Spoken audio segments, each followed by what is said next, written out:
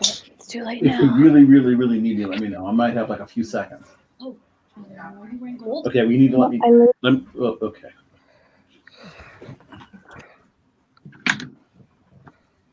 Is there earrings? yeah. Do you want studs? Oh, they're in that drawer. I think everybody's hiding. And good evening. We are live. Welcome to the 2020 NFL Draft presented by Nuts and Bolts Sports and powered by Live on Social Now. I am Joe Cardoso, founder and owner of Nuts and Bolts Sports, and I am joined tonight by a cast of characters. I want to call these people my best friends for the next 3 to 4 hours. First and foremost, I want to introduce my co-host coming from us from California, outside the San Francisco area, and that's Miss Ashmere. How you doing tonight, Ashmere? Hey, I'm good. How are you guys? Happy Thursday. I'm excited. Happy draft day. Absolutely. Yeah. And we want to introduce our 2 college football draft analysts we have joining us tonight. We have Mr. Jeff Barnes joining us. Jeff, happy draft day. How you doing today, my friend? I'm feeling good, ready to go. Awesome. And then coming to us from right outside of Chicago, I want to say, correct me if I'm wrong, we have Mr. Bill Carroll joining us as well. Good evening, Bill. I'm very much inside Chicago, so sorry. but yes, this is really my favorite day of the year. Absolutely, man. NFL draft, new beginnings, a chance for teams that weren't so good last year to get an impact player on their team and help their fortunes a little bit more. Of course, because of COVID-19 and the coronavirus, this year's NFL drafts can be different than most because everything is being done virtual. So the same way that we are streaming our show live, other NFL teams are going to be doing their things live as well as far as sending their picks in. We're going to have the Commissioner Roger Goodell coming out live from his basement, his man cave, as he calls it, announcing the picks. And like I said earlier, we have our staff of NFL writers from NBS joining us as well for their reactions to the picks. I guess my first question will be, before this thing gets started, we're still a couple minutes away from starting. I'll start with you, Ashmere. I mean, obviously, being a virtual draft, we know what that means. Technology, things can happen. The NFL's already had a dry run. Some people say it went great. Some people say it didn't go so well. I guess my question for you is, what are you looking forward to or looking for in this first ever virtual draft? I'm looking forward to they're all working virtually, as you mentioned. So I'm excited to see how everyone will be able to interact with one another, especially GMs and the owners, just kind of seeing how they're discussing everything, because usually they're sitting next to each other, right? And they're able to just talk. And so now you're going to see, obviously, I'm sure the NFL is going to flash to them and then show their phone calls with each other. So it'll just be fun to see everybody interact in this sense as we're doing. Absolutely. It's going to be a new thing for everybody. Now, Jeff, my question for you would be, obviously, no pro days, not being able to get your doctors to get hands on these players. You're going off of Zoom calls, tape you saw during college. Do you think that's going to affect how some of these scouts and these GMs are evaluating some of these players? I mean, I'm sure you heard, like I heard, there's a rumor this might be the fastest round of the NFL draft history or the slowest. How do you think this whole virtual non-contact thing is going to affect the draft? It shouldn't affect too much. I mean, other than getting some last-minute testing done with the guys as far as timing, just so if you have a bad 40 time, you can go back and make sure that when you saw the film, he looked as fast as he did. But realistically, all those numbers as far as workouts are just more to confirm things and get extra private time in there to get to know the player. It'll hurt as far as physicals. Guys that have the injuries coming out, your doctors won't be able to verify things that you normally would. Certain guys that would have medical red flags after the combine, you would have that medical recheck to check the progress of said injury, like in the case of Tua. But in this case, you're just going to have to go with your communication with the schools, the communication with the players' doctors, and anything else is basically what you've done in the past. You know, you've seen the film, you've talked to the coaches. At this point, you should know everything else there is to know about the player.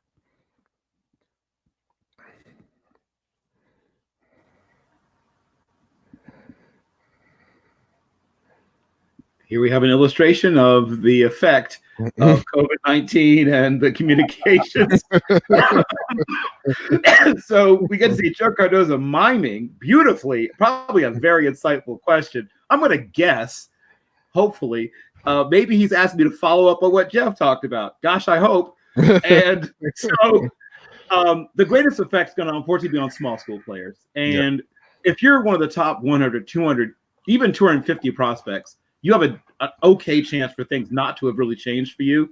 But if you're a guy who's at, Coastal Carolina, and you are hoping against hope that one of your coaches has a friend who's coaching in the NFL, or one of his old teammates is a scout in the NFL. You're now really relying on your network because there were no pro days. Well, there's a handful of pro days, but almost no pro days.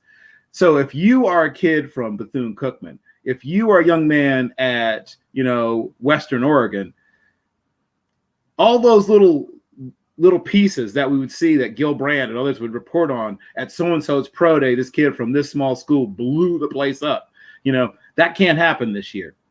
So you're really going to have to rely on getting the word out there about yourself, right? You can't rely on anything else. There's nothing else. Like, there's nobody coming to help you this year. So you're going to find out which of the prospects have the best sense of how to use social media, whose agents are really active in terms of getting things out to NFL people. Because if you're a small school kid, this is a tough year to be in this draft.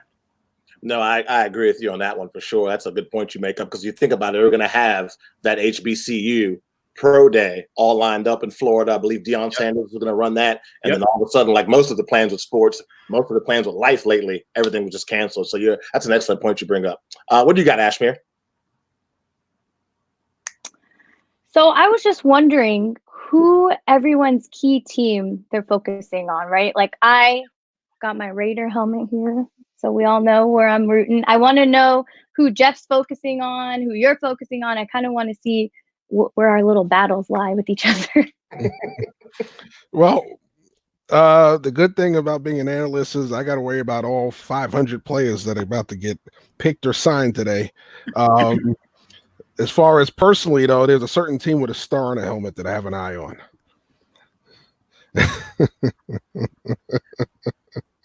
I'll go to Bill. I got to look at it. So if you're looking for what I call points of inflection, like things where the draft will turn, picks 3, 4, and 5 in a row, correct? Like, depending upon what those teams do, if they actually pick and who they pick is going to change the complexion of the next several picks.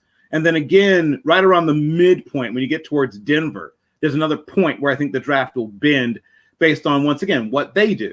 So everybody knows there's depth to be had at 3 positions, particularly super deep, right? When I did several different simulations I ran, between 32 and 38 wide receivers ended up getting selected. 32 on the low side. 32 on the low side. Mm-hmm. So if you're a team that definitely needs a wide receiver, do you feel like you have to take one early? I think 2 or 3 of the teams that people are projecting receivers to will not take receivers. And while there's a lot less depth at certain positions, if you're a team that desperately needs a pass rusher, you probably can't wait, right? If you're a team that desperately needs a tight end, you definitely can't wait. You need to go ahead and make that move and make it in the first 50 picks, or else you're taking a real roll of the dice on someone who's a developmental prospect. Yeah, the wide receiver position is really, really deep this season. So finding a good quality receiver shouldn't be hard at all. I guess to answer your question, Ashmere, for me, it's Washington Redskins. I mean, this is a franchise that has been garbage for such a long time. And finally, last year, the entire fan base just had enough.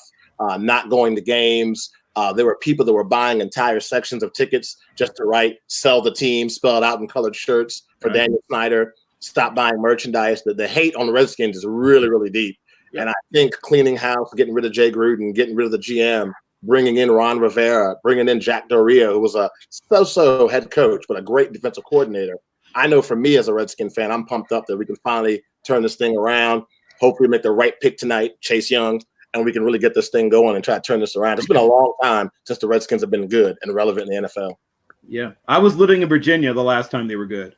Yeah, it's been forever. It's been forever that the Redskins have been good. A question I guess I got for you guys too. It's been the talk of the draft. Obviously, we're going to talk about it again. Is Tua, of course, the injury he had in Alabama. People saying, well, you're not able to get your hands on him again and get a real good exam. But they had a doctor in Tennessee that's renowned nationwide who saw him, said he looked really good. All the scans, X-rays came back where he needed to come back. I'll start with Ashmere. This is my question for all 3 of you guys. You're the GM of an NFL team. Is that a guy you take a chance on, or is that somebody you just pass on because it's too much risk?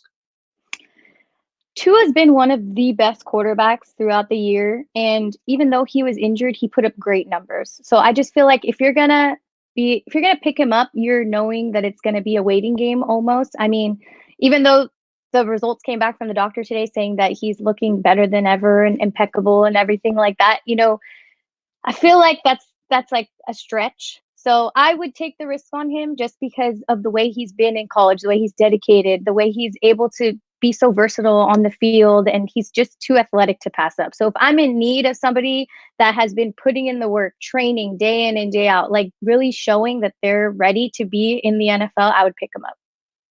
Okay. What about you, Jeff?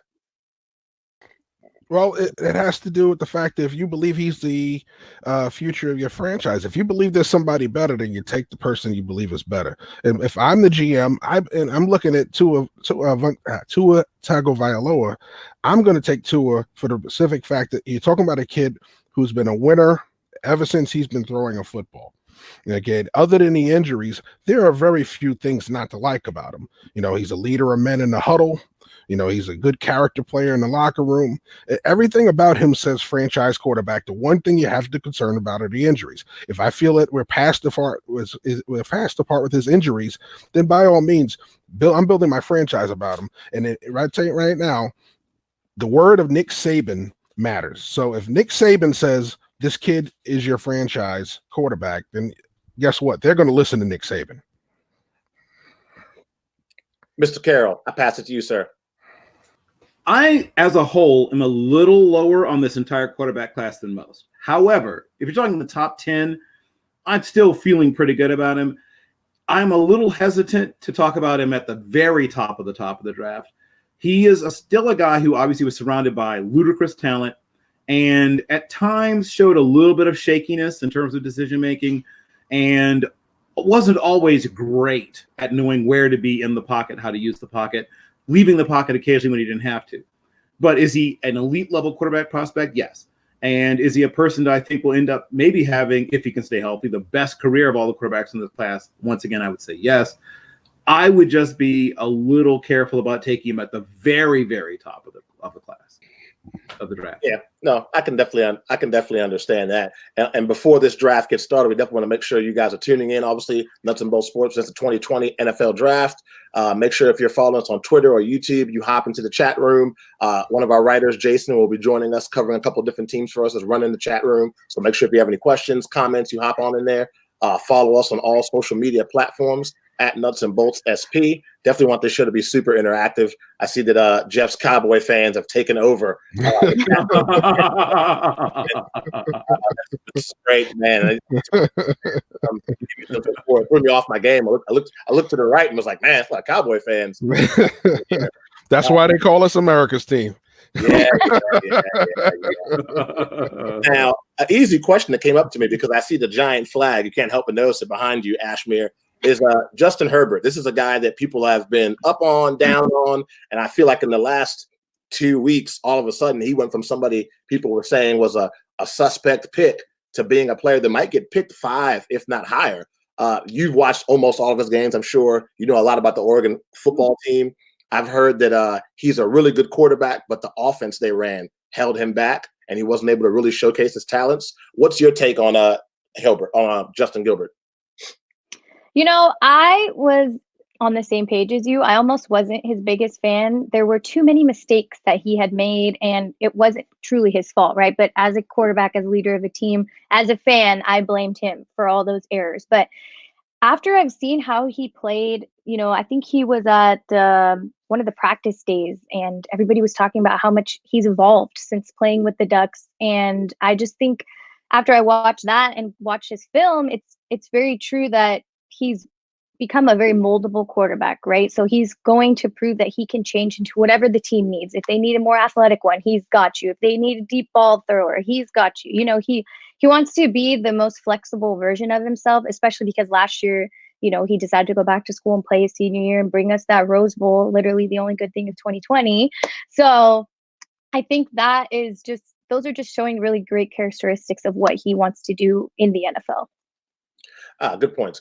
He's that's the beauty of the NFL draft, is how people can go from being, this guy's gonna be number 1, there's no doubt about it, to being number 8 after a couple of weeks, whether it be a bad workout or people doing deep dive research on you and finding out something that might not work in your favor. kind of like this whole Jerry Jeudy, does he have a knee injury, does not have a knee injury kind of thing going on. Now, before they start naming picks and get things kicked off, we want to talk about our Nuts and Bolts Sports big board.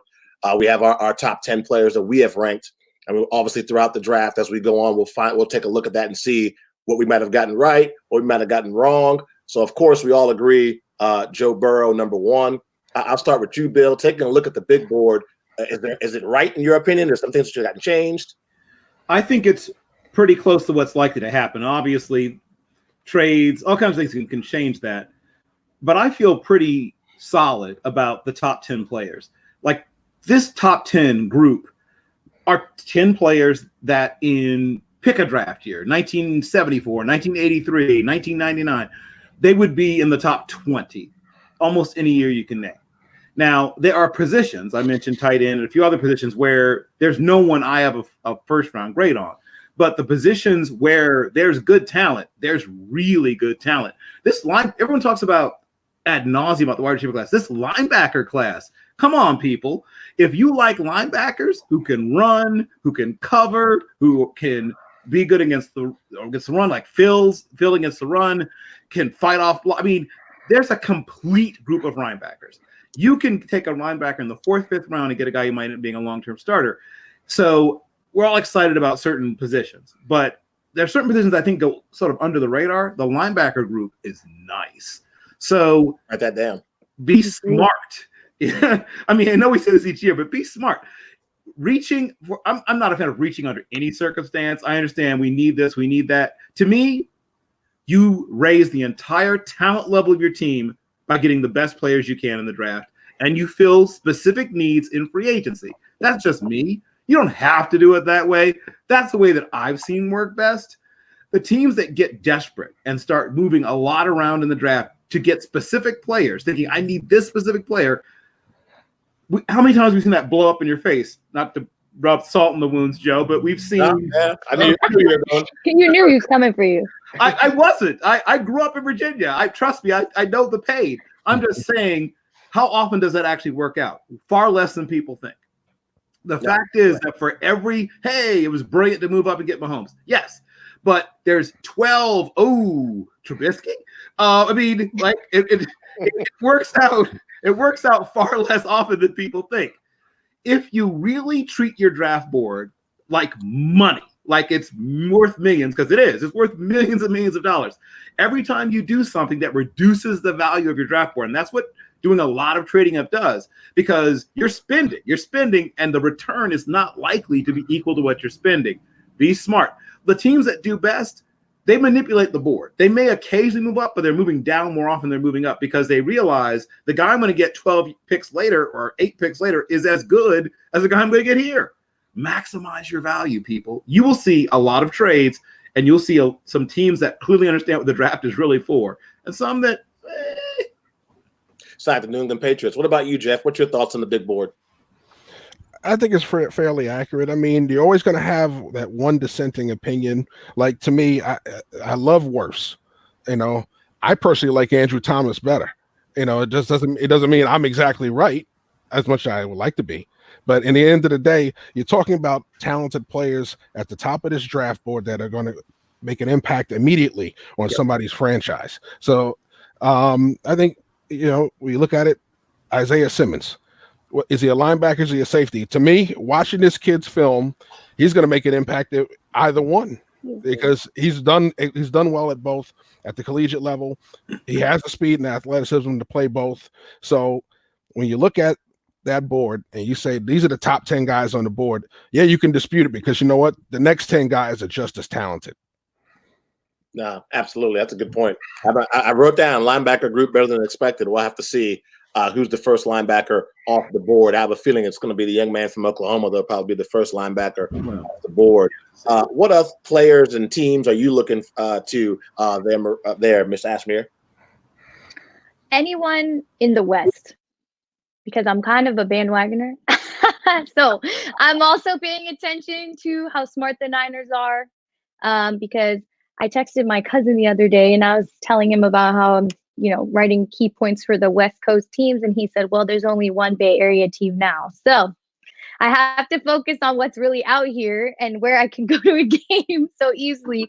But I'm definitely interested to see if the Niners pick a cornerback first, right? That's kind of one of their key needs. And definitely just to see everybody else in those divisions, right? Chargers, Seattle, Rams, just how everybody's going to mold their teams into, somebody that can face the Chiefs once again, if that's who the contender is going to be.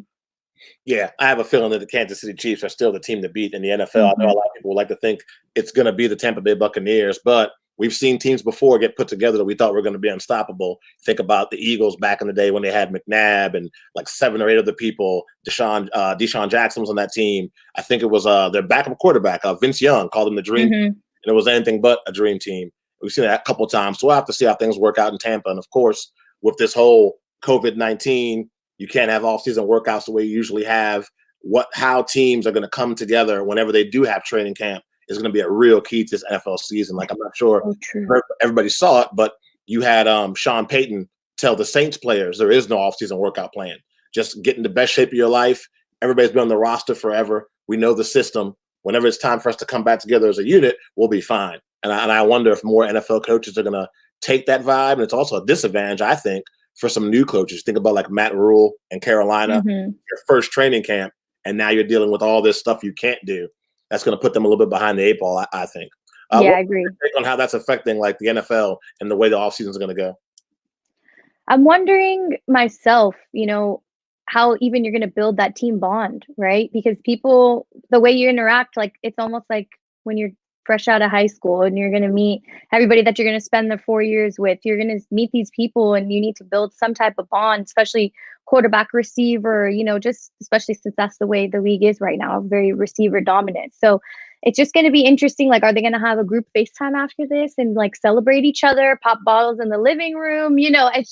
It's all going to be a learning experience. I hope that we're taken into the whole thing. So maybe Tampa will show us through their social media how everybody's meeting Tom Brady. I mean, a legend, right? So it'll be exciting. Just that, I think that's a very key factor because everyone's honing in on how is the environment? Are these teams compatible with each other? People are letting players go because their compatibility isn't working with the rest of the team. So just the whole thing is going to be, we're all on this ride together, right? Yeah, no, for sure. And you bring a good point with the social media aspect because you got to figure the teams that are really up to date and really have a strong, I'm not talking about tweets and things like that. I'm talking about as far as like using technology, having your Surface Pro with the playbooks and things like that. The teams that are really good at that kind of stuff are going to be the teams I think that will have a smaller learning curve as far as being able to come out, hit the ground running whenever they say, hey, you guys are free to go back to the new normal. And I think teams that are behind the 8 ball, it's going to show pretty fast, I think. Even with this draft being virtual, I'm sure there's some teams that when they sent somebody to go sit the coach's warm room up, it probably took a little longer to get that war room set up because we don't know this technology. We never did it before. Whereas teams that are hip, have a younger staff, or a more in the know staff, it probably took them a half an hour to get everything set up. Because it's funny watching all the stuff that we use being used now. I'm like, we've been using Zoom forever. And now everyone's, what's this thing called Zoom? And how do I get a ring light? Like, really? I have like 5 of those laying around somewhere. That's been kind of strange, but kind of cool as well. Seeing everybody's using the same technology and the same things that we use. Like seeing behind the scenes pictures of ring lights and backdrops. And I was like, that's stuff we've been using for years. But yeah, next time we'll have a nuts and bolts backdrop like the Bengals got right now. We'll have that. Very cool. Yeah, that looks really, I like that. Hopefully they're going to get this thing started soon, and the Cincinnati Bengals will be on the clock.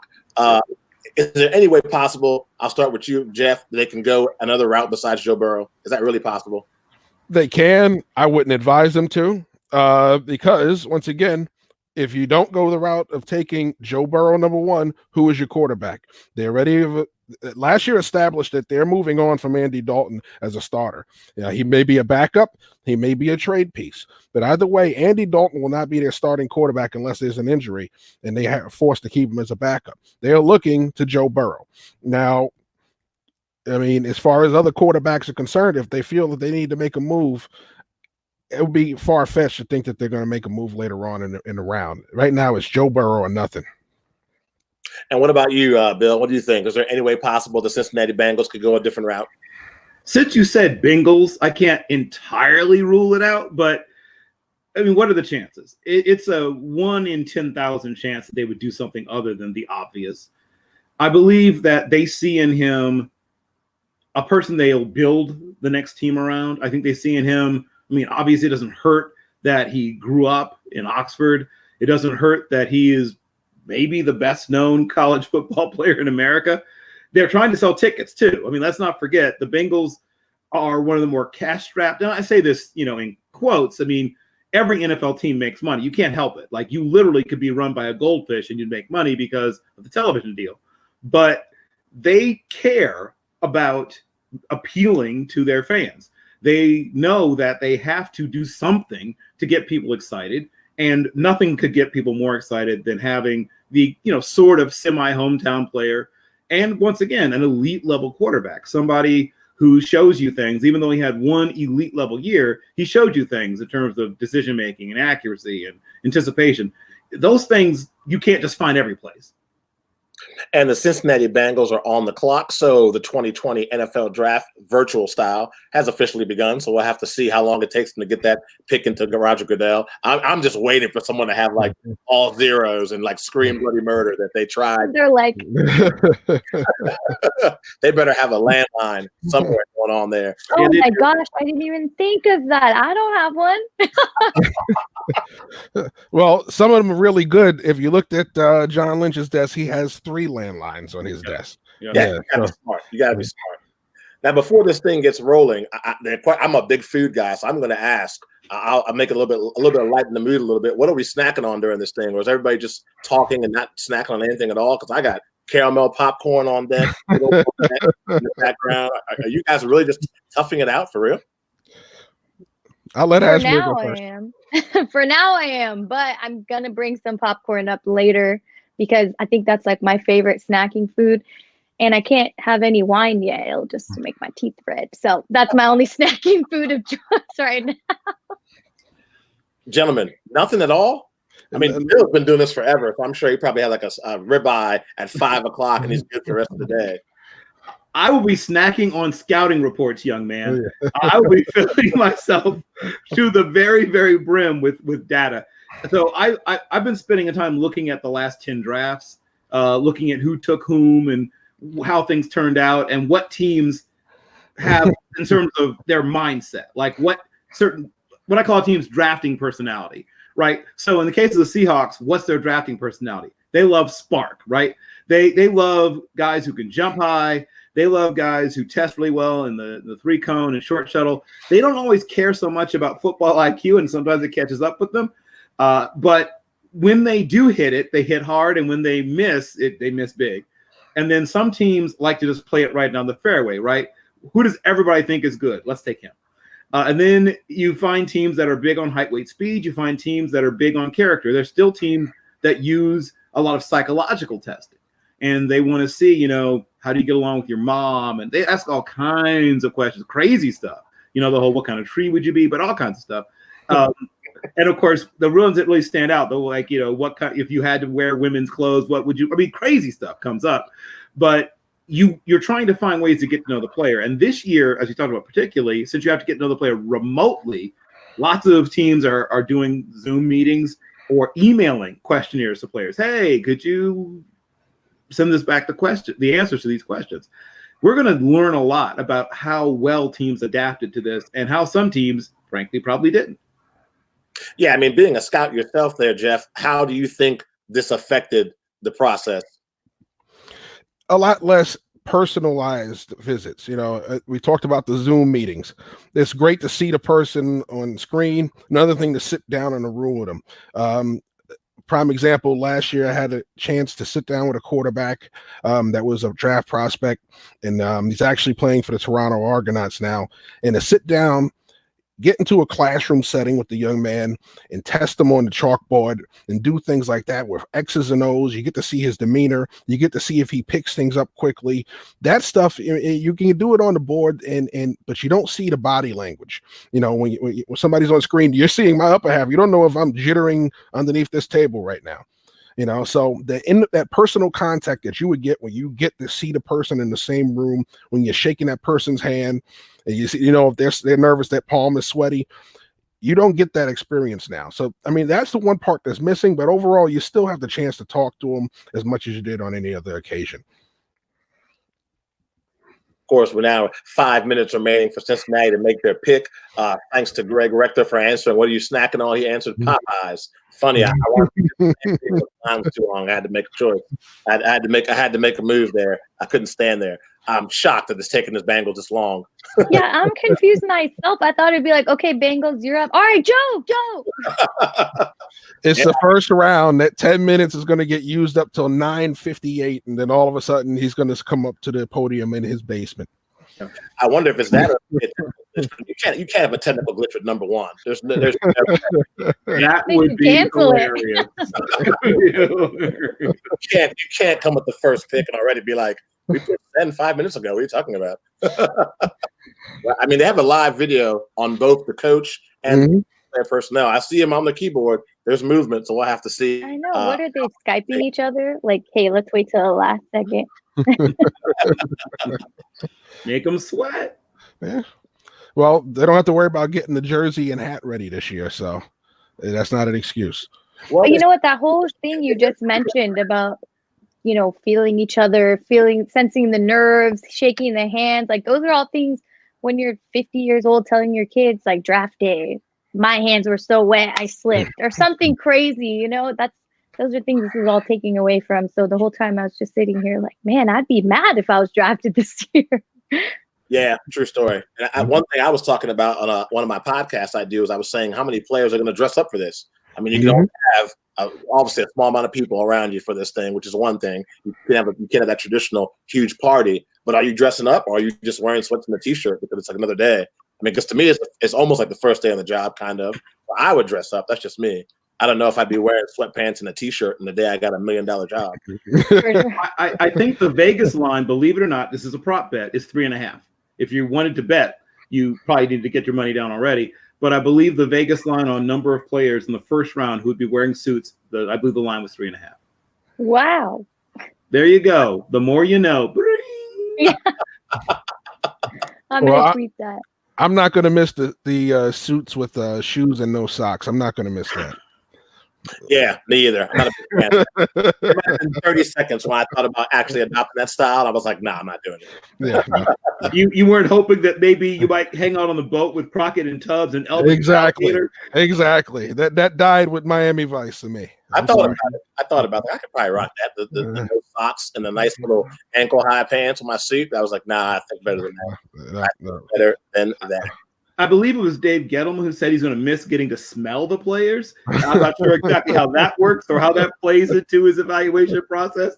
But if you go back and look, I think there was a quote where he talked about getting a chance to smell. It's like, okay, sure, whatever works. Oh, the pick is in. Here we go. I think we all know. I hope we all know. If not, we'll have a lot to talk about. You imagine? A left tackle? What in the world? The entire models are all messed up. Everybody's draft is messed up. It'll be everybody's Twitter feed will be them burning their draft board, starting all over again, or somebody punching their $5,000 TV because they can't believe exactly like this is rigged. Every time I see those videos, I'm like, how do you make enough money where you can just punch a television like it's not a big deal? I think they just go to Craigslist and say free TV, and they just make a joke out of it. I swear, people are smarter than we think. Those millennials. I'm a millennial, but the younger than me people. I was like, wait a minute, I'm not doing the math. I was like, isn't she I am, but I was like, isn't that part of her crew? Just waiting for the official announcement. I thought Joe would be in a suit. Of all the people, #1 draft pick, Heisman winner, I just feel like I really assumed he'd be dressed to the nines.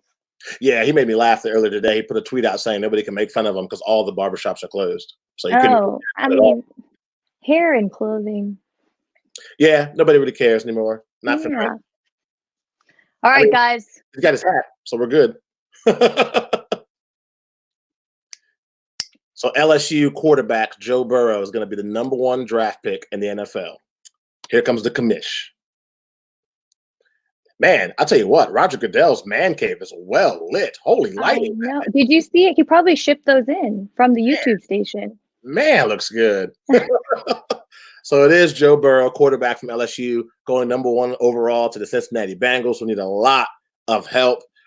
Joining us is going to be our writer, Dominic, who is going to be covering the AFC North for us. We want to get his comments and his feelings on what he thinks about this draft pick. So, hey, Dominic, welcome. Hey, how you guys doing? What's your reaction to the Bengals going with Burrow, man? It's what we all expected from day one, really. We knew that Joe Burrow was their guy. I mean, came out and he had what I would probably say is the single greatest season in college football history, over 5,000 yards thrown, over 50-plus touchdowns. He's an Ohio kid. Everything about this makes sense. We heard a lot about maybe people trying to trade up. We heard about the Dolphins trying to trade up. But I think Cincinnati got it right here. Just staying put, taking the guy that makes the most sense, fits what you need, because you need to go ahead and move on from Andy Dalton. Great job by Cincinnati.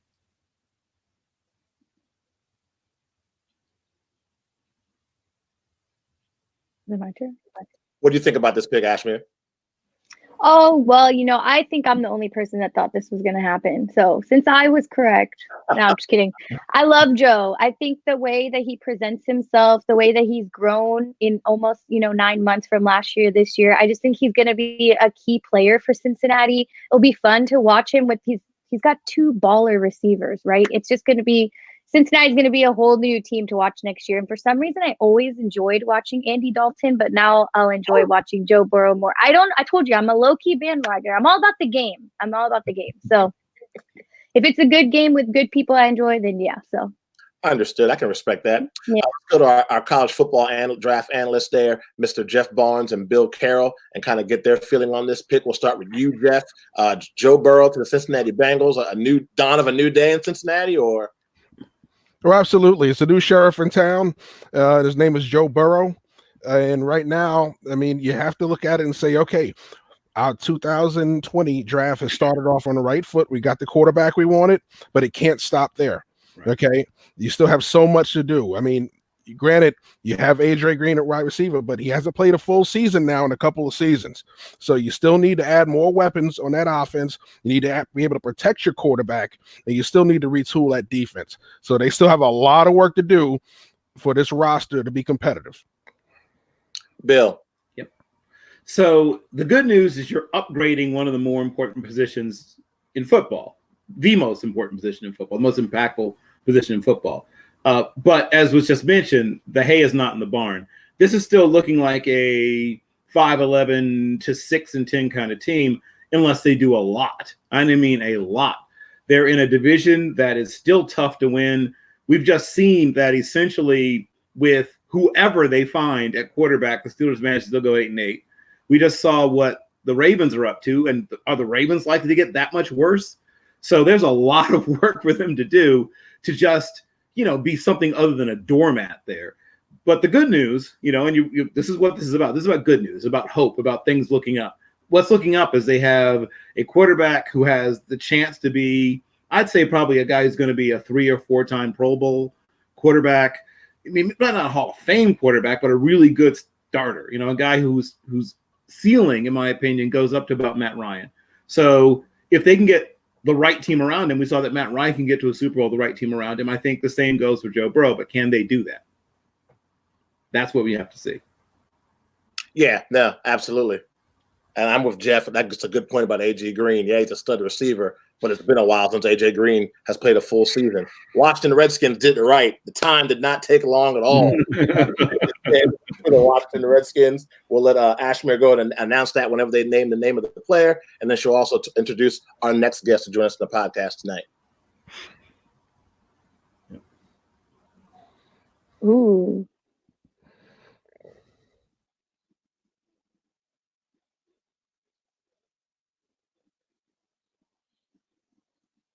I love the graphics for everything, I swear. They're doing a great job. Absolutely. Shout out to Marisa and Live on social now. Yeah. Can you imagine if I was in charge of the graphics? Yeah, it'd have been, yeah. Let's just say it'd have been graphic, not plural at all. Just one motion. Yeah. And the logo in the middle of the screen and us talking around the logo. Okay, I don't know. Maybe Joe's already known this whole time that he was going to be drafted, so the excitement for TV isn't his thing. But I just feel like he could have jumped up and down a little, gave us a little show. That's his There are personality. He's always been fans cool. everywhere. I mean, like we literally have nothing else to watch. Does he think? I think the numbers would be a lot lower. Not not to be rude, but for the draft, if you're not a huge fan, you only watch who you would care about, right? So he could have just been like. And I like the little bling he has on too, the little iced out. Yeah, I know.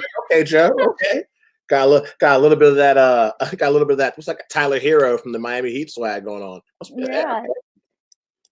He's starting off the right way. I mean, when you go to LSU, you can't help but get a little bit of that swag to dust off and fall on top of you a little bit. I mean, when you win the national championship too, you gotta be blinging. Yeah, I agree. No doubt about that. No doubt about that at all. And we'll have to see too what happens with the Detroit Lions at number 3. Will the Lions keep that pick or they trade it? I know a lot of people are talking about possible trades being 3 and being 4. Something to keep an eye on as well. Yeah, I'm excited to see that. If they do drop, I wonder who they're switching with, because if it's the Patriots, I'm gonna be very upset. Come on now. I don't think the Patriots have, well, you never know, man. Yeah, I was gonna say don't have enough ammo to do that, but you've seen them doing impossible. Bill Belichick could be keeping something in his pocket.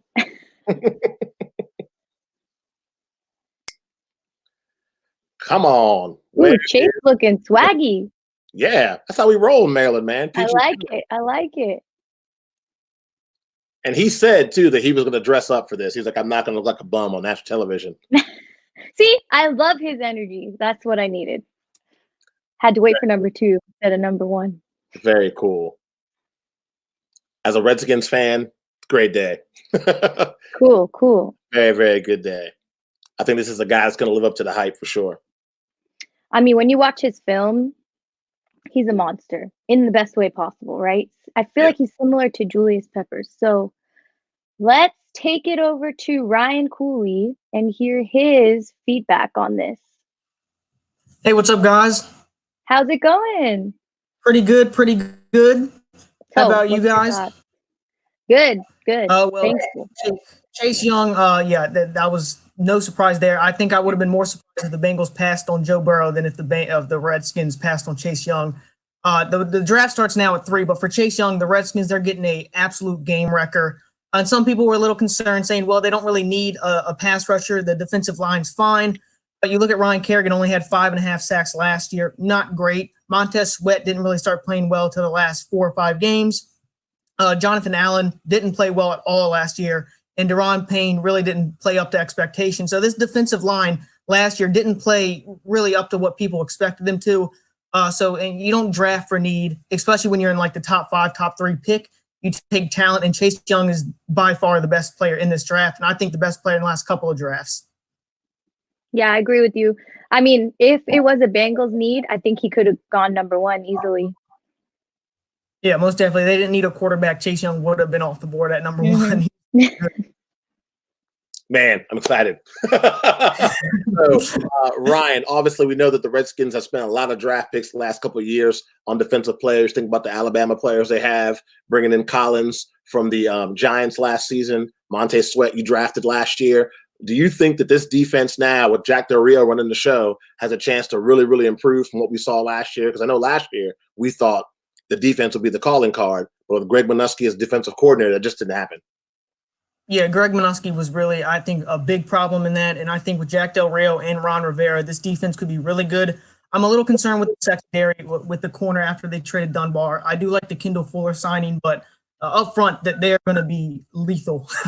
But the question is in the secondary. But I trust Jack Del Rio and Ron Rivera that they'll get the job done.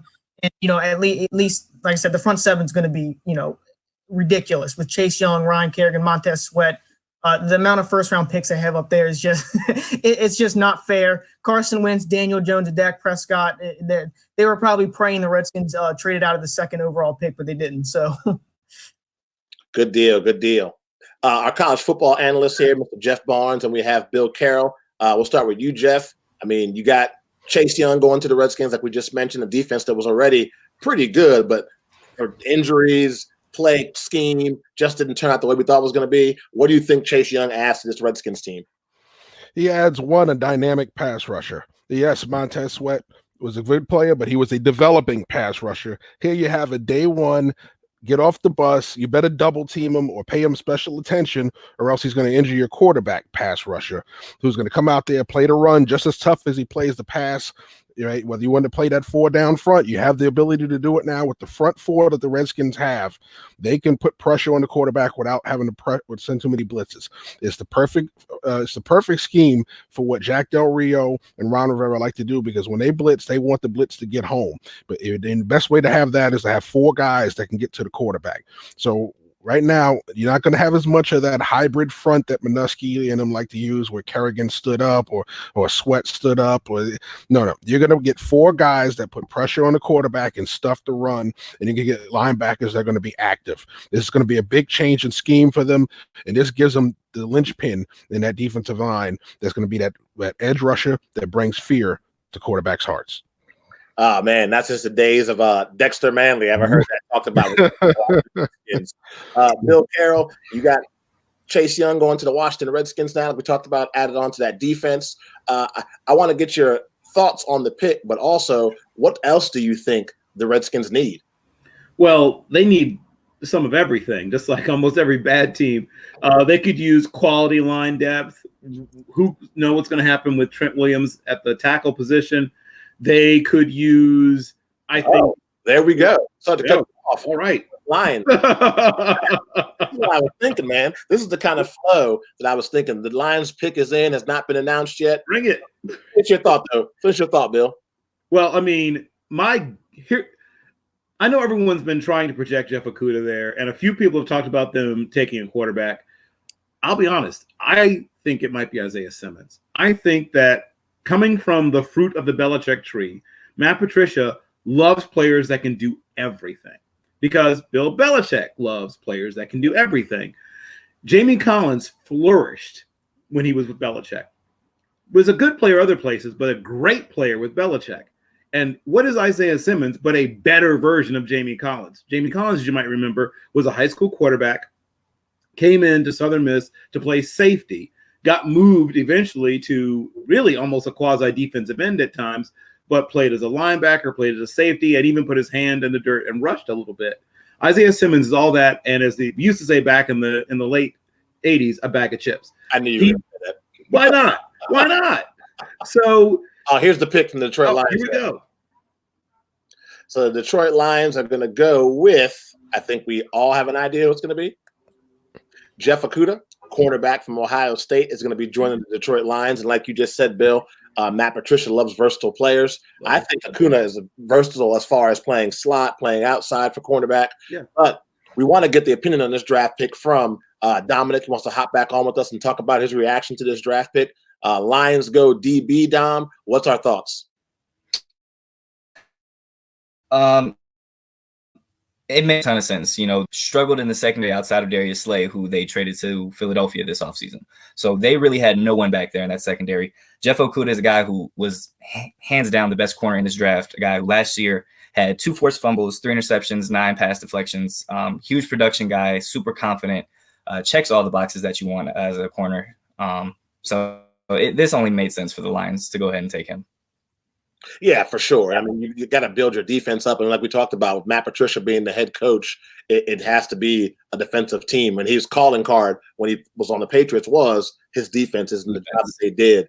Taking a look at Detroit, I know we had the rumors on talking about getting a quarterback. Still got some picks left. Just real quick, what's your thought on Matt Stafford? I mean, I think that's a guy that balls out, but his defense and offensive line always fail him. I mean, if you're the GM of the Lions, is it time to start thinking about a replacement for Matt Stafford, or is it time to start improving people around Matt Stafford?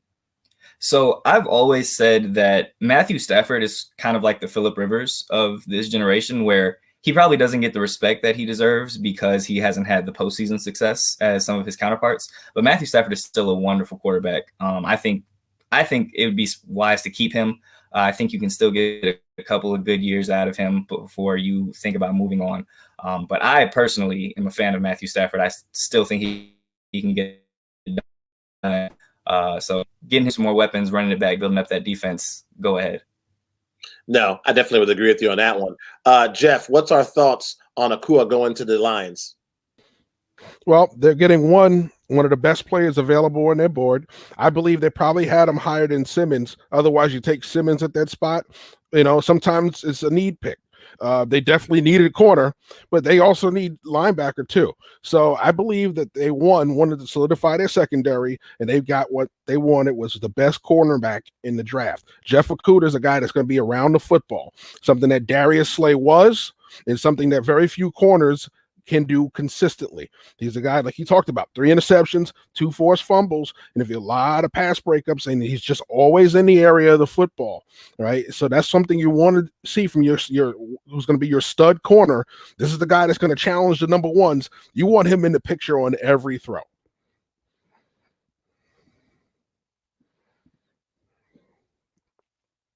All right, looks like we might have lost Bill there. No problem.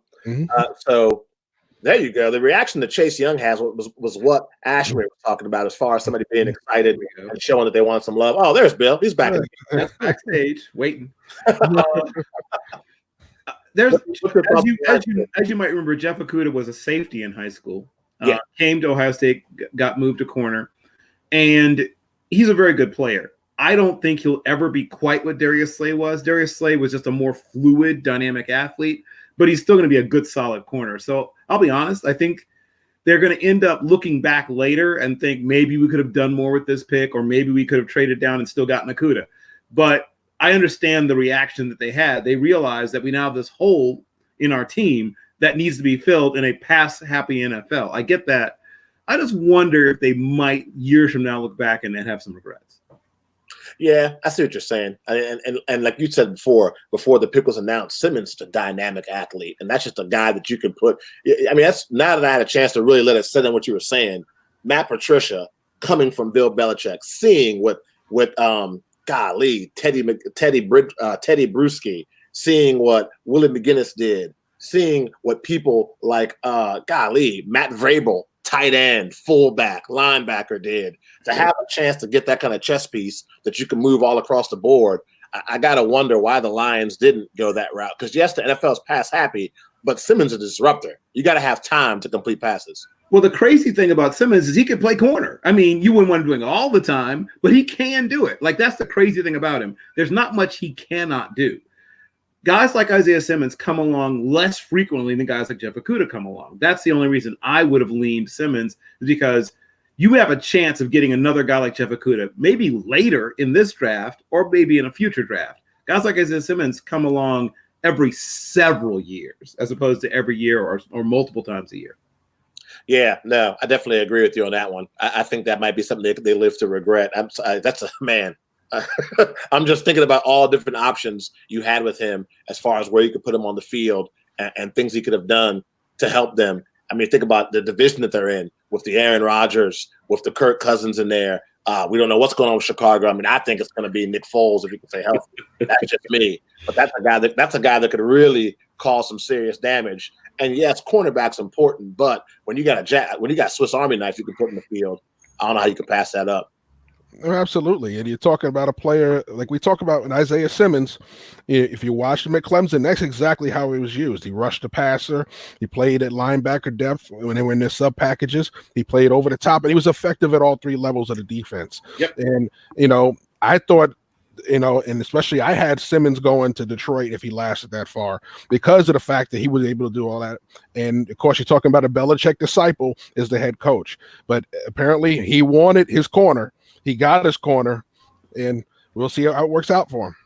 Yeah, that definitely, we have to see that. You got about a minute left before the New York Giants make their pick, if they make a pick. There's always a chance you never know. Always a chance. Dave Gettleman's going to get this pick in by telegram, kid. Last 3 picks have been Ohio State players, too, which is kind of cool. Something you don't see a lot of. He's going to fax it. Got a minute 38 left, man. I'm getting hurt. I'm a Giants fan.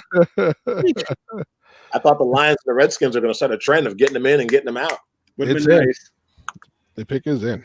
The pick is in. Good. Do we all have the same number 4? Well, I know he loves big guys, so I won't be shocked if it's Jedrick Wills. I would go another direction, but I think that might be what he likes. Yeah, I would say tackle, but it wouldn't shock me if he pulled a D tackle out of his hat. Yeah, Brown, Auburn wouldn't get back. Yeah, offensive tackle because you got to get Jones some protection. Yeah, I was honestly thinking Brown myself. Yeah, you got to make the investment in the offensive line. Granted, yes, you signed Nate Solder. Nate Solder is not a spring chicken anymore. He's on the downside of his career. You need that young left tackle that's going to last the length of the career of your quarterback, right? You have a running back that's going to be coming up on a contract in another 2 years. So you have to get to the point where these guys that you invested draft picks in to be the cornerstones of your offense, you got to give them the protection that they need. You have Evan Ingram. It's going to be coming up on contract soon. Okay, so the line is the one place other than Will Hernandez that you haven't spent a lot of draft capital. So now it's time to start doing that. No, I definitely agree with you on that one. I mean, that season last year was just a whirlwind for the Giants. I mean, nobody had them. I mean, Joe Judge, first of all, their head coach. That's a whole other stream right there. How you went from special teams coordinator to NFL head coach. It's very Freddie Kitchen. Hey, it worked out for Harbaugh. It worked out for Harbaugh. But here's what I'll say. I'm not so much worried about Judge, though. I think the coordinator is going to do a lot of heavy lifting, quite frankly.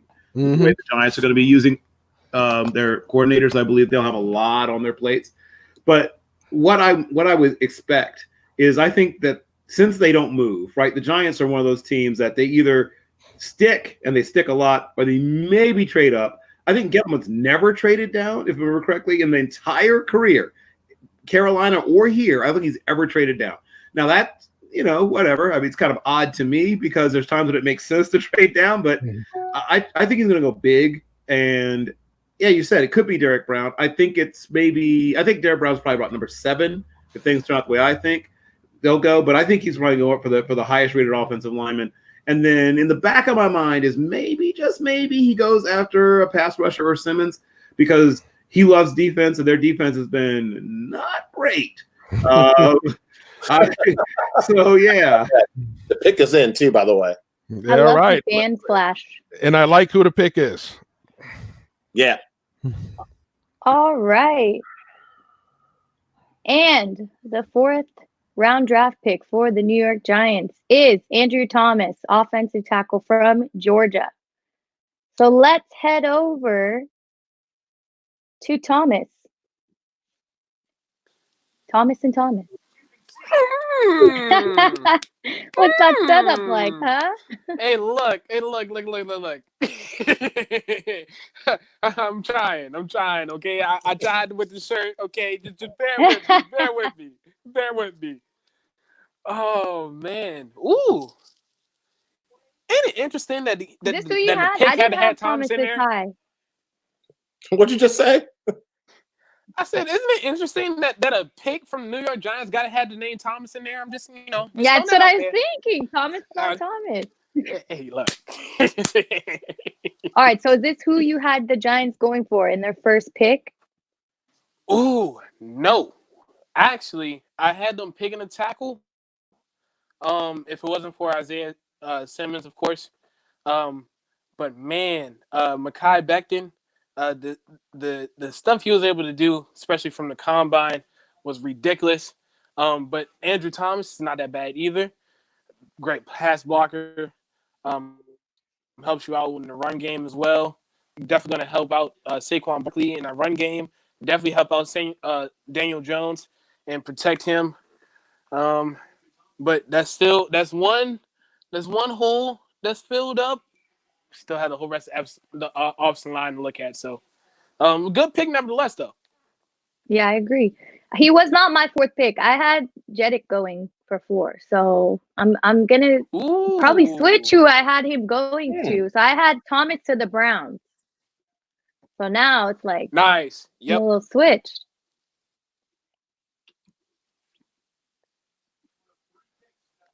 They needed a tackle, though.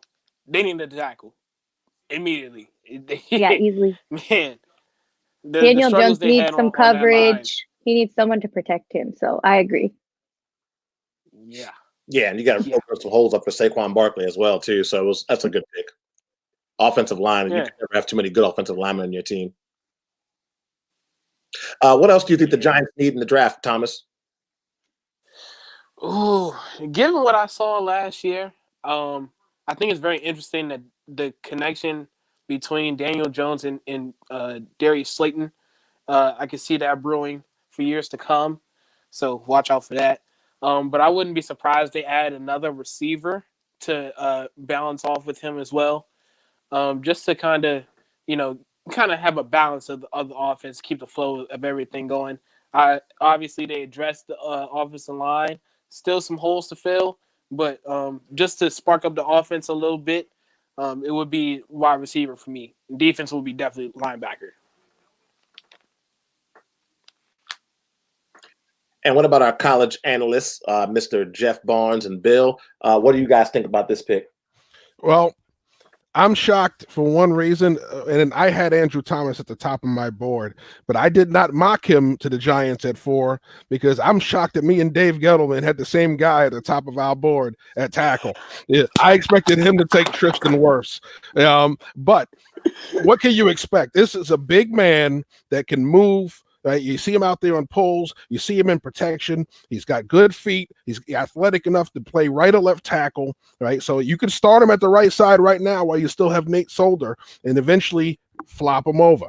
Okay, so you have a guy, and he's a powerful big man. All right, so this is what you're talking about when you talk about improving things for your running game and your quarterback. You get a big man like this that is diverse enough to play both sides of the line, athletic enough to keep up with the pass rushes he's going to face in the NFC East. Remember, now if he's at right tackle, he is going to see Chase Young, Montez Sweat. He's going to see DeMarcus Lawrence. You go down the list of pass rushers they have in the NFC East. He's going to be tested from day one.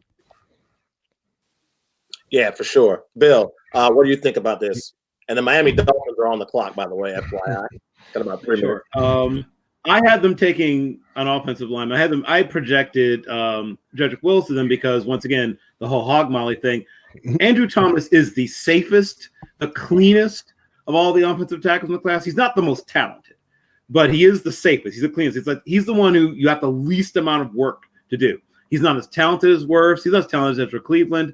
But he's still ready to go, right? You toss him out there, he's ready to play. You won't have to spend a lot of time saying, hey, your feet are doing this, and could you not do that? And, oh, yeah, your balance. And he's got all the stuff. He's a technician. He's smart. He's ready to play. He's just the Miami Dolphins hasn't been announced yet, but the pick is in. This will get interesting. It'll get very interesting because we're either going to have another chalk pick because we might have been right on every single player, but we were right on the position they were looking to address in almost every spot. We knew there was going to be an offensive tackle. We pretty much knew there was going to be an offensive tackle with the Giants. We knew that the Detroit Lions were going to go defense, and it was either going to be Okudah or Simmons. And the first two where everybody got right. Like, I don't think if you missed the first two or any one of the first two, give up mock drafting. Pretty much. I would definitely agree with that. Those are pretty much gimmies. You got to go quarterback here. Now, which quarterback is it's the question. But if you're the Dolphins, you got to go. I mean, am I right, Ashmere? There's no way you can say that Ryan. I'm wondering if Justin's going to go to Florida, right? Because his personality is so laid back, and Flores is not like that. So I'm just wondering how it's going to work, right? And I feel like Tua is very similar to that. So it's going to be interesting to have these two shy guys go to the Dolphins, which need a lot of help, right? They need a leader, and they need somebody to come in there and literally change the ways of Miami because it was going pretty downhill for a while. So they need somebody to come in and change everything and just be a strong leader for them. And that moldable factor for Justin, I feel like that's what the Dolphins need as well. So I don't know. I put Justin, but I think do you believe ended for the Dolphins last year with that win at New England is something right. They can run with them. You and I watch a lot of college football. You know how when you have that bowl win, you kind of carry that through off-season workouts. It kind of propels you to the next season. I think a lot of people thought tanking for Tua, they're not trying. And then all of a sudden you saw the Dolphins change under Brian Flores and start playing some really good football, which ended with them winning that game on the road in New England, which forced the Patriots to play a playoff game they probably shouldn't have played because they lost to the Tennessee Titans. But here we go. It is Tua Tagovailoa being drafted. All right, I'm shook. So Dolphins have gone with Tua with number 5 overall draft pick. See Tua dressed to the nines, got a nice suit on. And something we didn't talk about at all either. I can't believe you didn't mention it to me, Ashmere. If he's by himself in his house, why was the Giants GM wearing a mask? I was just sitting here thinking, is he okay? Maybe is he trying not to pass it on? There's nobody there, but I mean, what's going on there? You're in your own. I don't understand that at all. Maybe he's trying to give a good example for the rest of us, but like we're all home, man. We're all doing the same thing. I am very shocked at this. So I'm predicting Justin's going to be with the Chargers next year, but I think it's a great pickup for the Dolphins. I think Tua is going to be somebody that they need. And if Fitzpatrick continues to play, then you know what? So be it. Yeah, I mean, I think that it's a good situation for Tua because I'm not the biggest Ryan Fitzpatrick fan, but because he's a serviceable quarterback, you don't have to rush Tua and start him right away. I mean, he can really sit out the entire season, rehab, get better, and then come back next year with a year under his belt of watching, kind of like what Patrick Mahomes did. But we're going to bring in our AFC East writer and insider, and that's going to be none other than Bill Carroll. Shocking. Bill, Tua to the Dolphins. What are we thinking, sir? Well, that's exactly what I thought was going to happen. I mean, once again, all the things where you start to hear like the late sort of smoke and smoke, right? And you always get that every year when lying season rolls around. So you can divide the evaluation process into the following seasons. So you have the preseason. The preseason is the first half of the college football season. Then you have what I call the regular season, which is the second half of the college football season, rolling you on into the bowl season. Then you have the Senior Bowl and all the other all-star games, NFLPA, East-West Shrine, all the others. And that's the playoffs, right? And then you get, the first round of the playoffs. The next round of the playoffs is the combine and normally be pro days. And then comes lying season, right? And so once the combine's over, you soon have the lies, right? So, and it's understood. People put out misinformation, but I thought it was going to be Tua to the Dolphins back during the football season. I mean, we can go months back. Whether you have to quote unquote tank for Tua as a whole other thing, I just think that he was going to end up there when they ended up finishing where they did. I thought he'd be the first quarterback off the board, not named Joe Burrow. And I think he's possibly the best quarterback in this class. Once again, health being the main question mark. But he's a tough guy. He's a smart guy. He's got spotless character, graduated in 3 years. I mean, what do you want from the kid? The only thing he can't do is be right-handed and tall and healthy, unfortunately. But everything else is there. Yeah, and we got somebody in the chat room, Jason, saying not a good pick up by Miami. So we'll have to see how that turns out.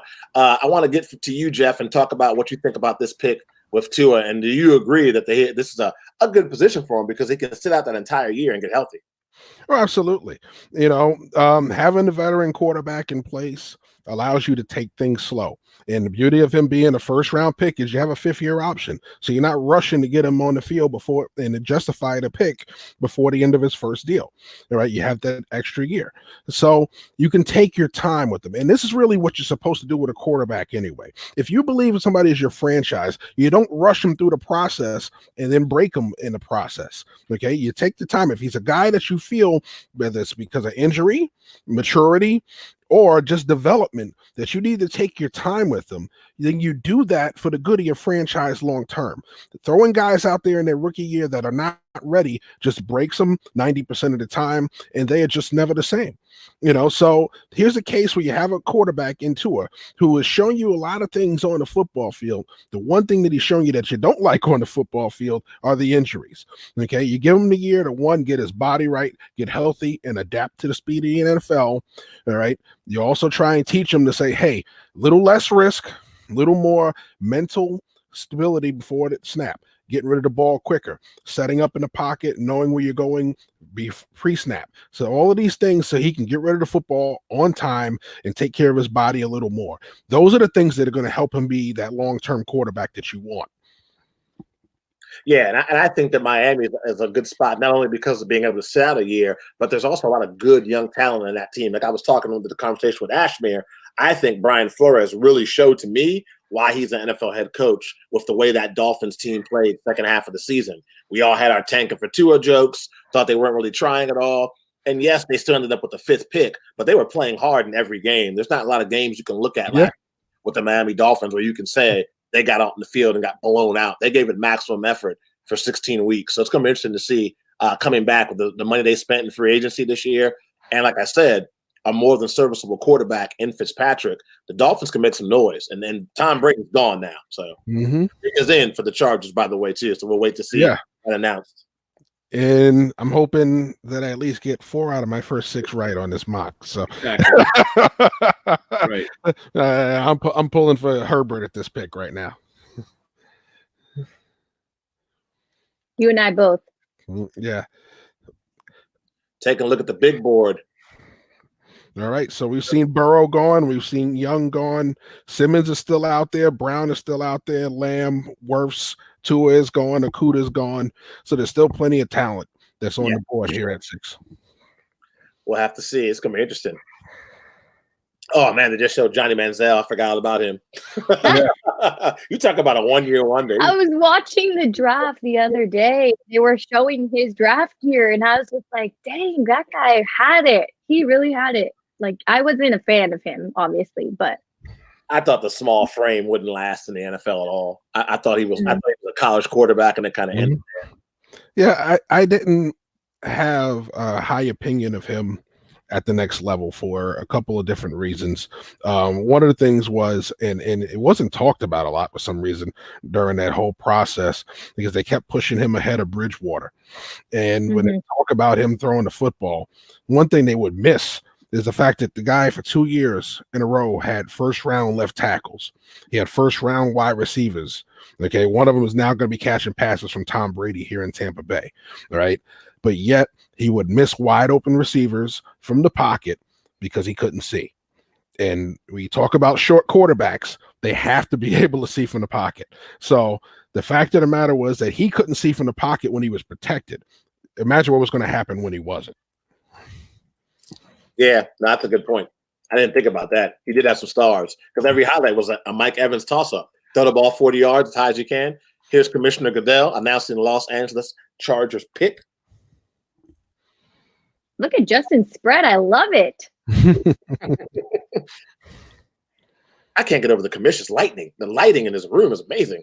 Well, ESPN is set up in his basement. Oh, well, they have a tech down there and a cameraman, so he's set up with the professionals. That's why Sure. He was showing. All right. So we've got I'm surprised still. I'm still a little shook. But we've got the Chargers picking up Justin Herbert from Oregon. So let's hear. Oh, Keith's not happy. I think you're muted. Yeah. We got Keith is going to join us and talk about this pick. He seems super excited about it. Yeah, I know. He shook his head initially. So. As a Broncos fan, this is a great pick for me that they reached so far for a quarterback. I like Justin Herbert. He's not a bad quarterback. They have so many other needs that they have on that team. For instance, they could have picked up Isaiah Simmons with either Bosa or Melvin Ingram going to be leaving next season. So, like I said, it's good for the Broncos.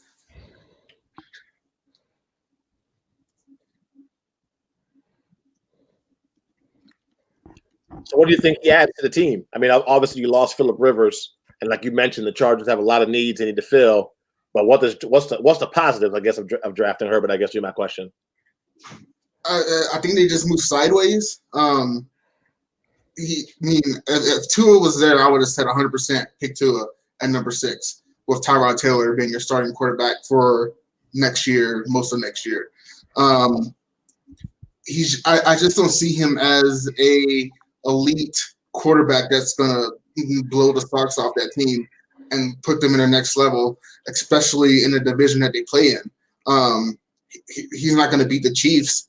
He's probably won't beat the Broncos, maybe the Raiders.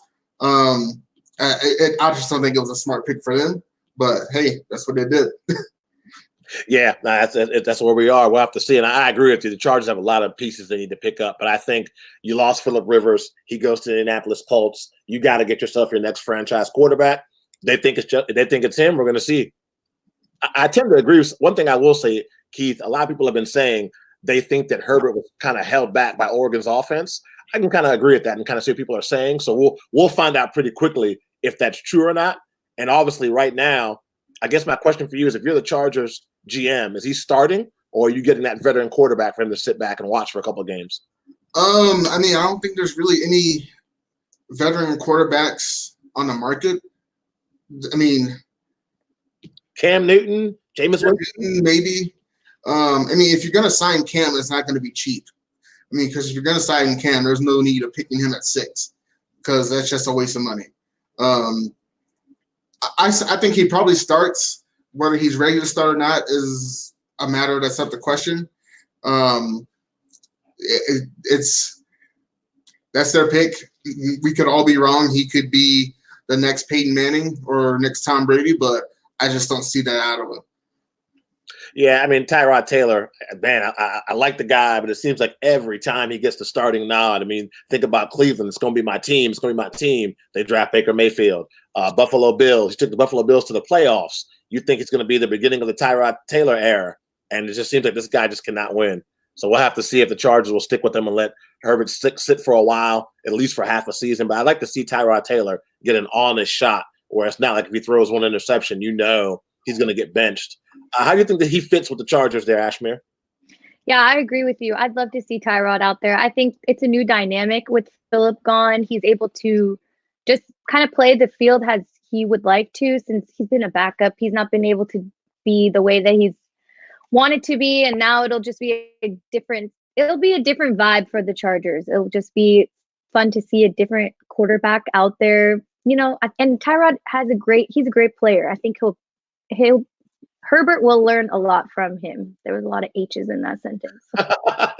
And the pick is in for the Carolina Panthers. I think we're starting to get a rhythm now. I see teams are taking less and less time here, which is I mean, they said this would be the fastest draft in history. I think it's because they don't get to kick it with each other and make jokes like, what if we did this, you know, behind the curtain.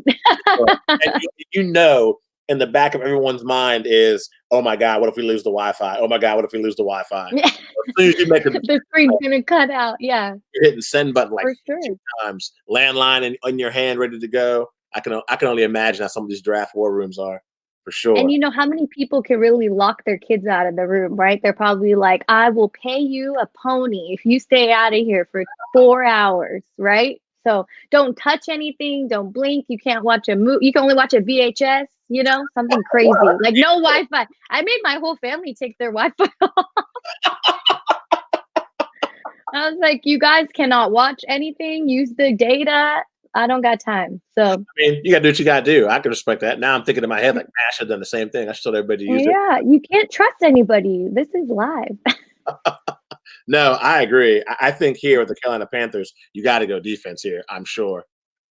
I'm thinking Isaiah Simmons personally, because he will add so much depth to the Panthers, and that's what they need right now. So yeah, and we're going to have Jason, who's been running our chat room, joining us to talk about his reaction to the Carolina Panthers pick as well, as soon as that is in and revealed. But you got to think it's got to be Simmons or Brown here. I mean, you lost so many players on the Carolina Panthers. We're not even talking about the offense of Cam Newton. Just their defense alone lost. Sure. You got to get some players on there. I mean, I personally wish if the Raiders were higher up, they could pick Simmons, because he's just so versatile. He would help them out so much on the defensive end. He could play so many different positions. And so that's why he'll be key for the Panthers defense. Christian McCaffrey, the latest millionaire on the screen there. And he looks like so clean cut. Does he always look like that? I swear. I feel like I always see him with his helmet on, and then he's been so out in the open lately. I was like, wow, Christian, great. $4 million contract. I want to be out in the open too. Yeah. I mean, we also Joe Burrow with his iced out number 9 chain. Did not take long. Does not take long. So the only person dressed up so far was Tua. Yeah, true story. I mean, Chase Young's outfit was nice, but it wasn't a dressy outfit at all. Yeah. Sure. I mean, I see both sides. Have they flashed Isaiah? I haven't seen it. No, they haven't shown him at all. You got Matt Rule here. Matt Rule, first NFL draft, and it's virtual.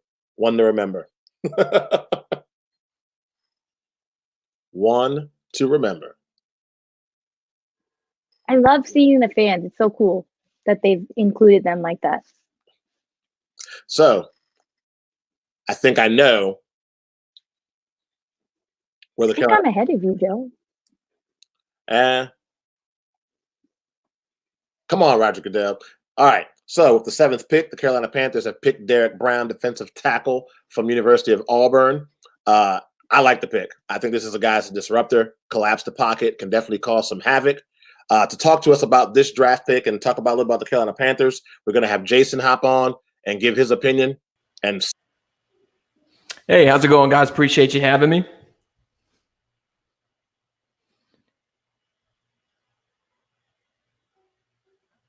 You guys on, or you got? Yeah, we're here. Oh, I just want to say thank you guys for having me. We're ready for your analysis. Yeah, my fault. I'm the first technical difficulty of the day, so I apologize for that. But yeah, I'm waiting on where the trades are at for this draft. So I'm waiting on some trades. I'm ready to be seeing some breaking news on Twitter, but didn't see it. But overall, with Brown, man, that's your go-to, your safe pick for the Carolina Panthers. They gave up 29 points a game last season, only second behind in front of the Miami Dolphins. So they gave up a ton of points on the defensive end for the Carolina Panthers. They gave up 29 points a game. So they struggle on defensive end. So they're going to bring Derek Brown in, who can plug those holes in the run game. So definitely a safe pick for that. And also Marty Hurney, who is the GM for the Carolina Panthers. He is a phenomenal college talent scout. He drafted Julius Peppers, Jordan Gross, Thomas Davis, Luke Kuechly, Cam Newton. So he knows the talent. I know they're not going to whiff, on this pick. And with a new coaching staff, I know that GM is going to bring it. He's been with the Panthers before. He's back again. So I like the safe pick here for the Panthers. Yeah, I agree. It's definitely something that they're going to need for future. Absolutely. All right. And so we'll bring it into, I think we've got Keith in here. Is he out? We have Bill and we have Jeff still our Bill. College football analysts. We can talk to them and get their opinion on this draft pick. Let's call Bill in here. What are your thoughts?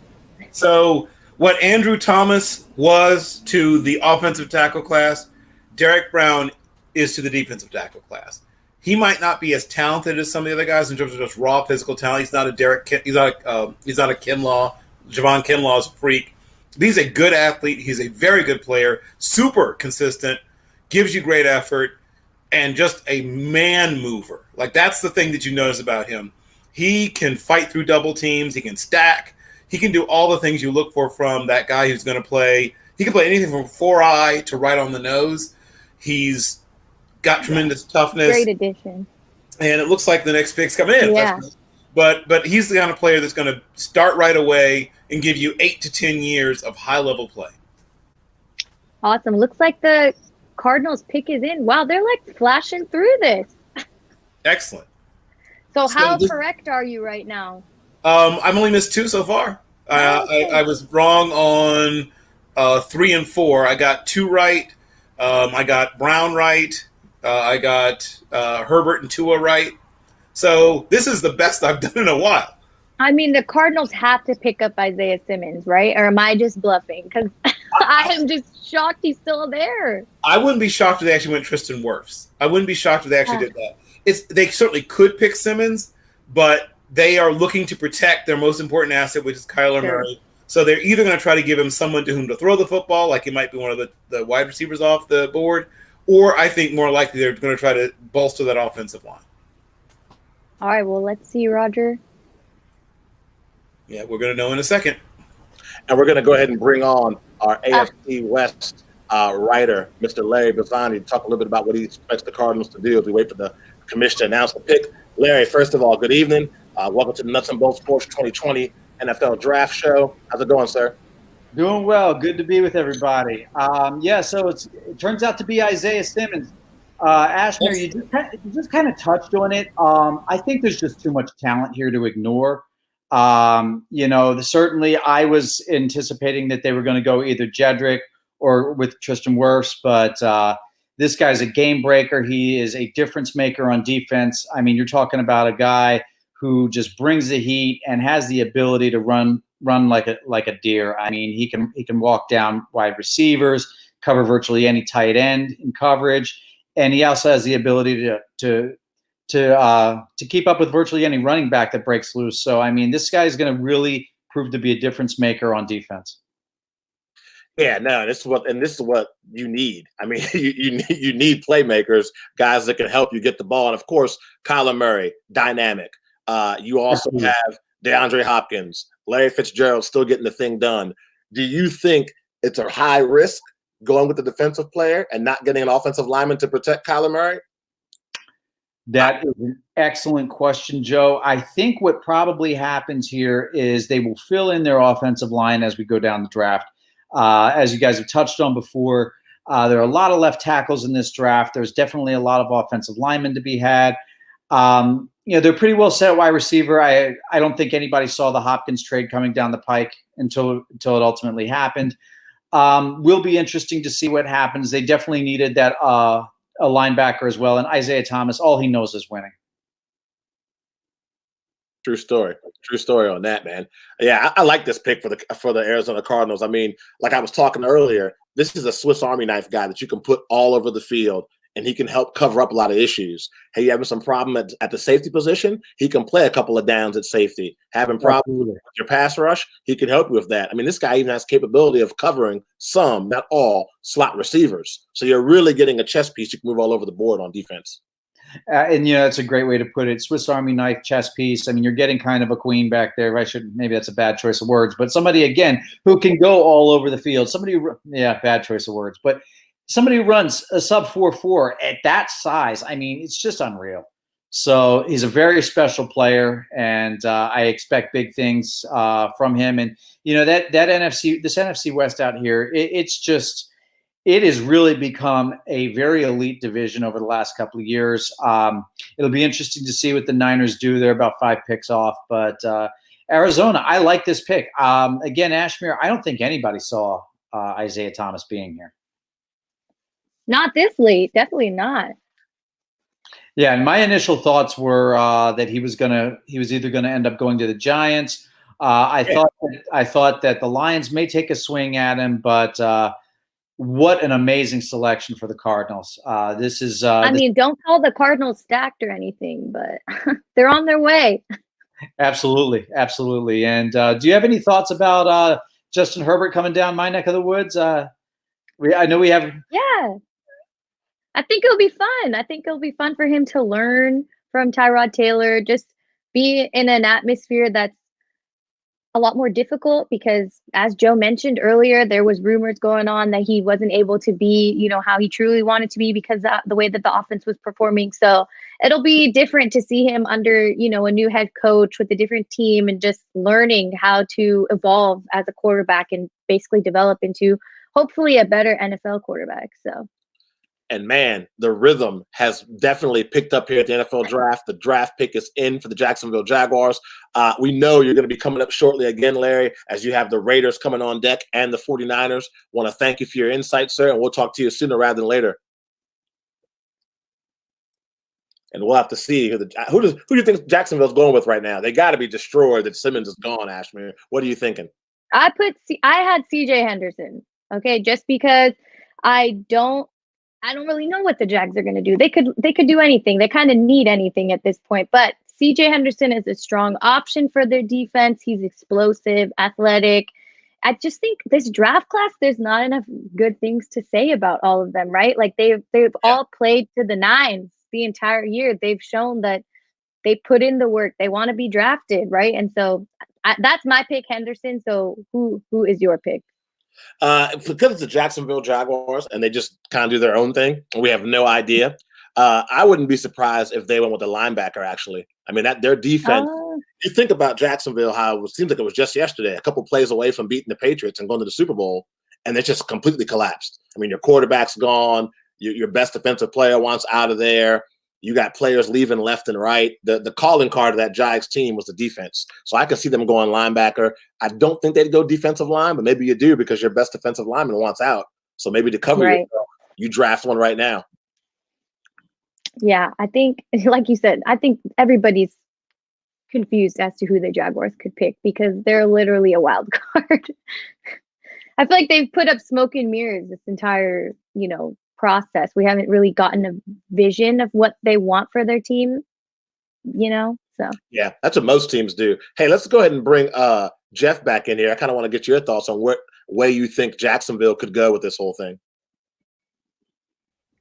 Well, with Jacksonville right now, they have to look at their board and say, do we want to go for need or do we want to go for best player available? If you're leaning towards the need side, you're looking at areas where players at the top of your board fit a need. Right now, you got to look at CJ Henderson. All right. Why? Because right now, you traded away Bouye. You traded away every corner that you had at the top of your depth chart the past year. So you have to reload the position. Okay. And right now, if you look at it, you missed out on Okudah, who was, you were in range for, if you looked at the way the boards were going early, Okudah was in range if Detroit didn't take him. Detroit took him. So the next best corner out there is CJ Henderson. Could it be a little bit of a reach taking him in the top 10? Yes. But you want to know what? You look at the other positions. Can you bring in another offensive lineman? Yes. Can you reach a little bit for a receiver? Yes. But then again, you have a ton of young receivers. So basically you throw those guys in the dishwater if you take another receiver in. Right now, take that corner, take CJ Henderson. Yeah, and like Bill was saying a couple of picks ago, it's a pass-happy NFL. So let's start with that. Let's bring Bill back in there. What do you think, Bill? They're going defensive back here? I think they could go offensive line. As was mentioned, what can't they use?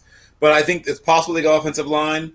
I think it's possible that they go with a receiver. They could really use, name it, right? The only position where they're absolutely set. What is there a position where they're absolutely set? That's the thing about this team. As you mentioned, they already lost Jalen Ramsey, right? They've lost a lot at corner. So corner is a position they could fix. They don't have the playmakers they actually need in all phases of the defense at linebacker. They have, a good piece, but they could use more. Their defensive line went from being a strength to a question mark in just a short amount of time. And their offensive line everybody's offensive line could use depth. There's nobody who's so set at offensive line they can't use help. So I had mocked Judy to them, but we'll see what happens. And we're going to bring back on our AFC South writer and cover. That's going to be Jason to get his opinion on this latest pick by Jacksonville. Hey, how's it going once again, guys? Yeah, I like the pick of CJ Henderson, man. He's a Florida guy. He's going to replace, he's going to replace pretty much. Well, the Jaguars pretty much are getting rid of everybody. He's going to replace Jalen Ramsey, Calais Campbell, and also Bouye. So they're getting rid of a lot of their star talent. So he's going to come in there and help replace that, help get that building, get the team built up once again. For the Jags. And last year, the Miami Dolphins were tanked for Tua. Well, this year it's going to be tanked for Trevor Lawrence, and Jaguars are one of those teams because I don't see them winning pretty much more than 5 games next year. So good move by them going on defense. They can keep Gardner Minshew there for another year, but great pick. I think this is the best pick for the Jags here. Yeah, no, I agree with you. I think that this is a good pickup for them to keep that defense. Like I said, that was their calling card during their 1 or 2 seasons when they were really good or good enough to make the playoffs at least. So getting that cornerback and kind of rebuilding that defense again is a good move. Definitely appreciate your comments, Jason. We'll have you back on sooner rather than later. This thing is flying, man. The Cleveland Browns, pick number 10. The pick is in. Of course, we'll have Dom hop on to talk about the Cleveland Browns pick since he is covering the AFC North. Ashmere, look at you. You said Henderson, like 30 seconds goes by. They picked Henderson. How is your board looking, your personal board looking? Oh, it is not good, but that's okay. I had Derek Brown drafted later. He was drafted earlier. I had Herbert and Tua swapped just based off of like how Tua would perform with the Chargers, but he went up with the Dolphins. So I'm like 70-30. Well, you've noticed I haven't said anything but my own personal ones. I was just about to ask, like, did you make one? Or I mean, I got my I made one. I haven't even grabbed it to look at it. I don't think I'm doing too bad. I don't think I'm doing too good either. I think I'm. I just think we all have the same overall 15, 10, 15 players, right? Because there are just so many really good guys that we know will be drafted within those numbers. And I feel like as long as you got that, that's fine. Yeah, I got this. I got the players everybody else has. Just maybe I got a guy at 8 and they won at 5. Maybe I had somebody at 5 and they won at 6. That's whatever. So I'm in the ballpark. I'm in the building at least a little bit. Yeah, I'm still surprised that Andrew Thomas went that early. But if you think about his playing style with Jedrick Willis, who I had going with the Giants, I thought that would be a little better fit. But I mean, they both were very equal in the way that they performed this year. So let's see who the Browns got up next, since that's what I'm wondering now. I still can't. Simmons to Arizona to me so far has been the biggest shock. The shock that he fell so far. I mean, yes, that is so true. We are going to have to see, and we're going to go ahead and bring Don back on. He is covering the AFC North for us. Get his comments and his analysis on the Browns pick. So, if you're the Browns right now, you're kind of in a dream scenario where I'm pretty sure the Browns, not in a million years, thought that Becton, Wills, and Wirfs would all still be on the board at this point in time. Like, I'm pretty sure the Browns were probably sitting there thinking, Andrew Thomas, and we just got in, it's Jedrick Wills. So, Wills, I'm always a huge fan of guys come out of Alabama. Like, that's just kind of my cheat sheet when it comes to the draft is if they're an Alabama product, they're probably going to be ready for the NFL. He's a good guy. My NFL comp for him is actually Jason Peters. He has really loose hips, fluid feet. So everything that you need out of that. But when you look at the Browns, they did a lot to make sure that Baker Mayfield succeeds this year. So they brought in Jack Conklin, bring in another offensive lineman. So that way, hey, look, you have time to throw to all these weapons. You have no excuses. We need to win this year. And Wills is a good pick. Yeah, no, I agree. I mean, I think we could all agree that everything that they've been doing this offseason has been to help Baker Mayfield. I mean, when you got Landry, you got OBJ, you have 2 studs at running back. Yeah, we know Kareem Hunt has a lot of off-the-field issues, but you have Chubb there.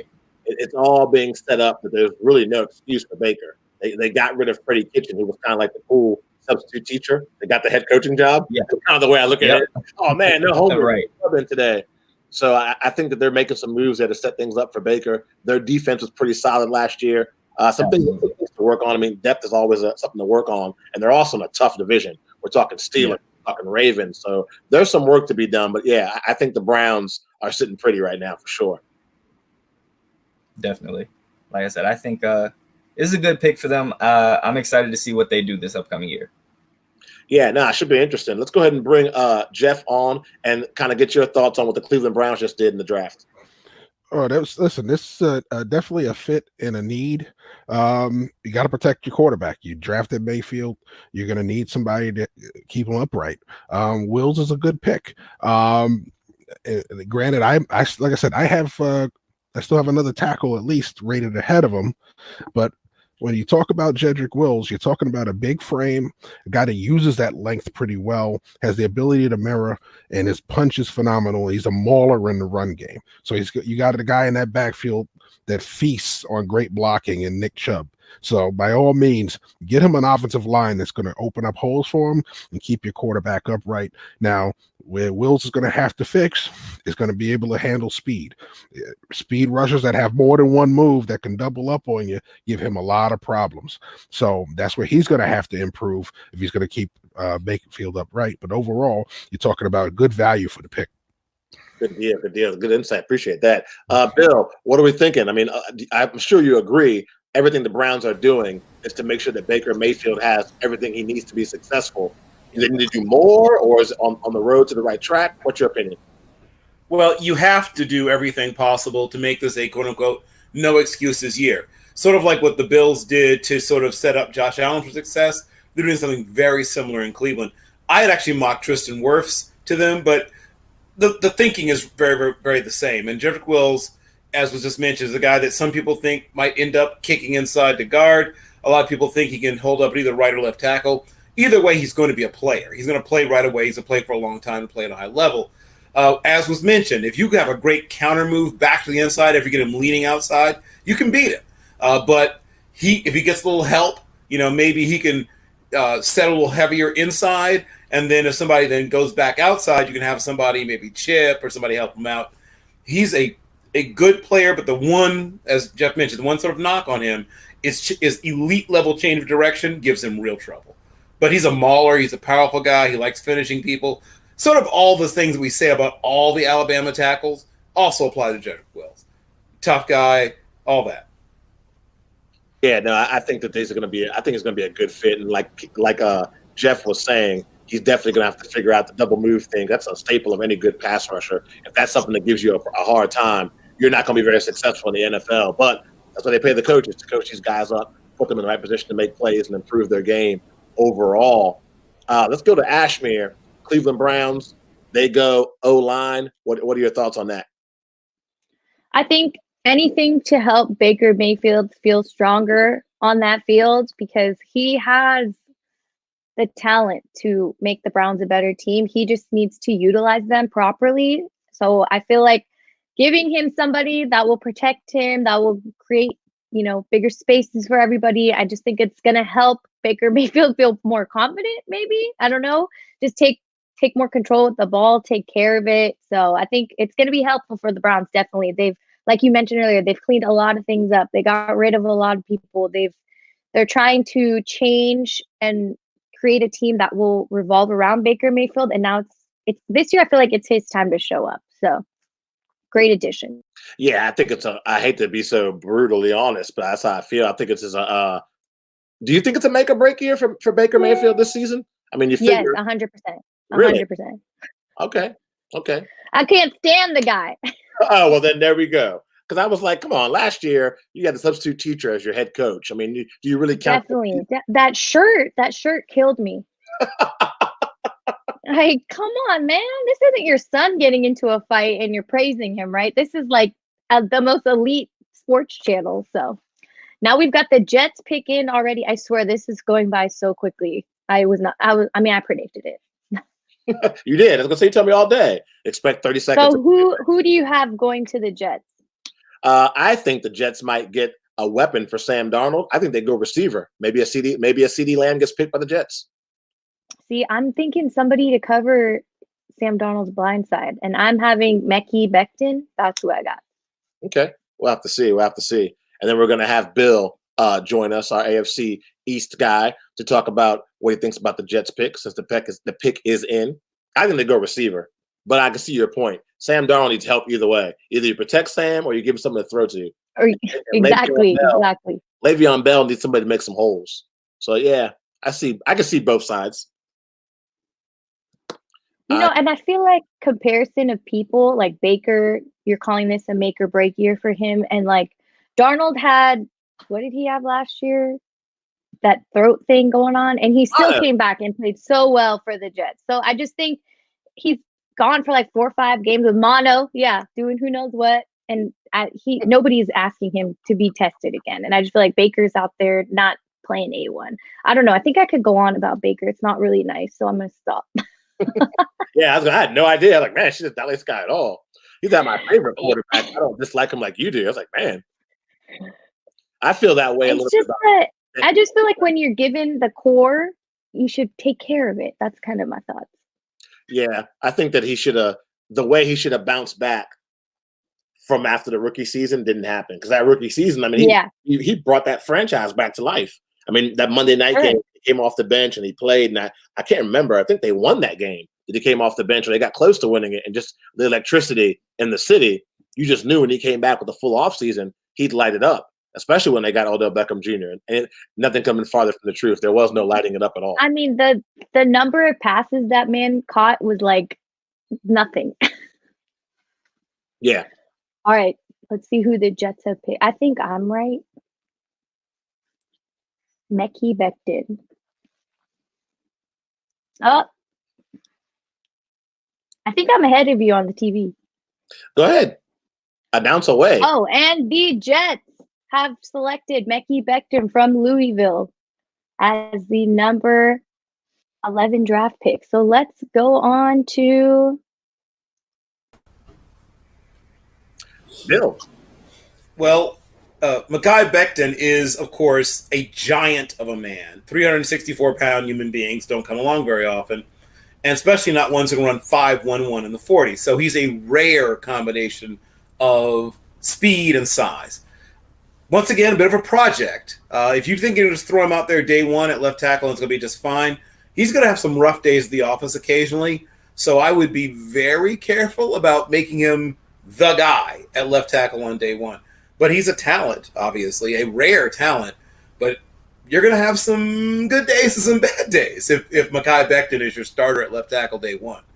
The good news is that I think he'll get better. The bad news is if they face some heavy pass rush early in the season, it could get ugly fast. And this is a team that could use some of everything. They play a lot of cover two on defense. They blitz a lot because they don't have enough great national pass rush. They have one really exceptional pass rusher, and you need more than one.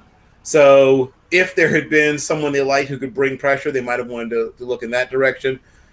But it was a little too early for a guy like Gross Matos. I can sort of understand if they traded down, maybe they might have looked at him.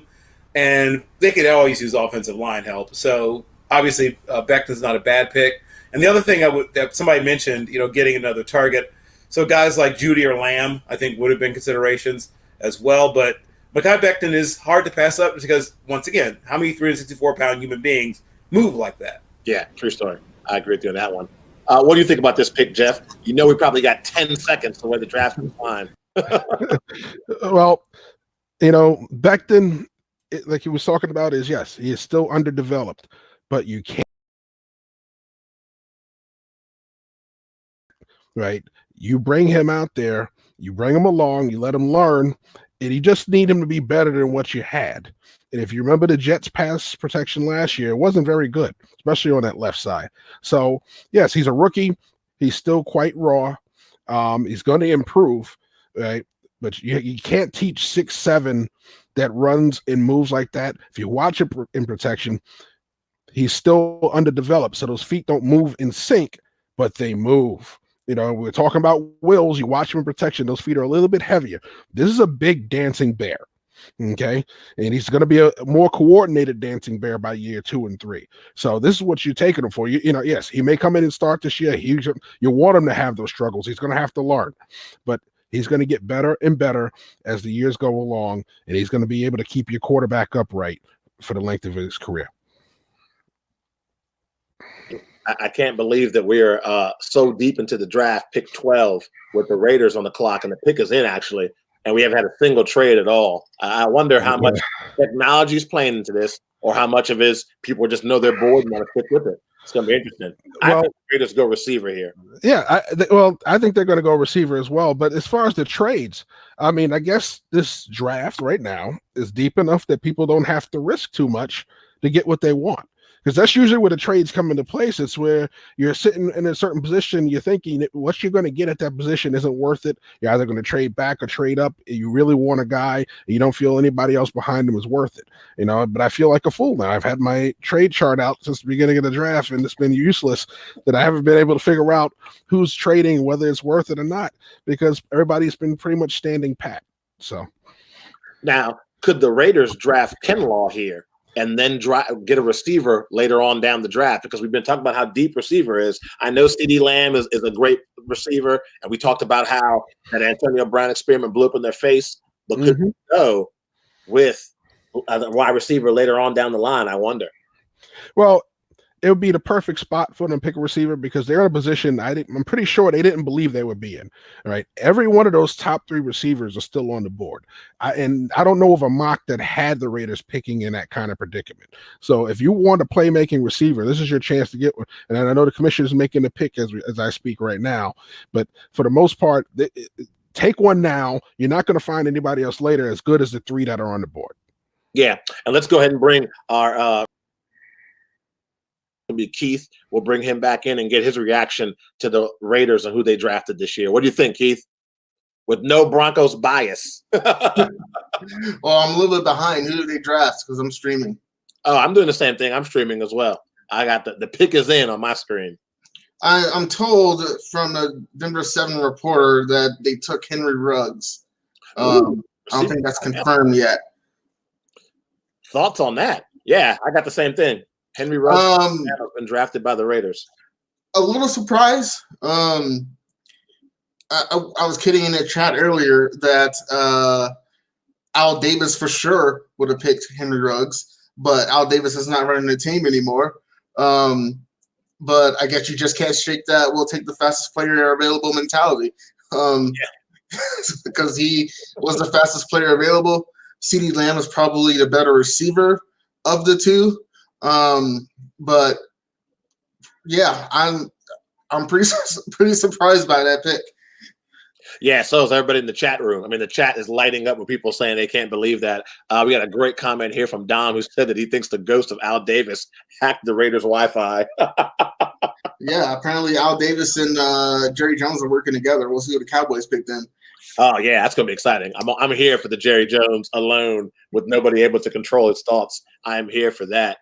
So do you think with them getting a receiver now, what do you think the Raiders get with their next draft pick? Because you're talking about a team that's going to pick 19. So 19th, I had them going with a linebacker, Patrick Queen, if he's available. But with this pick they just made, I have no idea. Yeah, this is crazy. And if I'm the 49ers, CeeDee Lamb, line one, like right now, let's get this thing locked in. You lost Emmanuel Sanders, which I thought was a little bit of a blow that was going to be a bigger blow than people thought for the 49ers. But now you got CeeDee Lamb here, still sitting here. You got to go CeeDee Lamb, right? Let's go ahead and bring Ashmere back on. I know she is probably like, what do you got? I know you didn't see this coming. I'm not saying Ruggs is bad, right? He's great at running slant routes and stuff, but you got to think of Derek Carr. The way that he throws isn't always perfect, right? And I just feel like I was banking on CeeDee Lamb in the tier of receivers for this group was, for me, Lamb, Ruggs was third, and then I had Jerry Jeudy at 2. So just because I feel like the way that Lamb works would have worked better for the Raiders, and he's just a reliable receiver. He's strong in the back end. Black and silver is all about strength. So I don't know. It's going to be different to see how Ruggs performs with the offense that John Gruden creates around Derek Carr. So, yeah. I mean, he's good at short passes, which Derek Carr loves. So maybe that'll be better for him. I don't know. I'm a little shook. I would have liked to see somebody that gets down the field rather than those weird 4-yard passes that Derek loves to do. So, yeah, this is interesting.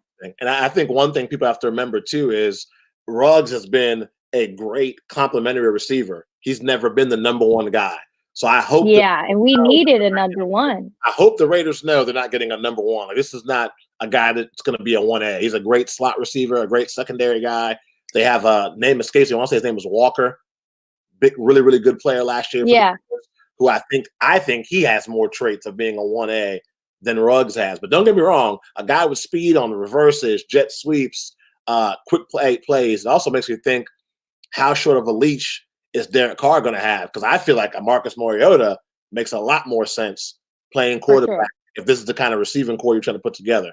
Just my thoughts. Well, I feel like it's your same thing as the Baker thing, right? It's like a make or break time for Derek Carr. Oh, yeah. New stadium, new fans, all that. So maybe like first interception, John Gruden's like, I've got Mariota in my back court. I'm going to toss him in, So hopefully, I mean, the receiving team for the Raiders wasn't too shabby this year. Hunter Renfrow made his name late in the season, and he was reliable. So I'm just confused. I'm very confused. Like I said, 49ers sitting pretty. I mean, we're talking about 3 minutes left to the Niners if pick. We don't pick a cornerback for the 19th pick, I might. Don't call on me. Don't call me into the studio because I'm going to be like, what? I'm going to put this helmet on the ground. Now, before we bring Larry back on, I want to toss it to Jeff, and I want to ask him, is there any players you had that you thought would be picked by now that are just falling, and any reason you think they might be falling? Well, it's just a matter of how the board goes. Sometimes you're going to get, like I said, every year there are guys that fall for particular reasons. This time around, it's not something off the field. This time around, it's not injury. It's just the fact of the matter is teams have their board set up and they have certain guys in positions that they want. You know, Wirfs, I expect to be gone, still on the board. All right. Of course, the two receivers, Judy and Lamb, still on the board. We expected at least two of those guys to be gone by now. You know, so when you're looking at Ruggs going before them was a shock. But when you look at the Raiders, you talk about the speed that Ruggs has. That's something they don't have in their offense right now. So he brings a need. And we have our first trade, by the way. The Niners have traded the pick to the Bucks, and I guarantee you they're going after somebody they really want right now. Interesting if it's another wide receiver. Oh man, the power of Tom Brady. Ladies and gentlemen. Jason, be on standby. I know you're covering the Bucks. Actually, can we bring Jason on now? I want to get his thoughts on what they potentially could be doing in Tampa, and finally a trade. Exactly. Finally, some action by these teams, man. I think definitely the Bucks are going to go offensive line. They're going to need to protect Tom Brady, their new investment, their pretty boy now. They're going to be their ticket that's going to put some butts in the seats. So I think they're going to go O-line here. Really? You don't think they go CD Lamb and really put the offense? I mean, dude, Mike Evans, Gronk. That's man. Yeah, I mean, your guess is as good as mine. I do think that Tom Brady don't have a lot of time, in the league. A couple of years, if that. Protect him as best you can here on out. So I guess we'll see. Yeah, I can see what you're saying about the O-line, because, I mean, you can get all the offensive weapons you want. If Tom Brady's in the sidelines banged up and dinged up because he hasn't any protection, doesn't really matter. But, man, it's tempting. It's got to be tempting to have that receiver just receivers so deep. Yeah, absolutely. Tom Brady really hasn't had those, those weapons. He usually just has, like, the second-rate guys that come out of nowhere. So to, have some decent, like, number one, receivers, and that's something that he really hasn't had, but Tom Brady's been able to work, around that. So, and the pick is in, I think, already for the Tampa Bay Buccaneers. So you talk about being ready to rock and roll. Yeah. They made the trade, already made the phone call to the person they wanted. Why wait? Yeah, why wait indeed? Yeah. Let's bring Larry in real quick. I think he wanted to share some thoughts really fast. I know he was prepared to talk about the next pick by the San Francisco 49ers. First trade, Larry. Your face does it all.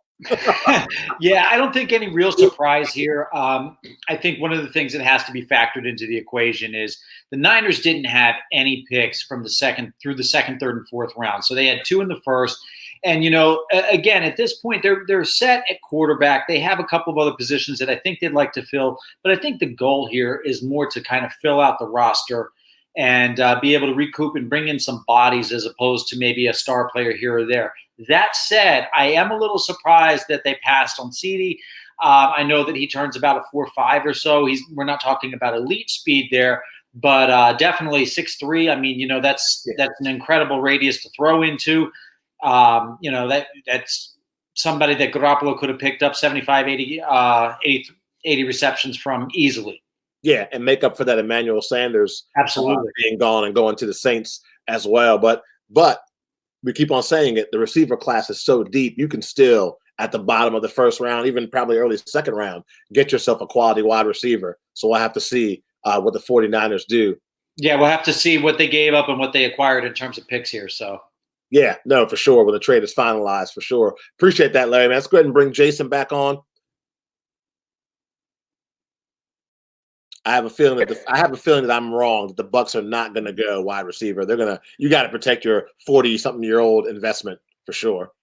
Yeah, I think to trade up, another slot in the draft, and it's going to be to get that O lineman, and I think Goodell's here to make that pick right now. And what do we got?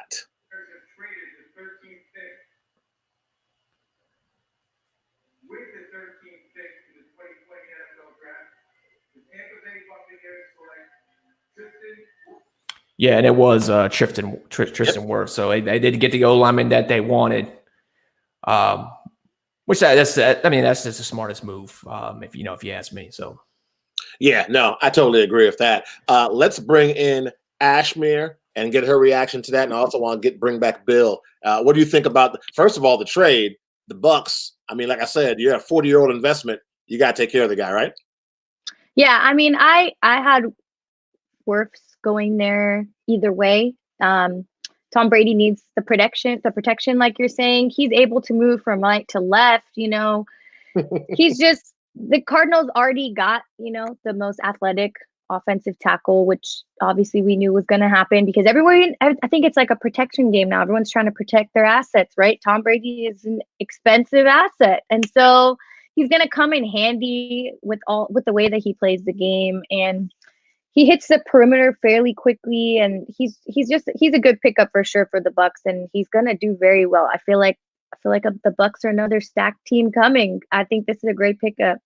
Yeah, they are definitely not playing around. They're locked and loaded. I wanted to get Bill's take on what he thought about the trade and also the move that the Bucks made of drafting the lineman as well. Finally, somebody. I knew that when the pick was being announced or the trade was being announced, I was almost certain that it was for worse. Usually when people trade up, it's often because a player that they didn't think they have a shot at, they now have a shot at. So when Wirfs started coming down to them, they were like, we got to go up and meet. Tristan Wirfs is a tremendous athlete. Great balance, was a 2-time state champion wrestler, a freak athlete, and raw around the edges. But once again, as we talked about with Becton, guys who can move like he can just don't come along very often. And he's so fluid, right? So you don't like some things about his feet. You don't like the way he punches with his hands too far out wide and, doesn't get his elbows in and things like that. There's things, but they're all fixable. Everything that's wrong with Tristan Wirfs is very fixable. The stuff that you can't teach is being an athlete like that at that size. So you have a elite level athlete that you can plug in. Maybe you start him originally at guard or you start him at right tackle, but eventually he's going to be a elite level left tackle once he cleans up some technique issues. He's a terrific player. Somebody invoked the name of Jason Peters earlier. No offense to any other tackle in this class. The only one that came close to Jason Peters as an athlete is Tristan Wirfs. That's tall praise. Agreed. Iowa just keeps on churning them out, man. Keeps on turning them out. That's like offensive U right there. You play O-line, you go to Iowa, pay attention to what the coaches say to you. It's a pretty good chance you're going to get drafted. So right now we have the Niners on the clock. What we're going to do is we're going to bring Larry back in to get his reaction to the 49ers pick. Then we're going to take a really quick break, and we're going to come back and keep this thing rolling. What do you think so far, Ashmere? What are your thoughts? 2020 draft, virtual, no issues. The sounds on me. Yeah, but I haven't seen any issues at all. No, I think everyone's doing great, and the quickness, right? Nobody's messing around. They know exactly what they want, except the Niners took a little delay, but everybody's been like within that 5 minutes. So I think it's safe to say that a lot of this probably is related to COVID-19 is what my guess would be, Ashmere. I just think that, people they don't have a lot of data to go with because a lot of the pro days couldn't happen. A lot of the interviews couldn't happen. A lot of the face-to-face time. So you do lose some of that. So my suspicion is that going in, you have what you have, and you just kind of have to go with the board that you have. And you're not going to, the last 2-3 weeks where teams are normally tweaking and making all the phone calls, it's, this year they're just going to kind of have to play it safe and go according to the game film. Yeah, definitely. Yeah. Good thing they have the combine, Absolutely. Yeah. How important was that now? And the people didn't participate in the combine, you've got to be kicking yourself for sure. You've got to be kicking yourself. You lost your opportunity. You lost the biggest opportunity you had to show people what you could do. And the combine is very negatively discussed. I mean, a lot of people write, thesis papers on how the combine is just like this gawking section of, the NFL. And now it's like the most important thing that these guys have done for this year. So. Oh, absolutely. So it'll be really interesting to see where the Niners go here. My offhand guess is, again, they moved off a slot, CeeDee Lamb. They'll probably pick up. We don't know what they're going to net in terms of moving down a slot. My offhand guess is probably a 4th or 5th round pick, something small. Knowing that the Bucs were going to go in the direction of Tristan Wirfs. CeeDee Lamb is there again. I think back to 1985. Jerry Rice didn't exactly light it up on the 40, but we know how that went afterwards. So he turned out all right. Garoppolo, though, he does need weapons to throw to. I think that one of the things that kind of emerged and is kind of overlooked is 30 other quarterbacks wanted to be where Jimmy Garoppolo was at the end of the season. So, there's no doubt in my mind that he's their franchise. He's their guy. But you have to give him the weapons to work with. George Kittle is obviously a world-class tight end. But losing Emmanuel Sanders, you not only lose the production, but you also lose the veteran leadership. So it's really imperative to not only get a guy who brings the talent, but also somebody who's going to be of high character. Yeah, I was shocked they let him go. I really thought Emmanuel Sanders would get re-signed. I thought that was automatic. I thought when they lost Super Bowl, they'd bring him back because his impact was like that when he joined. Oh, absolutely. I mean, he brought a lot of juice into that locker room. So it'll be interesting to see. Looks like we've got about a minute left to go for the pick. So who is your projected pick? If I was projecting a pick, my guess would be CeeDee Lamb at this point. Jerry Jeudy is still on the board, but they also have to fill that defensive tackle slot with DeForest Buckner being traded. So it'll be interesting to see. I could also see the Niners going corner. They definitely need some speed outside of the numbers. Hearing you say CD and Jerry are both available is just I'm upset. This draft, I got to tell you, not only is it wanky in terms of the way that they're having to do it this year, Ashmere, but it's definitely been wanky in terms of some of the projections. Well, I projected Ruggs to the Niners. That's why I'm saying that. I thought Ruggs would work better with Shanahan's, the way he creates his offense. So I thought it would be a better fit. So I was wrong. The Niners can get Jerry Jeudy. That's going to be a really, really nice pickup. Yeah. To go with the tight end they already have, that offense becomes really, really, really potent. I mean, the West is just stacked right now. And absolutely, not my West. The pick is finally in. Took long enough. Good Lord! If you get it before me, I'm behind you. I bet you he's thinking, like, "Dang, they didn't pick me. I'm just sitting here." I think I'm behind you on my stream, Ashmere. So if the pick comes across to you before it does to me, feel free to shout it out.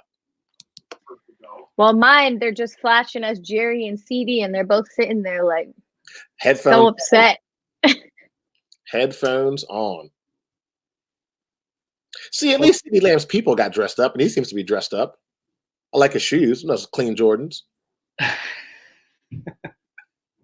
Oh, this person does not look happy at all. Jerry Jeudy does not look super excited right now.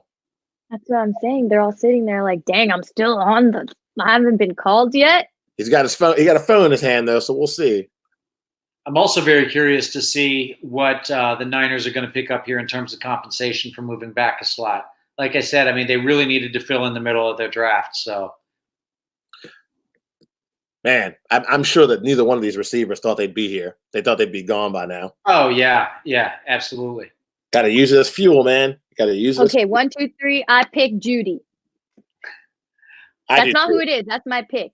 No, I think it's going to be him as well. I think he's a great addition to the 49ers offense, more than CeeDee Lamb. I would definitely go Jerry Jeudy, but I wouldn't rule out Javon Kinlaw either. Yeah, true. Here we go. Oh, Larry, you're correct. That's craziness. Still, these guys' receivers are getting punished. What's going on here? Yeah, Javon Kinlaw obviously going to be brought in to fill in the shoes of DeForest Buckner. That's a key component there. Losing Buckner the way that went down. I think there's certainly a story behind that, but you really needed somebody to solidify the front seven in your defense. Obviously brings a lot of intensity. You're talking about a guy who can take on a couple of offensive linemen and, really kind of stack against the run and free up Nick Bosa to do his thing on the outside of that line as well. So I think it's a very solid pick. Again, I wouldn't rule out the Niners going corner or wide receiver if they do pick again at 31, unless they trade out of that.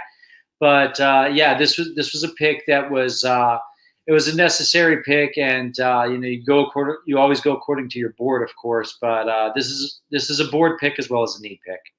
Yeah, nah, for sure. And I mean, we saw what that defense did all year last year. So you add this guy, you talk about zero pressure. I mean, he can just go in there, learn the system, find out where he fits in, make those critical plays here or there. There's absolutely no pressure on him at all to come in and be the guy. You're just a piece of the machine that's the 49ers defense. So I think for Ken Law, it's a win-win. And I also think for the 49ers, it's a win-win for sure. That's a good pick. Oh, absolutely. I mean, you're talking about a very, very athletic defensive tackle. And again, he fits right in with the Niners scheme. So this is a really good pick. I mean, I know that there's a lot of talent out there at the wideout position. Again, Jerry Jeudy would have been a beautiful pick there, as well as CeeDee Lamb, but this is the smart move.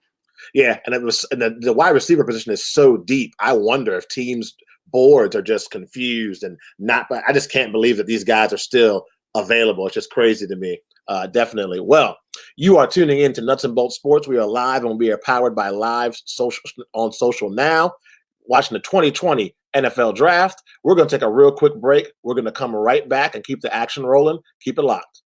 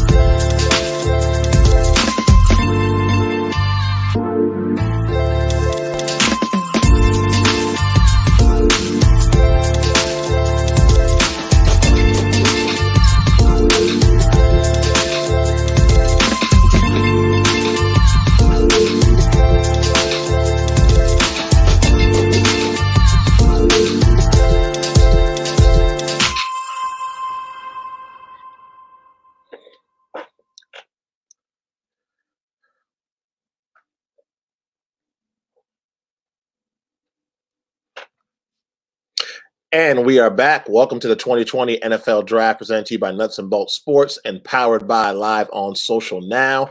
Joe Cardoso here, joined by Ashmere and a host of Nuts and Bolts Sports NFL writers. It has been a fast and furious first round. We are at the 15th pick for the draft already.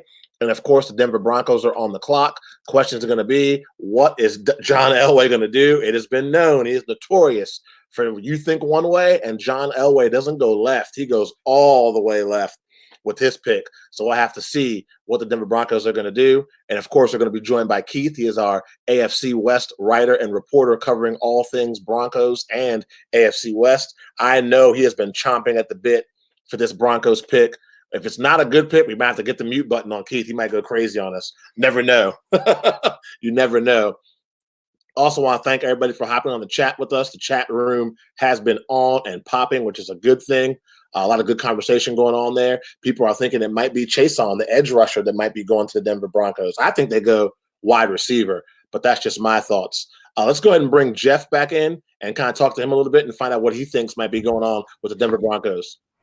Oh, and as you say that, the pick is coming in, so we'll see what they say here. And it is Jerry Jeudy. Great pick. Yes, absolutely. And once again, we talk about it. Young quarterback, Drew Lock. You had Cortland Sutton, but the rest of the receiving core is still in flux. So here you go. Add in one more talented receiver, and he's got a whole bunch of weapons now to go to. He's got a young back that came out of nowhere. So Philip Lindsay. So, continue to build. This is a great pick. He fell to you at 15. You take the best player on your board. He's going to fill not only a need, but he's going to lift your offense even more. Yeah, no, I'm all about this. This is a great pick for the Broncos. Let's go ahead and bring Keith in. Is he alive? You might have fell out of the chair. I'm not sure. Oh, there he is. I'll make sure you're good. It's important to me, man. The guy I wanted was gone a long time ago. I really hoped CJ Henderson would have fell to 15 because I think the receiver class is so deep that they could have waited until the second round because Courtland Sutton made huge strides last year. I mean, they don't have a number 2 for him, but with them adding Melvin Gordon and having Phillip Lindsay and Noah Fant having great receiving at tight end, I think they could have waited at receiver, but I can understand the pick. I'm just glad they went Judy over Lamb because CeeDee Lamb is just another Courtland Sutton, so that wouldn't have made sense at all. What else are you looking for the Broncos to do? I mean, I know they have some needs. What else do you think that you'd like to see them get in the draft? At some point, they're going to have to draft a cornerback. They did lose Chris Harris Jr. They have AJ Boye from the Jags. I really like what Justin Simmons is doing, so I think they're good at safety. But they need a cornerback. They always need someone on the offensive line. That's the story of Denver. And then they need hopefully an inside linebacker because they've needed an inside linebacker for years now.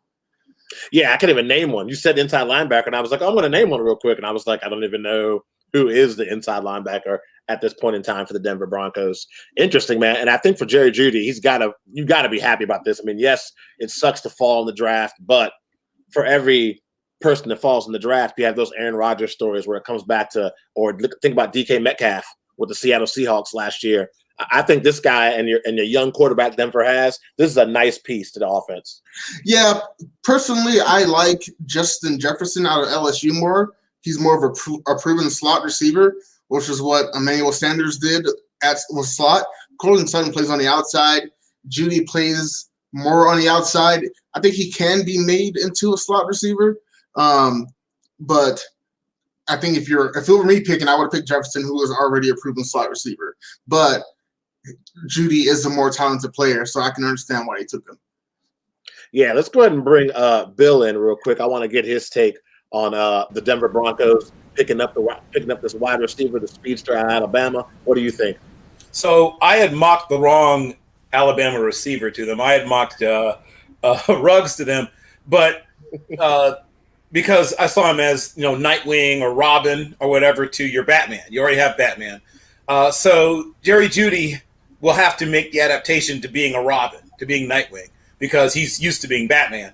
But the good news is that I think he has the IQ to do it. He's run a few routes out of the slot before, though I think something like 9% of his routes. So it's not a huge number, but about 9% of his routes. He's run most of his routes from the X. He's run like 17, 18% from the Z and, a handful, 9 from the slot. But he's, once again, a guy that has a good second gear. Once again, not the elite speed of Ruggs, but he has good hands, good route runner, very good route runner, has good toughness, can push through injury because you can't play at Alabama if you can't play through injury. Saban doesn't believe in sitting his best players if they can remotely find a way to play. So he has a good mindset about playing through pain already. You have to. So he's likely to show up right away and give you a boost to the number 2 spot in your wide receiver core. And yeah, he'll do whatever you ask him to do. So if you tell him, we need you to do this, we need you to, crack back, he'll do it. He's not afraid to block. He's not a devastating blocker, but he's not afraid to do it. So he's a full service wide receiver. And yes, I believe he'll learn to run out of the slot. He's got some Reggie Wayne-ish tendencies to him. Oh, high praise indeed. What are we thinking, Jeff? Reggie Wayne. Yes, listen, you're adding a major piece to this offense, and we talked about it. He's another outside receiver. Yes, you can move him around the formation, but when you have Courtland Sutton on one side, now you have Jerry Jeudy on the other, and you have Noah Fant on the inside. You add in a slot receiver that can give you some more underneath, but you have 2 guys on the outside that can not only route you to death, but use their size against you. Jerry Judy's a playmaker. Get him the ball in his hands, he will still run after the catch. So these are two guys on the outside now that you have to pay full attention to. And it's going to open up a lot of things inside for Fant, Lindsey in the running game, and it's going to keep a lot of pressure off of Drew Lock. Because you want to give that guy as much time to develop and be a good quarterback as you can. Because what we saw last year, we just saw spurts. But there's a reason why they decided not to go after anybody in free agency and stick with him. So you got to give him some weapons to get the good opportunity. Pick is in for the Atlanta Falcons. Of course, our resident AFC and NFC South writer is Jason. So I know he's excited to talk about the Falcons. This is a team that needs a lot, I think, on the defensive side. Maybe some help for Julio Jones as well. Any chance Falcons go receiver here? I mean, they easily could. I mean, they got rid of, Sanu in the offseason. Traded him to, they traded him to the Patriots last season. So yeah, they definitely do need definitely some help. Maybe a good receiver there, on offense, but they also need a lot of help, on the defensive end as well. The Atlanta Falcons are one of those teams. They look good on paper every single year, but they just never are able to pan out. They were able to get, Todd Gurley in the offseason this year. They also were able to even also get Dante Fowler too as well from the Rams. So a little bit of upgrade there on defense. There is a kind of a toss-up with Todd Gurley. You don't know how that knee's going to hold up. So I'm obviously I don't know which way the Falcons are going to go. I don't know. I have completely no idea where the Falcons go this pick. I don't even think they really know. I think it's probably just going to go what's best available to them. I am clueless on this pick. They could go with the edge rusher from LSU with this pick. I could see maybe a Kenneth Murray from Oklahoma at linebacker goes there. I like receiver because Matt Ryan, Julio Jones, more weapons. But you bring up a good point. You can get all the weapons you want on offense. If you can't stop anybody, you're not going to win many football games. Yeah, that defense was like Swiss cheese last year. Even the Panthers were scoring on them, and that's saying something. Yeah, not for sure. What do you think about those new Atlanta Falcons threads? I like the all blacks. Oh, they're sick, man. I love the Falcons logo altogether. Yeah, that's a good question for the chat room. I mean, a lot of teams have released brand new uniforms. You had the Patriots, you had the Rams. They had the Falcons, the Browns as well. What do you all think in the chat room so far has been the best upgrade when it comes to NFL new uniforms? I mean, for me, I say I'm the LA Chargers, hands down. Those powder blues are nasty, dude. Yeah. And it looks like Atlanta went with AJ Terrell from Clemson. So that's another great pickup, I think, for them. I think they went the correct move and kind of went best on the board because they were looking at him easily a top 10. I mean, all the mocks are all over the place, but that's a great pickup for the Falcons there. Yeah, for sure. I mean, like you said, they got to have some kind of help on defense. And I know he didn't have the best showing in the college football playoffs, but he was also playing up against some really, really elite talent. But you look at the course of his career at Clemson, this guy is one of the better cornerbacks coming out of college. I think this is a nice pickup for the Falcons. This is a guy that you can build around. And then the Dallas Cowboys are on the clock. Do we have Ashmere back? Would love to get her opinion on what she thinks about this pick by the Atlanta Falcons. Oh, there she is.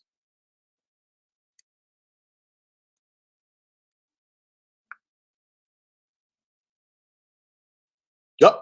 Okay. There she is, and there she's gone. Let's go ahead and circle back up with Jeff and talk to you about the AJ Terrell draft pick. Atlanta finally getting some help on defense. It can't be all offense all the time. And wanted to see what he thinks about it. Once again, we talk about not only best player available, but need. Okay, and you talk about the moves in the offseason. Okay, they let one corner go. Right, got to bring in somebody younger who's going to be part of your future. All right, AJ Terrell, once you go by the board, top two corners are gone. It's a matter of who you have your third corner as. All right. To me, Terrell was one of my top three corners. I know a lot of people had Diggs up there. I'm not as high on Diggs as a lot of the national guys are, and we'll get into that pick if he gets drafted in the first round. We'll talk about that. But as far as AJ Terrell, he's a guy that can not only cover, but he's physical. He has the ability to, one, come up in the running game. He's going to get physical with the receiver at the line of scrimmage and at the top of the route. He's not going to let you bully him with your size. Not the biggest of corners when it comes to height and weight, but overall he's athletic enough, and he's going to be one of those guys that sticks around for a long time. Yeah, no, definitely. I see what you're saying. And like I said, Atlanta, I love Julio Jones. I think he's one of the best receivers in the NFL. Top 3. And I would love to see them get more help on offense, but that defense just it's been so bad. We got the Dallas Cowboys on the clock. About 3 minutes and 55 seconds left to the Dallas Cowboys make their pick. Mm-hmm. One of our 2 NFC East writers is Ryan Cooley, who's been covering them. So he's going to be talking about the Dallas Cowboys and letting us know what he expects. Oh, man, the fear of Jerry Jones in a draft room with nobody there to control him, free to make his own picks and do what he wants to do. But before we get Ryan in, let's bring back Ashmere. I know we had lost her earlier. I wanted to hear her thoughts on the Falcons pick and what do you think the Cowboys might do? My bad. I had AJ not just but just the Vikings. It's a tough place. He's gonna be a great thing they need. So for him to be Hey, man, it's a virtual draft, and we're living in a virtual world. It's all good. We'll get that fixed and get her back on as soon as we can. But, man, I'm Mike McCarthy. I'm terrified. Jerry Jones in a room by himself with no one to say, no, Jerry, don't do that. I wonder what he's going to do. I wonder if he makes a trade here. I wonder if he draft somebody, and if he draft somebody, what he pick up. What did the Cowboys need? I mean, Dallas has some needs. It could definitely go cornerback. It could use an edge rusher, in my opinion. I think the Dallas Cowboys could probably use a safety and interior offensive lineman. They lost him over retirement this offseason. So a lot of different ways the Dallas Cowboys can go. We got to see what they're going to do. I mean, the good thing is they have a plan. They got a brand new head coach. They got rid of Jason Garrett. Jason Garrett was having a really rough time in the last couple of years. Let's see where they go. A lot of options here. Got about 2 minutes left till the Dallas Cowboys make their pick.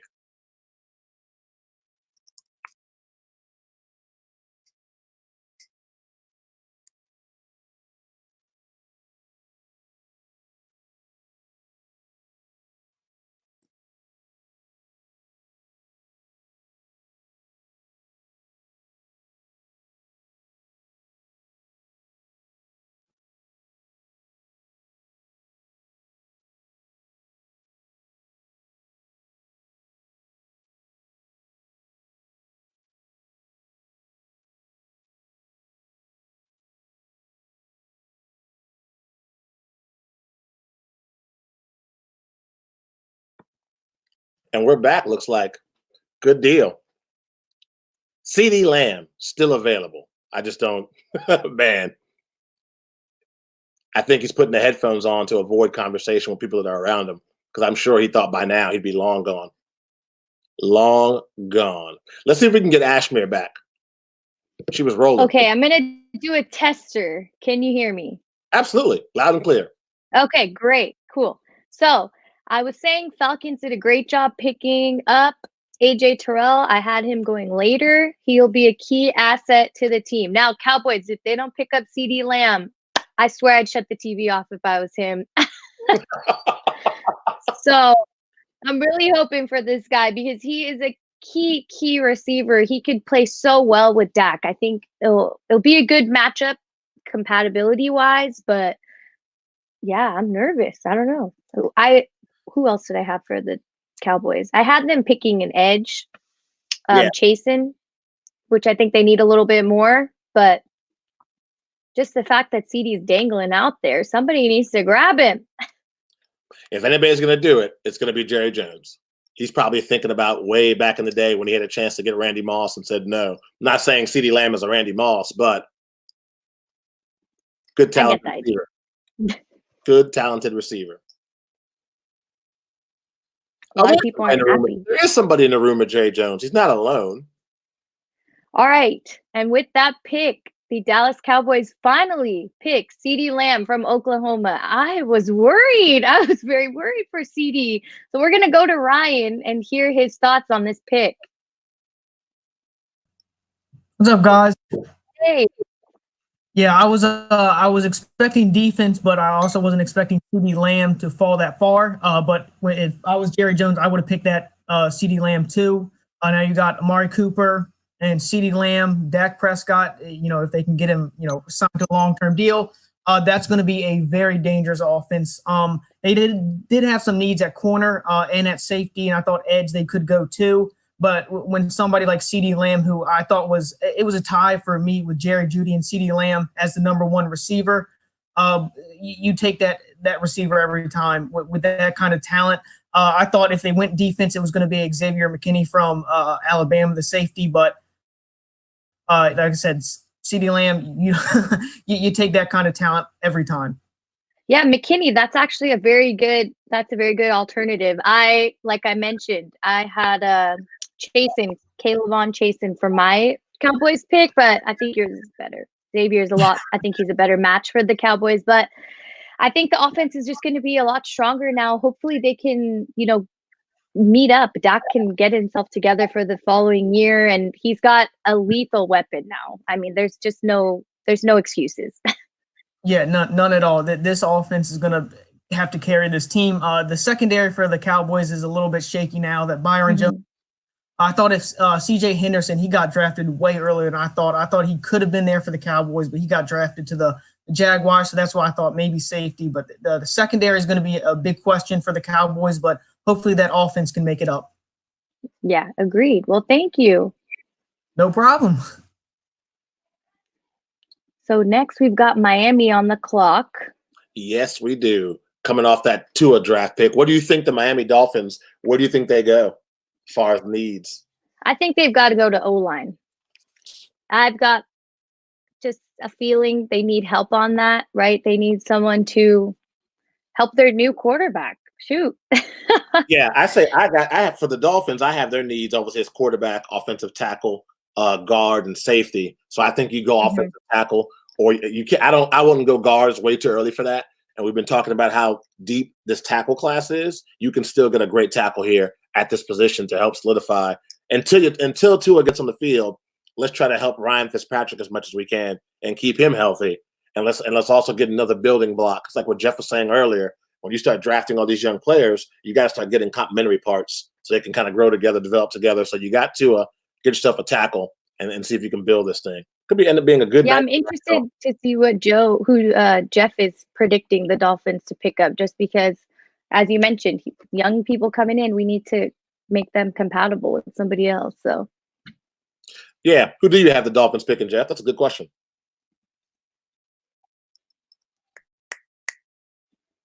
I had Kenneth Murray, the linebacker from Oklahoma, going in this spot because, as I expected, the top 4 tackles will be gone. You don't want to reach for one when you have one more pick in the first round, so you take best player available. Now, looking at the mock that I did, I believe that everybody that I predicted would go at this point is pretty much gone. So right now, top of my board are 2 players, Kenneth Murray and Xavier McKinney. They can use both. Don't be shocked also if AJ Epinesa comes into play as well, because they need pass rush too. So I think it's going to be a defensive pick here. You could always come back later in the round for a tackle like Josh Jones is one of my favorite tackles. I believe he's the 5th rated tackle I have on my board. And I had a 2nd round grade on him. So if you get him in the back end of the first, that's not a loss. So kudos by the way to the Cowboys and Jerry Jones. You get a player like that falling to you at that point, you take them, you add them in, and with the way they've lost slot receivers the past 2 years and losing Beasley and then losing Randall Cobb this year, this gives you the ability now to hide Amari Cooper in the formation. So far, this first round has been a win for every team. The one trade we saw wasn't even a big jump, one spot. All right, so kudos to these GMs that are actually picking very smart this year with a very loaded draft board. Yeah, no, I agree. I mean, you're talking about Gallup, Amari Cooper, Ezekiel Elliott, and now you add CeeDee Lamb. Man, and it's not about being a Redskins fan. If you're an NFL fan and the Cowboys are in your schedule, that offense now is deadly. There's a lot of teams right now that offense, like look at the Buccaneers offense. You look at what the Cowboys just did. There's a lot of teams whose offenses might have been and now they went from to deadly. I mean, even Arizona, Larry Fitzgerald still got something in the tank. Yeah, and DeAndre Hopkins is going to go out there and ball. So you got some teams who on the offensive side of the ball are really making moves. Absolutely. What do you think about this latest pick here, Bill?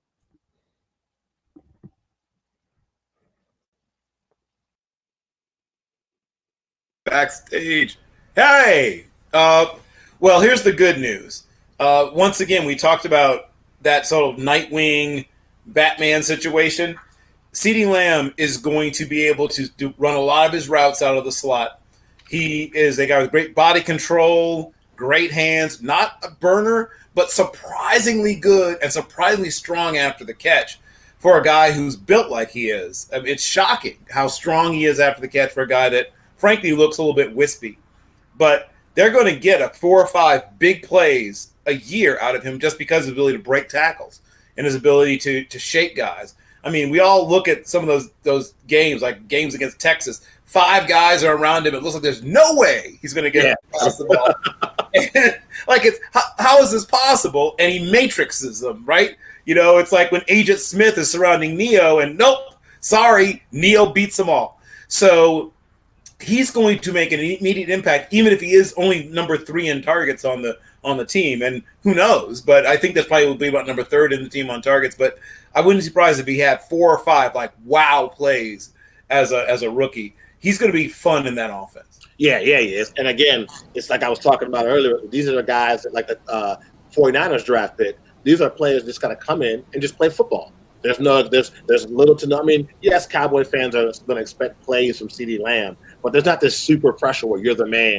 You're changing the entire dynamic of the offense. They already got playmakers. They're going to be feeding the Zeke. They've been doing the last couple of years. You just got to go out there and make some plays, do your thing. You have time to kind of slide yourself into the offense, slide yourself into being a professional in the NFL. So I think if I'm CeeDee Lamb, yeah, it sucks to fall this far, but man, it's a really good situation to be in, for sure.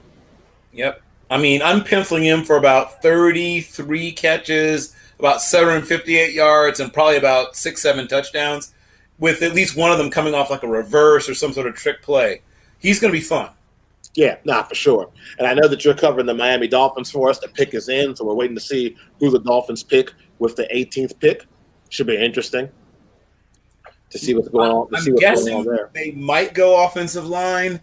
And once again, they could use receivers. And of course, the thing is that because it's such a deep draft, they may wait until later. But Miami has an interesting offense. Gesicki is, he's a tight end in name only. He's really a giant possession receiver. So because of that, you can't do certain things with him. So they may decide to try to continue to bolster parts of their offensive line because you have a tight end who's really not a blocker. I mean, I'm trying to be kind here, but you can tell his heart's not in it when he's after block. And with the 18th pick, the Miami Dolphins have picked Austin Jackson, offensive tackle from USC. I knew they'd go offensive line. I wasn't sure about which player. I had to say no. I felt very strongly they'd probably go offensive line. The Dolphins could use, once again, everything, right? I mean, once again, we talked about this before, but it's so hard to find left tackles, guys who are legitimate starting left tackles. There are guys starting in the NFL left tackle who are not starting left tackles. There's really only about 22 starting left tackles in the league. There's 8 to 10 guys out there who aren't really left tackles, not starting left tackles. They're guys who should be swing tackles. Like we talked about Solder and Eric Flowers. If Nate Solder or Eric Flowers are starting for you at left tackle, something's gone wrong. So this is an opportunity for them to now find a guy who will be, once again, he'll need some polishing up, and he's still rounding back into shape. He missed the whole off season because of the marrow donation that he did. Speaking of social distancing, one of the things you have to do prior to marrow donation is isolate yourself. So he wasn't able to participate in any sort of team activities or even lift. So he came into that season a few pounds down due to the marrow donation, not being able to lift, and he was behind the 8 ball in terms of certain things he hadn't practiced with the team for a while. So we didn't see the best of Austin Jackson last year. He started to round in the shape sort of towards the latter half of the season. I believe that whenever he gets his chance to play again, he'll be fully back to football shape, first of all, and back to his football weight. He'll be a stronger, more powerful player than we saw on tape last year. Yeah, I mean, you talk about a guy that's 6'4", over 300 pounds. If I'm a Dolphins fan, what you just said about him not even being quite yet in shape, that's got to be a good feeling. Let's bring Jeff Barnes back in here and get your thoughts on the Miami Dolphins and what they just did their latest draft pick.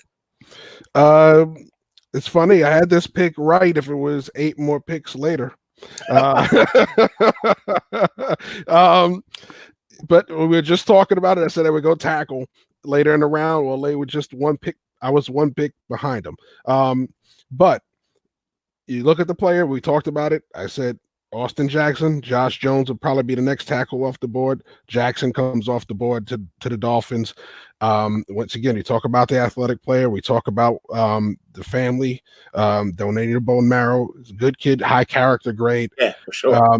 But what you talk about, his weakness is going to be his play strength. Yes, the going through what he had to go through in the offseason, donating bone marrow kind of weakened him. But also, just play strength before that wasn't exactly the greatest either. Also, length is also one of the weaknesses. Longer defenders can get into his body and cause him to lose anchor. So these are the things that he's going to have to work around, because honestly, you can't teach length. Right, so he's going to have to learn to work around some of those shortcomings if he's going to be the future left tackle. Yeah, for sure. And the pick is in for the Las Vegas. I get used to saying that, man. I think I practiced that. I practiced like all day saying Las Vegas Raiders. I'll never get the Las Vegas part right, and I sure as heck am going to have a hard time saying the Los Angeles Chargers instead of the San Diego I say LA Chargers. If I try to say Los Angeles, I'll say Rams. Yes. Well, the Rams I can say because they've moved enough times. Yeah, for sure. My lifetime, I think I've seen like four or five times. I've seen those guys make a move. Let's go ahead and bring in Mr. Keith Richards again. Talk to him a little bit about the AFC West and what the Las Vegas Raiders are doing here. We saw what they did with their last pick. Do you think they go? What do you think? What's your pick? What do you got? What's your prediction? Ideally, they would draft a corner. They need a corner. They've got their pick between 2 great corners, one out of TCU, one out of Utah. But with the way this draft has gone, who knows? But ideally, they would pick a corner. Let's see, the pick is in. I'm still a little bit behind, so I don't know who they picked. I'm right with you, brother. My Wi-Fi is like 45 seconds behind everybody else's, I feel like. We'll still be talking and the draft be over. Oh, man, who the Chiefs get? People are went to sleep. The draft's over. The lights are off. People's Wi-Fi is cut off, and we're still talking. We need like a live, muted camera of Ashmere right now with this Raiders pick. Unedited reaction. Yeah, I'm trying to check Twitter, but I don't see anything on there either. The pick is in, but let's see. Looks like it's going to be Damon Arnett.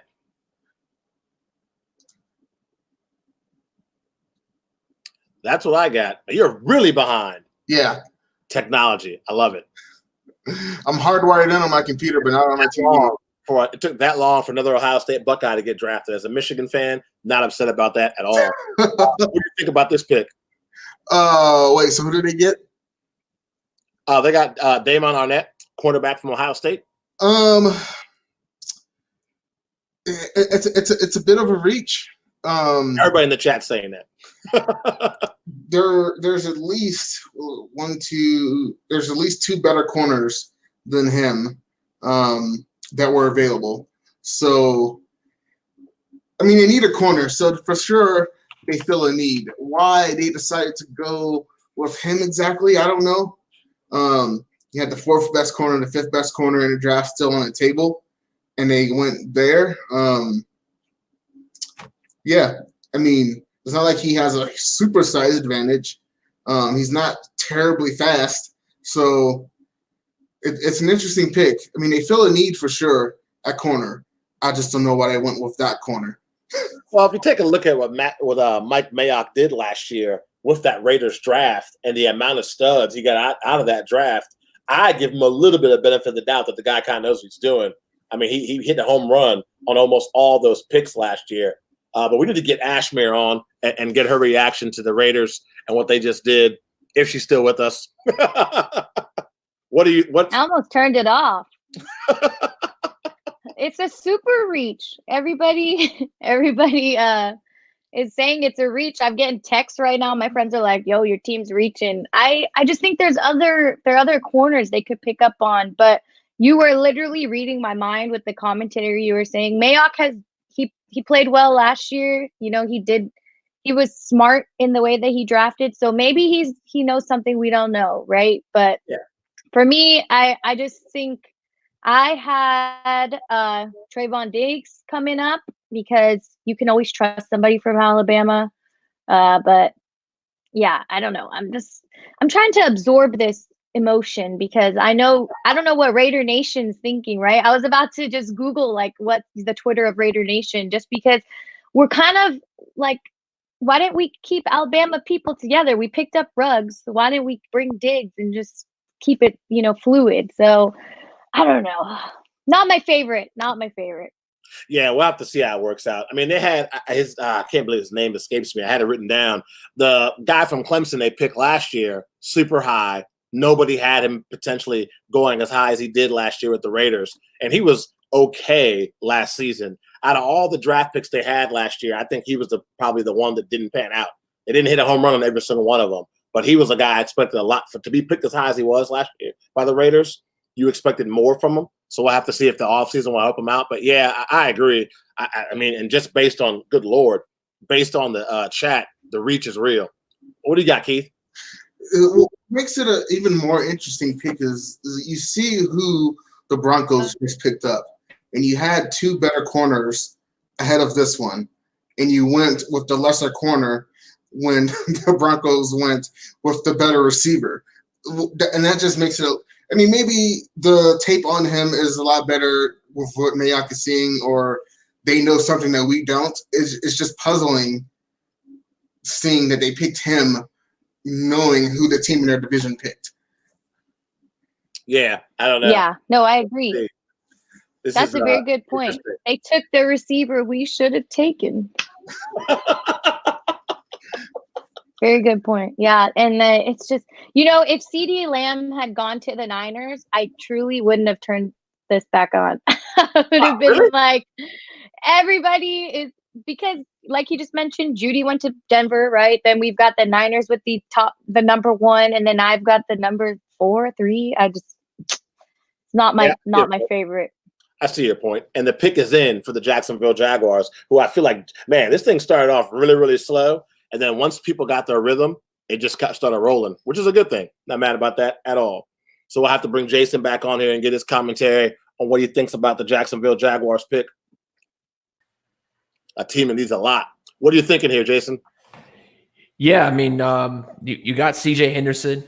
So you got a great player there on defense. I think you're going to need to go offense. They were one of the worst offensive teams last year. I think they averaged about 1.7 touchdowns a game. So they did not score a lot of points. So they're going to need to get something on offense here.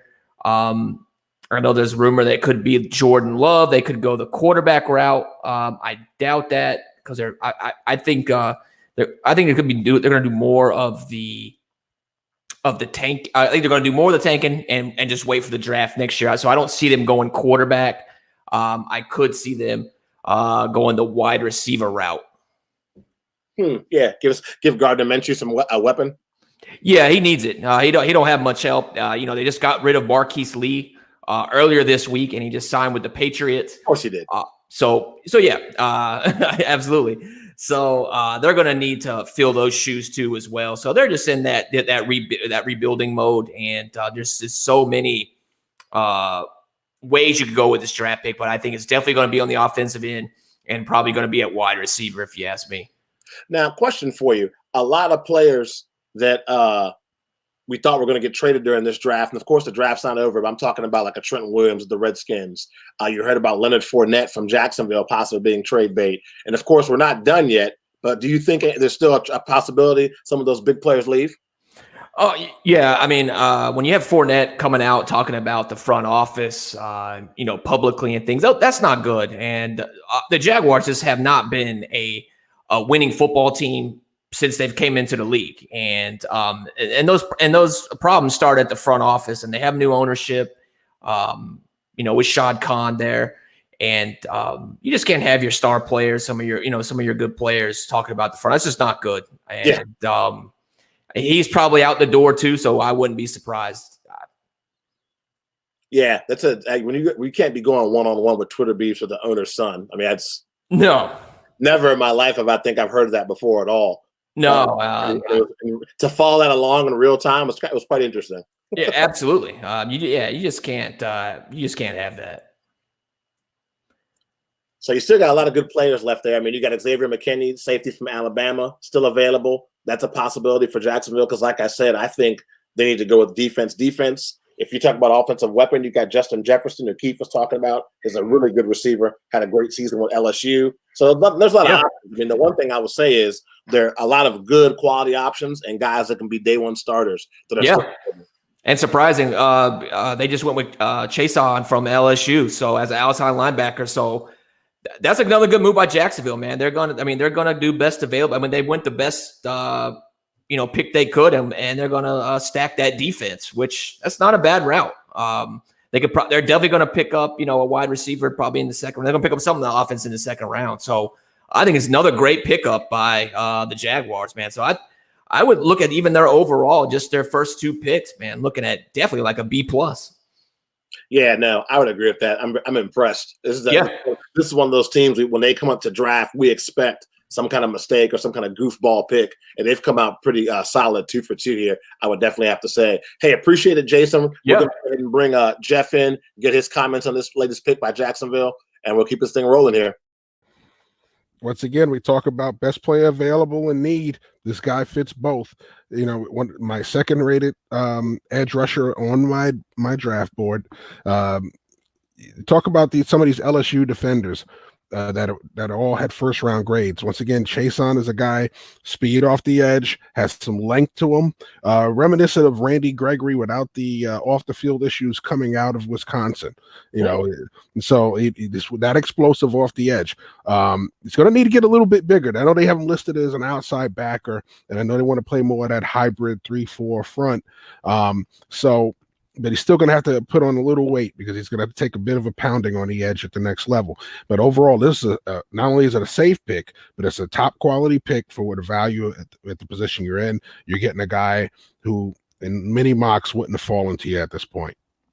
What do you think about this, Ashmere? What's your reaction to this pick? Seems like everybody loves it. Yeah, I don't think it's a bad pick at all. I think Chason plays well against tough competition, and that's something that the Jaguars need. They need someone strong, but like Jeff just mentioned, he's going to get hit pretty hard, so he does need to bulk up a little bit. But I just think he's an effective pass rusher, and he runs very well as a defender. So he's got the key qualities to make an impact with the Jags. It's all about how he evolves throughout the season and just develops his skills. So I think it's a good pick. Better than my team. I can't really talk. I can't talk. I'm just reading Twitter and everybody's like, wait, huh? Oh, people are on YouTube trying to find highlights of this guy so they can learn about him, because unless you really he has the lowest passer. Let me read this quote right here. It says lowest passer rating allowed in single coverage in this draft class. Wow. And he's a first round draft pick. Yeah, Mike Mayock might have to eat some crow on that one, or he knows something we don't know. Can I just say Roger Goodell is killing me with the sweater. The sweater is just I can't get over it. He is killing me with the sweater. I agree. And the pick is in for the Philadelphia Eagles, by the way. And we're gonna have Mr. Thomas Brown, super Eagle fan, super football fan, join us to give his reaction to this Philadelphia Eagles draft pick coming up. Eagles need a little bit of everything. I've got Justin Jefferson on this pick. I'm with you. So I actually wrote that down because they need a linebacker and a quarterback in Philadelphia. I think that's a great weapon for Carson Wentz. I agree. I would have even liked him a little more than Ruggs, but yeah, I can see where you're coming from with that. I don't think that's a reach saying that statement at all. Just the way that he was quick. I mean, they looked for speed in Ruggs. That's why I'm assuming that's what they were picking from him, right? His speed. But I think Jefferson is agile. He's very versatile. So he could have been cool, but the Eagles will be lucky if they pick him up, I think. I mean, I feel like when they show them prior, they already know. They're just like, here. It's kind of a dead giveaway. The receivers for the Eagles last year were horrible, though. They had like UPS delivery drivers, the bouncer at the bar. Hey, are you busy tomorrow? Can you catch a football? I mean, injuries were so bad. I was waiting to get an email. I'll give you a play. You give me a favor. No. I don't get hit. I can give you a play. And you're now you got me thinking because they're showing Justin Jefferson. He might be the pick. I think I'd be a great fit with the Philadelphia Eagles. Really good move for them. If not him, you go defense. And if you go defense, I think you got to go linebacker. You got to go Murray from Oklahoma. But I would go Jefferson before I did defense. That's just me. I totally agree. I just feel like I'm maybe in shock for a couple of days. I feel like you're having a really good time. People are going ballistic, I'm sure. Well, I follow Fallon, and she's a hardcore Raider fan, so I like her reactions because she's a journalist with feelings, as I like to put it. So her reaction was and I was like, me too. So. And the pick is in for the Eagles. Let's go ahead and bring Thomas back on. Yeah. Hey, what's up? Oh, he's fully wow. With the slide in the background. Look, I had to make an adjustment. I had to. It's audible. It's audible. Look, I have a full guide right here. They can't mess this up. So what do you think? Who do you think is getting picked? They got to go with Justin Jefferson, right? I mean, he's an outside receiver. In terms of him being in the slot, we'll see how that goes. But in terms of what happens with Alshon and Deshaun and their health, Justin Jefferson, plug him right in. Let's get this offense moving. It's easy money. I agree.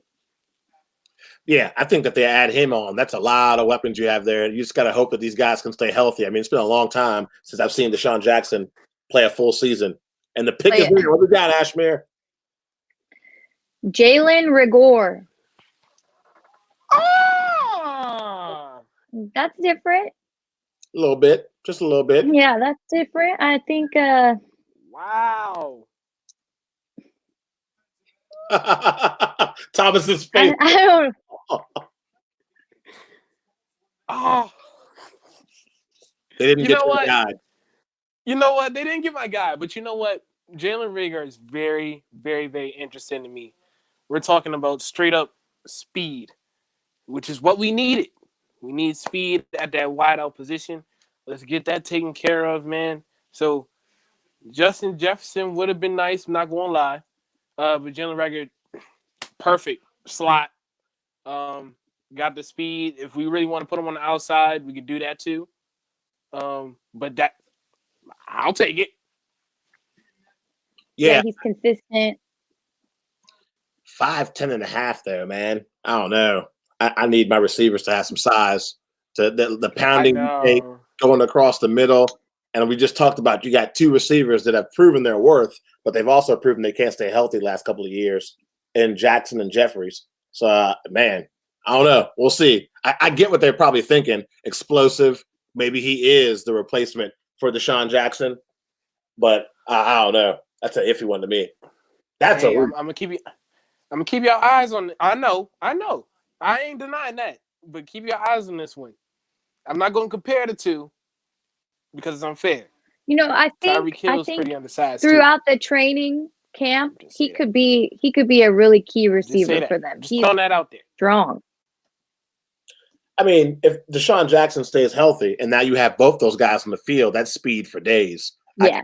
You're going to need them both. Yeah, the bubble screens, the jet sweeps, the reverses, special teams, both of those guys can really bring a lot to you. But I just feel like Justin Jefferson would have been a much better fit, a bigger impact. Absolutely.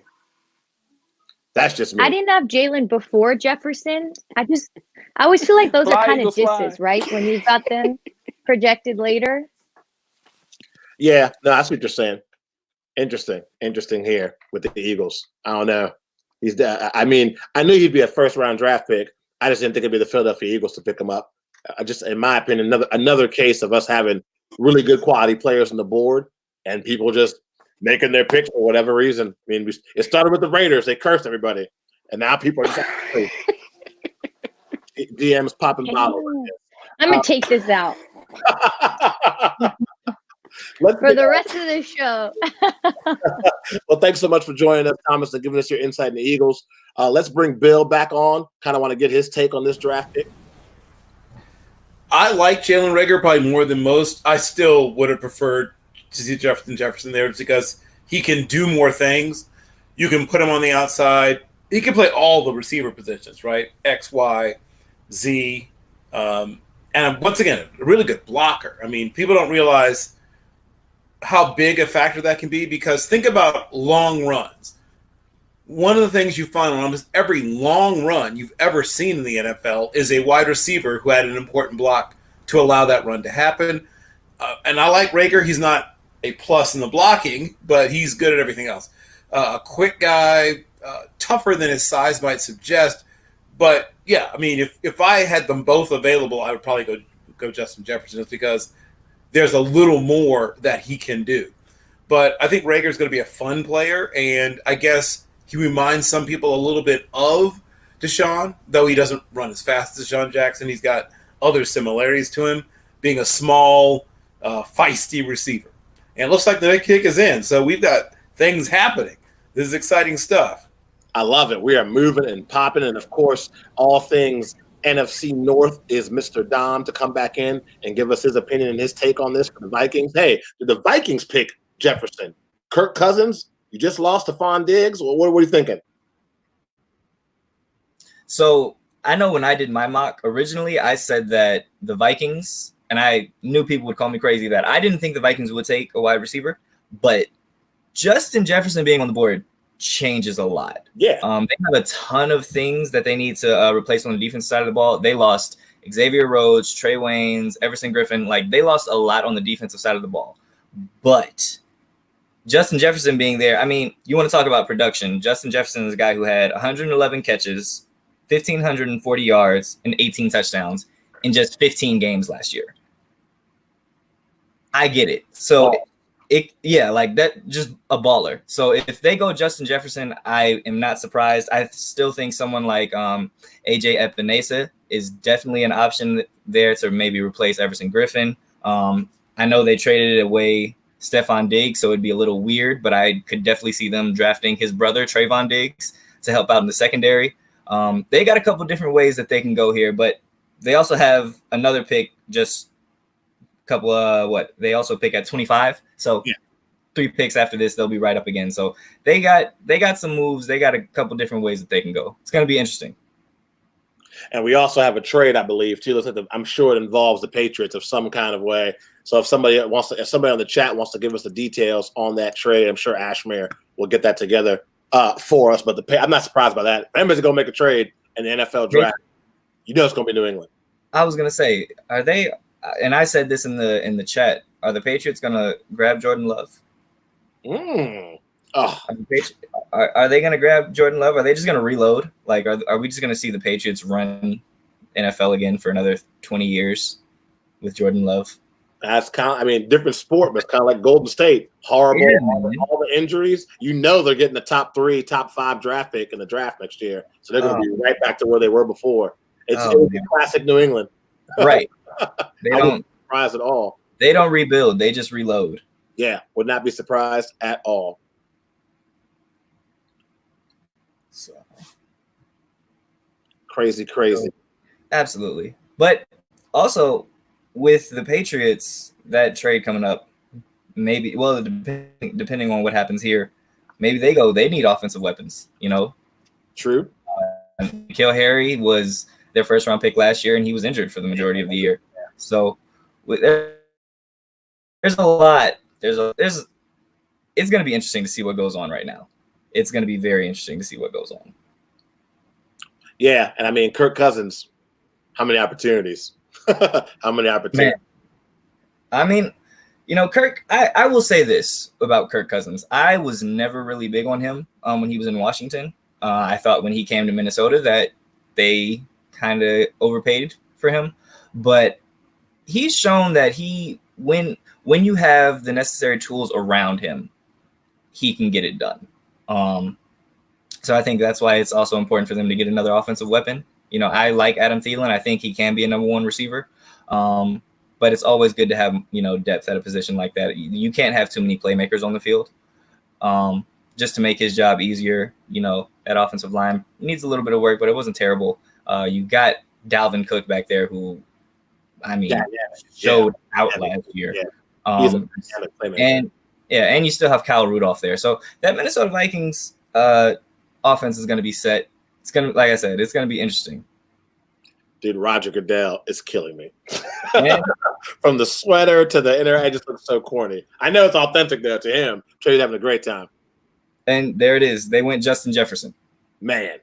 So, like I said, originally I thought, you know, they have a lot of picks that they need to make on the defensive side of the ball, and this is a deep draft class. We kind of saw it that like that depth kind of hurt some of the receivers, and that we saw a lot of guys fall that should not have. But like I said, this makes a ton of sense. Justin Jefferson is a stud. You pair him with Adam Thielen, and Minnesota's ready to make another run at the Super Bowl. This is nice. Again, like I was talking about, another situation of a guy getting drafted and you don't have that pressure of being the number one guy. You come in, learn the offense. When they sprinkle you in, you get your opportunities, you make a play here or there. Eventually become a starter, you get more playing time. This is a really good situation to be in Minnesota. Solid running back, solid quarterback. You got a guy like Adam Thielen, who was a undrafted nobody, who's worked into one of the elite receivers in the NFL. You get to learn under him. Yeah, if I'm Justin Jefferson, it sucks to be dropped this far in the draft, but the situation you got put in is a really good one. You're in a great situation. And that's kind of the beauty of falling in the draft, is that, you fell, but you just got picked up by a really good team. Yeah, exactly. You know you're not going to be in the top 10 next year. At least you shouldn't be. Right. You shouldn't. Yeah, no, not for sure. Exactly. Let's go ahead and bring Jeff back in, get his thoughts on this pick right here with Jefferson going to the Minnesota Vikings. Well, once again, I had the Vikings in another 3 picks taking wide receiver. They decided to do a little bit earlier. It's the perfect idea to take him now. This is, once again, one of the top 7 receivers I had on my board. The fact that he got passed over by the Eagles kind of shocked me. I know that people believe that, that's Deshaun Jackson 2.0. I don't believe that. But when you talk about Jefferson, you're talking about a guy that can go up and get the football. He's not an elite burner, but he has 4.4 speed, legit 4.4 speed. All right. Run some quality routes. Now, he does have to get better at the route tree. He's not a finished product. But overall, when you're looking at the receivers in this draft, the LSU receivers they've been putting out the past couple of years are legit starters once they fully develop. And the pass on him and let him fall to Minnesota, who now has, once again, Adam Thielen on one side. Now you're throwing Jefferson, and you still have the tight end Rudolph. Look for them to add another slot receiver to the mix, and you got 2 nice backs in the backfield there in Cook and Madison. So there's plenty of talent on that offense around Kirk Cousins. This just makes it even better. I think he'll make it once he fully develops. You won't miss Stephon Diggs at all. Yeah, I didn't think that Diggs' loss was going to hurt them that much if they were able to find somebody that can kind of take his spot. And I think Jefferson's a different body type, different type of receiver. But I think adding that on there to that offense only makes them better. And the pick is in for the Chargers already. I love how this thing is flowing. Oh yeah, and you look at the trade. Yep, they're getting a second and a third, which is a little bit of an overpay if you go by the chart. It really, if you line it up by the chart, it would have been a second and a fourth.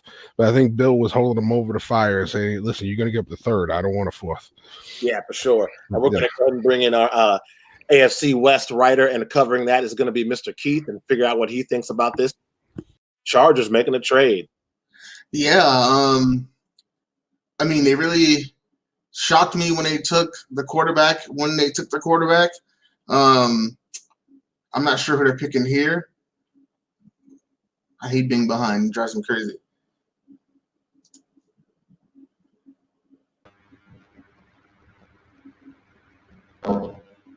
Hey! pick is in. See anything? Who you're predicting that trade?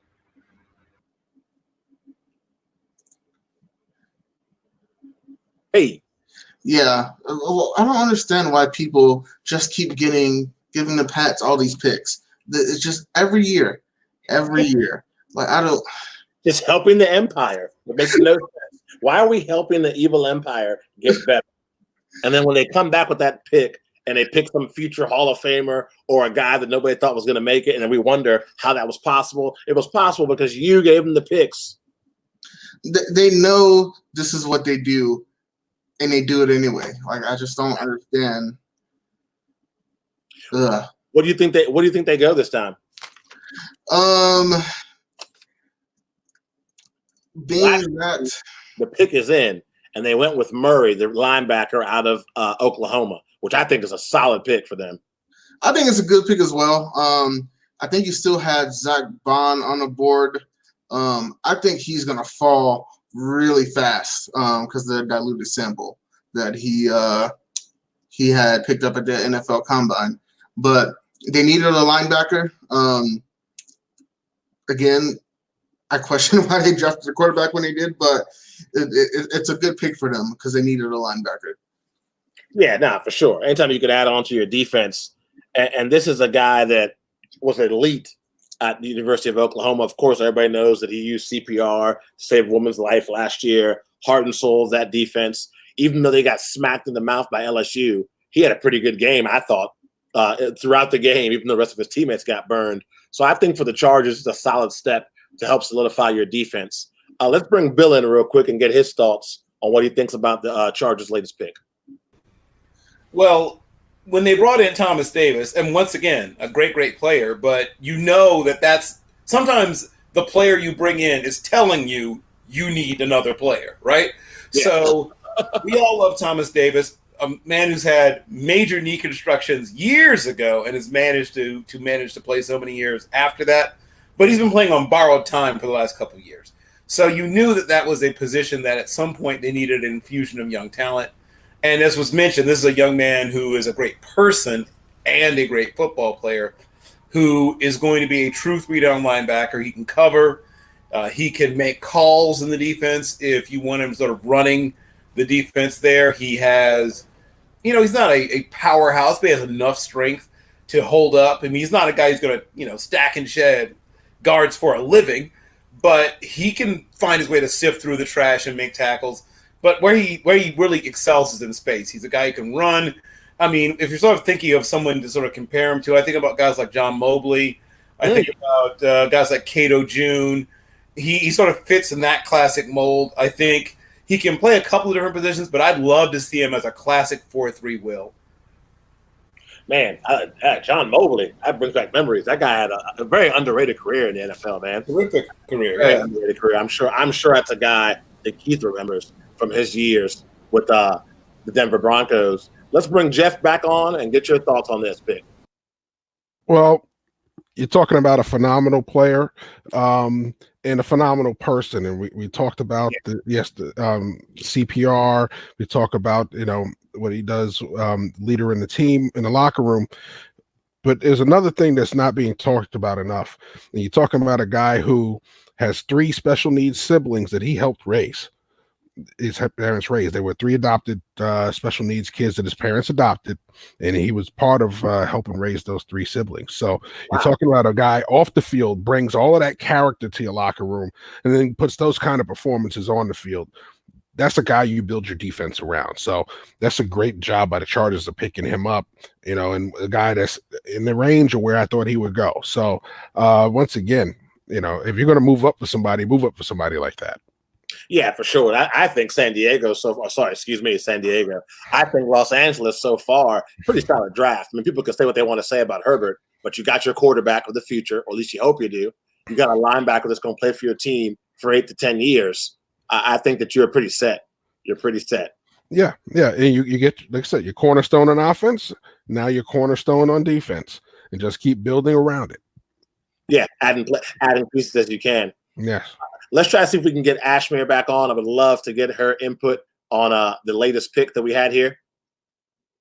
Mr. Murray. Can you hear me? Sound fantastic. There you go. That's HD quality right there. Okay.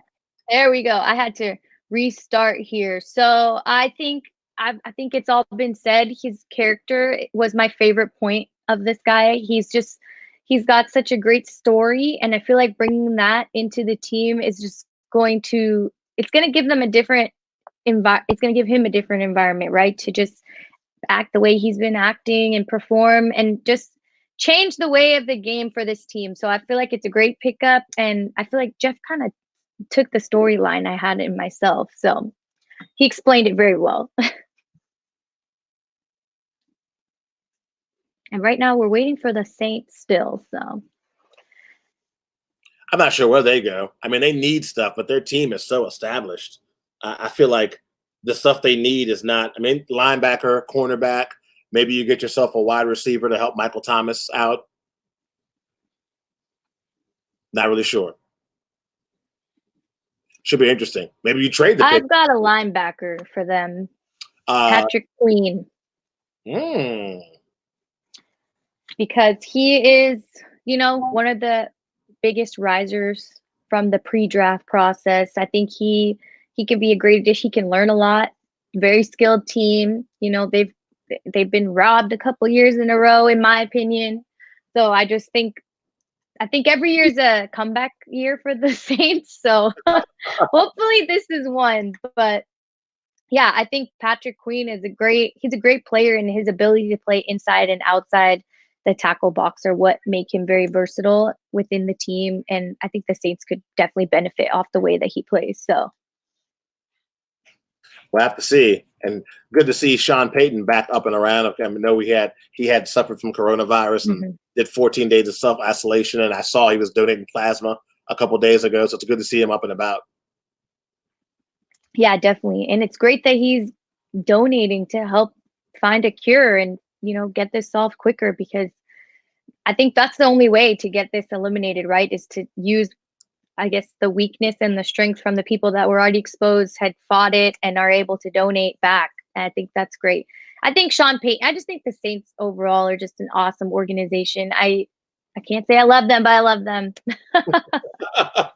Yeah, and they've been consistent for a long time. Like, I mean, when was the last time they were really bad? I mean, they got Drew Brees. It's been playoffs. They might miss the playoffs by a game or two, playoffs. And then, like you said, you got robbed the Rams game. You got hosed. For sure. And Michael Thomas, I literally love him. I love watching him. I love how, he's always finds the way to get the ball. Him and Brees are like two magnets that always find a way back to each other. And the pick who they got? I don't know, but I love the Twizzlers and the setup they've got going on here. Like major snack mode. You haven't snacked this whole time. If you had caramel during this, you would have been like. Don't worry, it's coming. It is on. My bag is on deck. Don't worry about that. So who is your predicted pick for Saints? For the Saints, I thought they were going to go wide receiver, so I had them actually going for. I thought that if CeeDee Lamb dropped, he would go to New Orleans, and I thought that would be another weapon for Drew Brees, but obviously it didn't happen. Because I had CeeDee Lamb and Michael Thomas. Wow. Yeah, but you still got Higgins out there, but I think that's a big reach to get Higgins this early, and I think that guy's as a person you can get early in the second round. Jeff, who is your prediction? I had him taking Trevon Diggs. It doesn't look like that though right now, as it looks like the pick is in. He just announced it before they took the name off. I'm seeing the young man. Let's see. Cesar Ruiz. So we got the center from Michigan coming off the board. All right. So Cesar Ruiz, we're talking about the top center in this class. Nice big frame. He's a Camden, New Jersey native. If anybody that knows Camden, New Jersey, it's not the greatest place to grow up. I know when I was playing ball, I had a few games out there, and then it's a rough town. So he wound up transferring out of high school there to IMG Academy down here in Florida, and ended up in Michigan, where he's been absolutely stellar. and anchoring down the middle of that offensive line. And he's going to bring a lot of talent and what they need on the interior of their line to the Saints. Once again, you're talking about a guy who's intelligent enough to make calls at the line of scrimmage, is able to anchor down inside and pass protection, get some movement at the point of attack. He's very technical. He's not the bully inside, but he can play physical. It is one of the things that Michigan linemen do, is they definitely do play physical.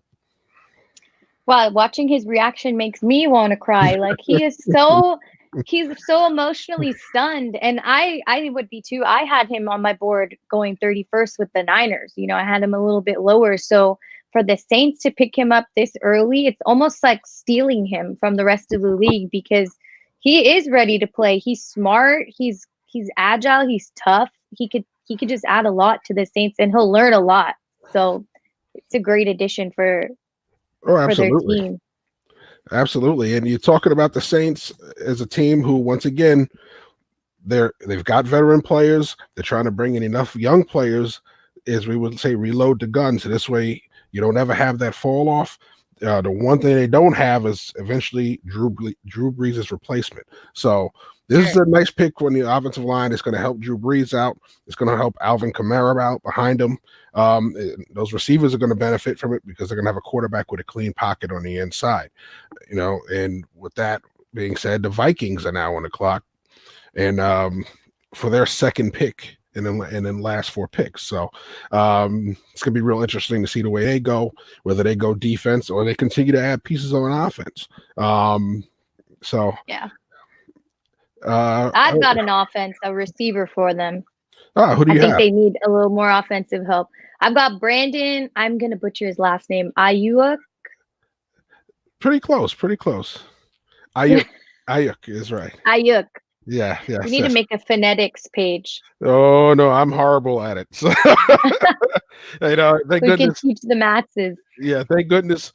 There's a few people out there that have it out there where I can actually look it up and get it right without butchering it. But just wait till you get to some of the later rounds and you get some of the guys like Albert O. Yeah. See, exactly. That last name is long. If you have a last name longer than 6 syllables, I'm going to mess it up. If you have it's longer than 4, I'm really going to mess it up. But 6, just forget about it. But you know, no, I agree. And we have another trade. So the Vikings are actually trading out. And let's see who they're trading with. So it's the Niners coming back up into the first again. Well, they have a pick later in the first. So there's somebody on the board that the Niners really want now that they didn't want to wait a few more picks for. So it's going to be interesting. And if you let's look at the big board here. And let's see players we still have on the board that they could be interested in. Denzel Mims is still on the board. Yatir Gross-Matos, AJ Epinesa, you know, yeah. So there's quite a few edge rushers, safeties. There are a ton of safeties still on the board. I don't think we've had a safety taken yet, actually. So you still have Xavier McKinney from Alabama, Grant Delpit, who I believe is the top safety in this class from LSU. So there's plenty of talent that's still sitting on the board, first round talent. You know, so it's going to be interesting to see who they're trading up to get. I'm telling you, they missed out on Caesar. They're like, they had to come back and claim somebody else. Yes. Who's our West Coast? Who's our NFC West affiliate? We can bring Larry in. Yeah. And hear who he's predicting for the Niners. No, bring him in. Let's see what he's got out there. I'm interested. Yeah, the pick is in. So, Larry, you there?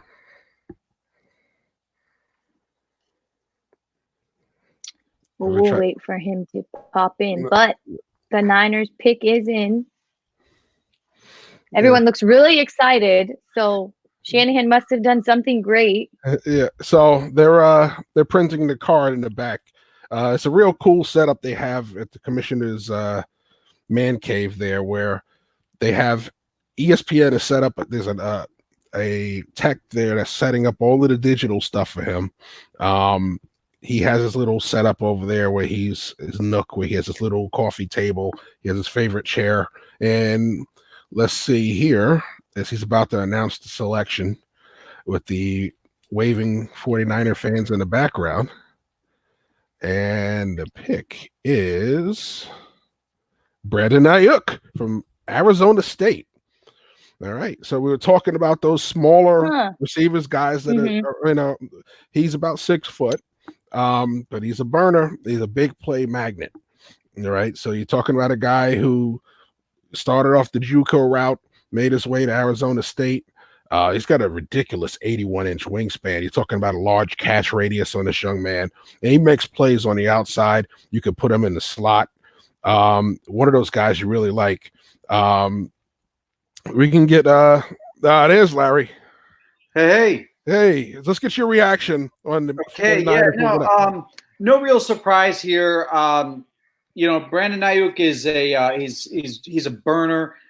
Kid is from the Central Valley, very likely grew up a Niner fan. Has really turned it on over this past year at Arizona State. I would expect big things from him. Certainly gives Garoppolo another weapon to throw to. So this is a really nice pick for the Niners. Again, they had the ability to move back into the first round. They still have the 31st pick. Now that they've addressed their need with defensive tackle and wide receiver, wouldn't be at all surprised to see them unload 31.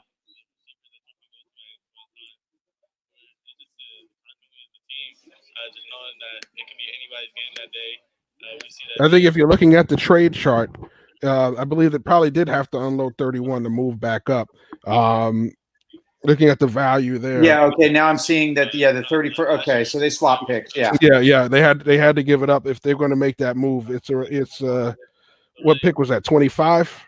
Yeah. So that makes sense. I mean, I think what's happening here is, again, you're seeing the Niners maneuver around, and they're really trying to develop a little bit of depth as they get deeper into this draft. But I also feel like they wanted to walk away with a wide receiver, and in getting Ayuk, they were able to get, again, a real premier game breaker, which is what I feel that Garoppolo needs. He needs somebody who can play outside the numbers. Absolutely, and he's gonna definitely help not only Garoppolo, it's gonna help the tight end as well, because running game opens Kittle up that much more. Big time. Yes. Somebody that takes the top off the defense always makes everybody else around him better.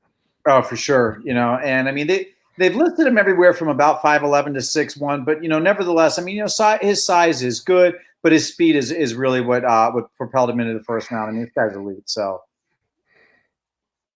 yeah, I really didn't even know whether or not he would be there at 25. Yeah, 5'11" and a half, 205 is what they measured him at the combine. Once again, that ridiculous 81-inch wingspan is just, you don't get too many guys 5'11". That's an incredible radius, yeah, with a catch radius like that. So, you're talking about a heck of a steal for them moving back up. Hey, another feather in the cap for one of my favorite guys, Coach Herman Edwards. I mean, they said he was too old for college football, relate to the millennials. Here's another guy from Arizona State going in the first round. You had the kid, that receiver that went to the Patriots last year. I'm a big fan of Herm Edwards. So anytime he gets some props, I'm all about it. So you play to win the games. Yes.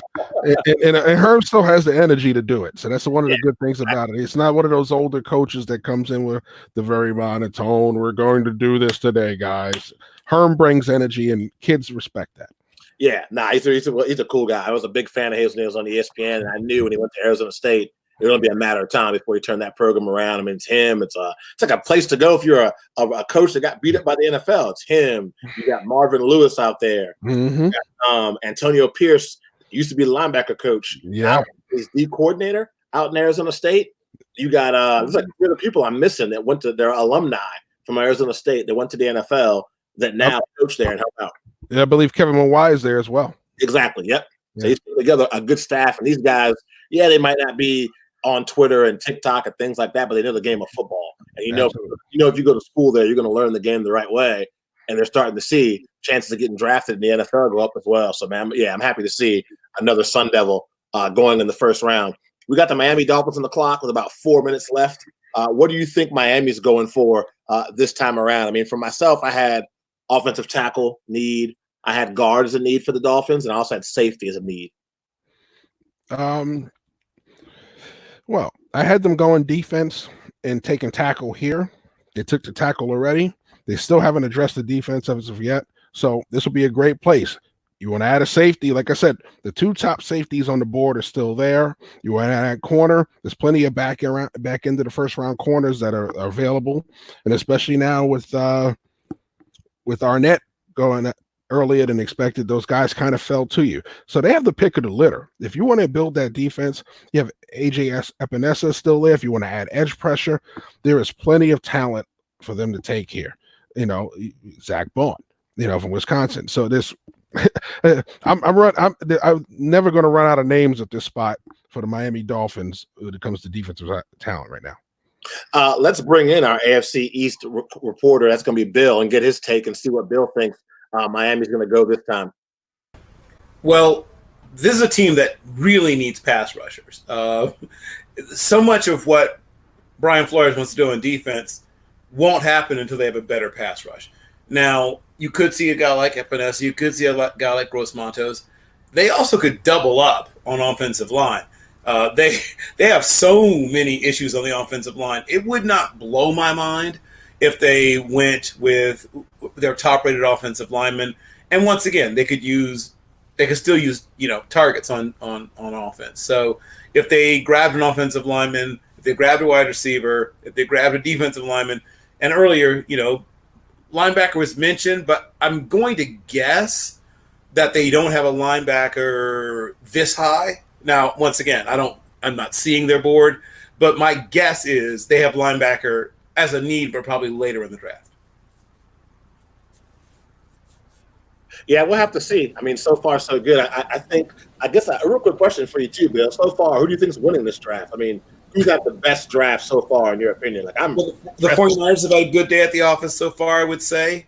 I would also say that things have gone pretty well but look at the teams that managed to gain value, right? So when a team either sits pat and gets a player they really want or moves down and gets a player they really want, I always give that team sort of a little bit of credit as opposed to a team that trades up. Now, once again, trading up, if it's the right situation, certainly makes sense. But yes, I mean, I love, or certainly I'm very impressed by what the 49ers have done. I think that the Vikings have filled some things in that they needed to take care of and done a pretty good job. Let's see, who else? I mean, there's some obvious things at the top of the draft. I don't want to give too much credit to a team just at the top of the draft because you should get a great player at the top of the draft. Yeah, it should be difficult to mess that up, though. Of course, we have a trade too, Bill. Now the Packers are on the clock, no longer Miami. Right. So could this be Denzel Mims? And the pick if so, even though it's a different place, I had mocked Denzel Mims to them. So if they got Denzel Mims, I guess it's figured to just go ahead and get it out of the way as opposed to waiting to see if he makes it to them. Yeah, the trade was pick 30 and 136 for 26. Right. Once again, pick. I mean, I don't hate the move because they're a team that's probably only a couple players away. For teams that have a Hall of Fame level quarterback and have at least some keystone players to build around, they have the running back that they want and that they need in Aaron Jones, who I think is, one of the best 10 or so running backs in the NFL. I think they still need to add someone with Devontae Adams because Devontae Adams is a terrific player. He's a great technician. He's a tough guy. He'll go over the middle and make catches. Not a burner, but he's got pretty much everything else that you look for. And if they weren't able to add a guy with real deep speed like Denzel Mims, that could make them dangerous.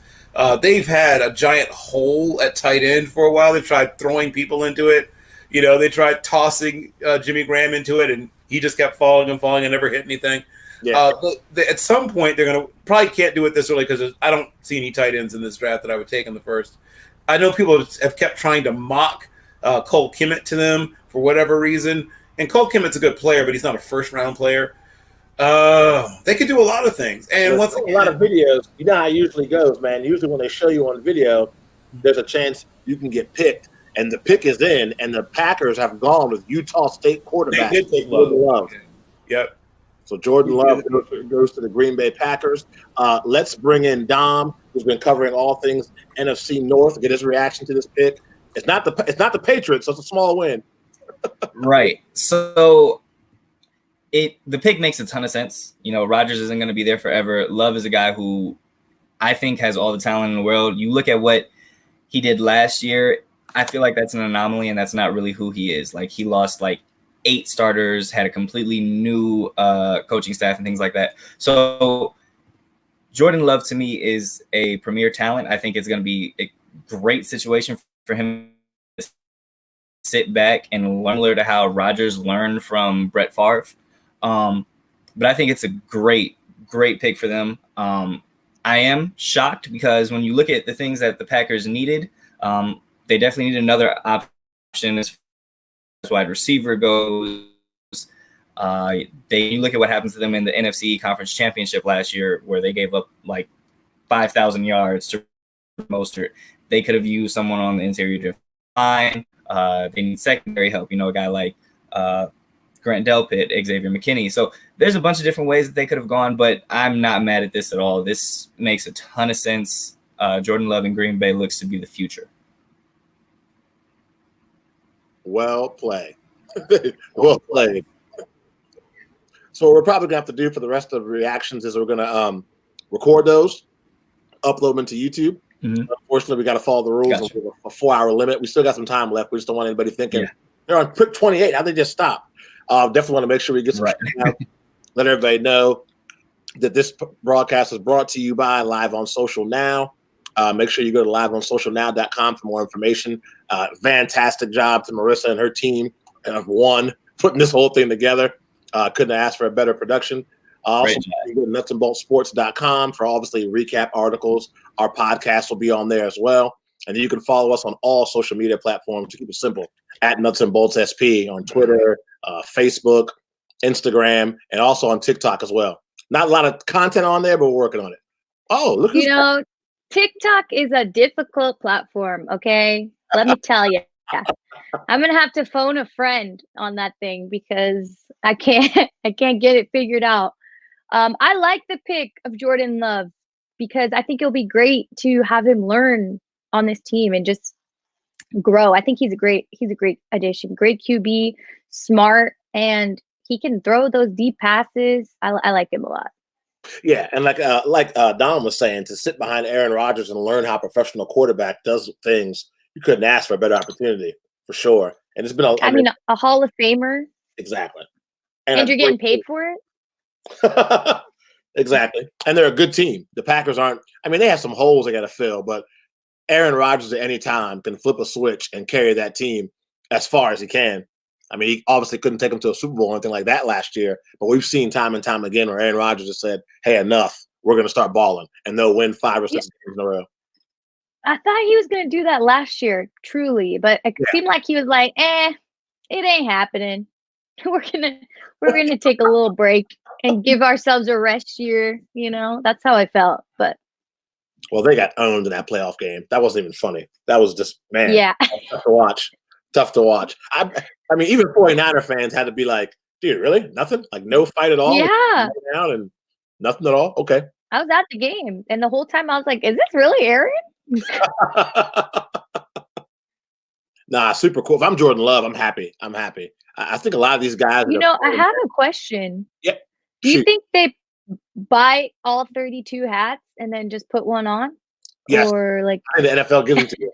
I think the NFL ships. Oh, okay. And you just pick which. And when you get your team, you pick it. Yeah, because you saw Joe Burrow was on the phone, and like 3 minutes later, he had that fresh Cincinnati Bengal hat in hand. Yeah, that's what I was wondering. I was like, I mean, because you really don't know what's gonna happen. I didn't have Love on my board at all, so I didn't think he was gonna go this round. But I mean, yeah, okay, that was my question of the day. Because when they show people open up their boxes, they're like, "Oh, I got my NFL package." They'd show you like some wires. Oh, I got a ring light. Yeah. It would cut off. Nobody did like an in-depth reveal of showing everything that was in the box, and there were some pretty big boxes. I think everyone was trying to keep it like under wraps. I'm telling, this was like the most low-key draft, right? Because of the exposure, the least amount of exposure they could have had. So everybody was just keeping chill and then playing as they could, right? Yeah, I wonder how that goes. That's got to be tough. The whole nowhere. I mean, if Tom Brady's getting kicked out of parks for working out, I figured he'd be untouchable. I figured that guy had. I mean, I don't know. I've seen Dak Prescott and Des Bryant working out together. It was like 5 or 6 people. I follow Dwayne Haskins on Instagram. He's always working out. It's always like him and like 4 or 5 receivers at different high schools and parks all around DC. So I'm wondering how tough it is for these guys to get in and get the real work done. It's got to be good. Yeah, I'd love to see the team bonding after this. I need to know. Yeah, it's your livelihood. That's how you get paid. You can't just sit. I mean, you and I can sit at home and be like, "Hey, we'll get it when we get it." But these guys can't do that at all. They have to be out there. You get out of shape, you might lose your job. And the pick is in for the Seattle Seahawks. All right. Personally, I have an edge. I've got AJ Epenza. I'm butchering everybody's name. I'm going to make a phonetic dictionary post-draft. But I've got him because I think Seattle needs somebody since Clowney is unlikely to return.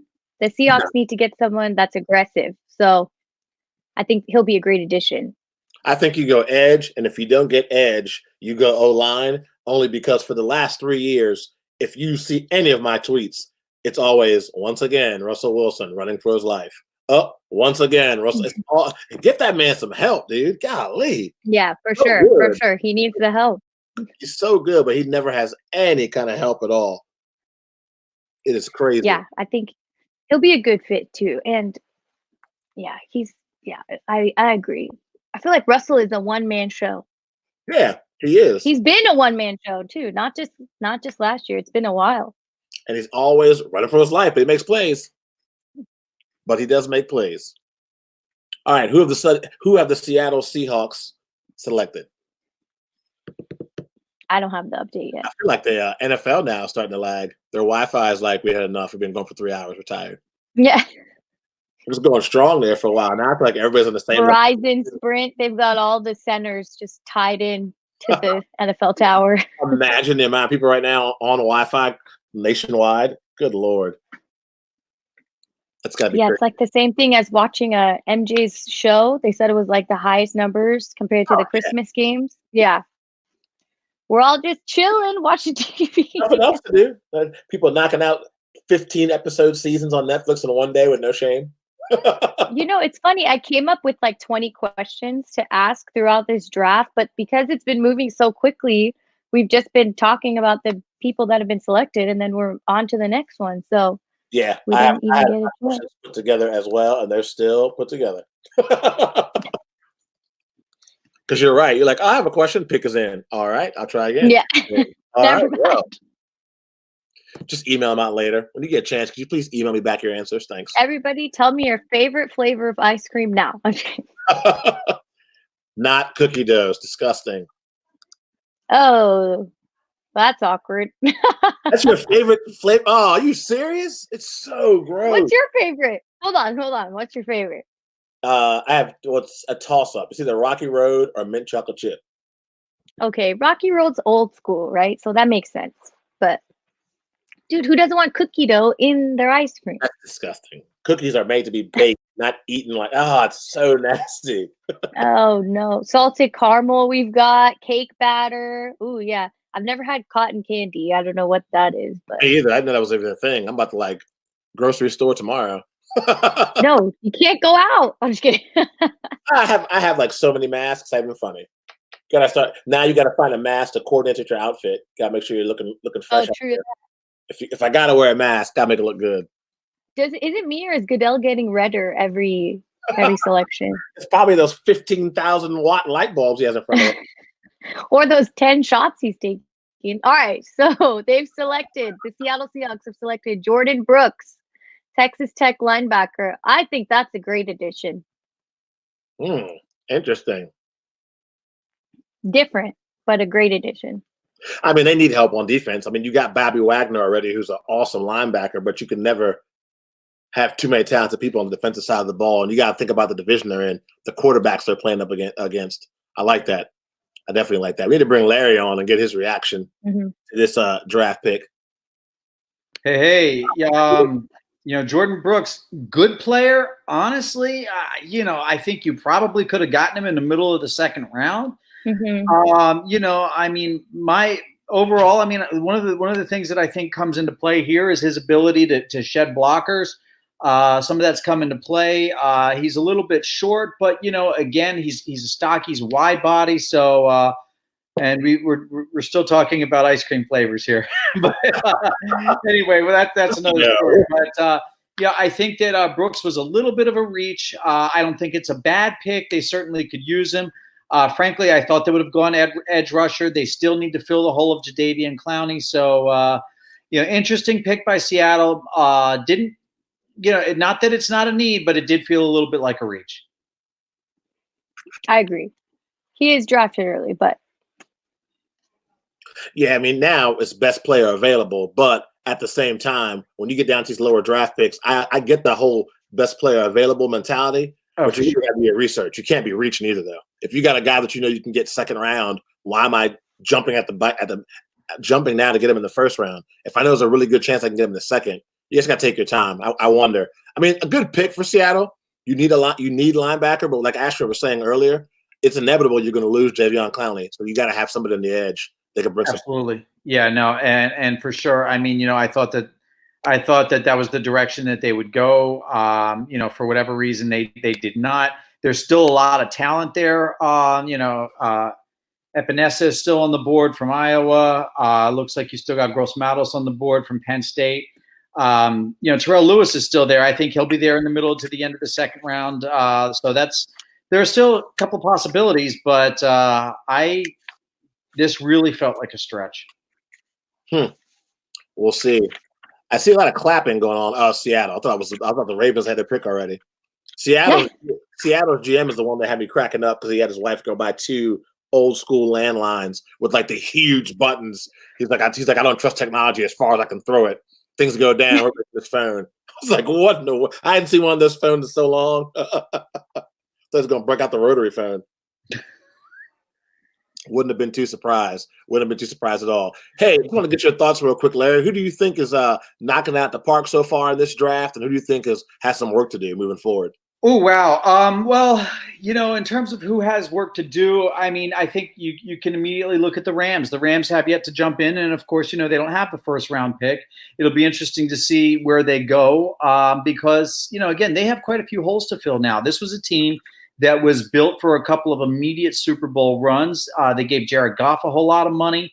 But, now they're getting older. They're losing players. Gurley is gone. And, so they definitely have – and, that you have holes on offense and on defense. Sue is gone. So they have a lot of work to do, and they're really going to have to be aggressive. And really, they cannot afford to miss on any of their picks. So that's who I think has a lot of work to do.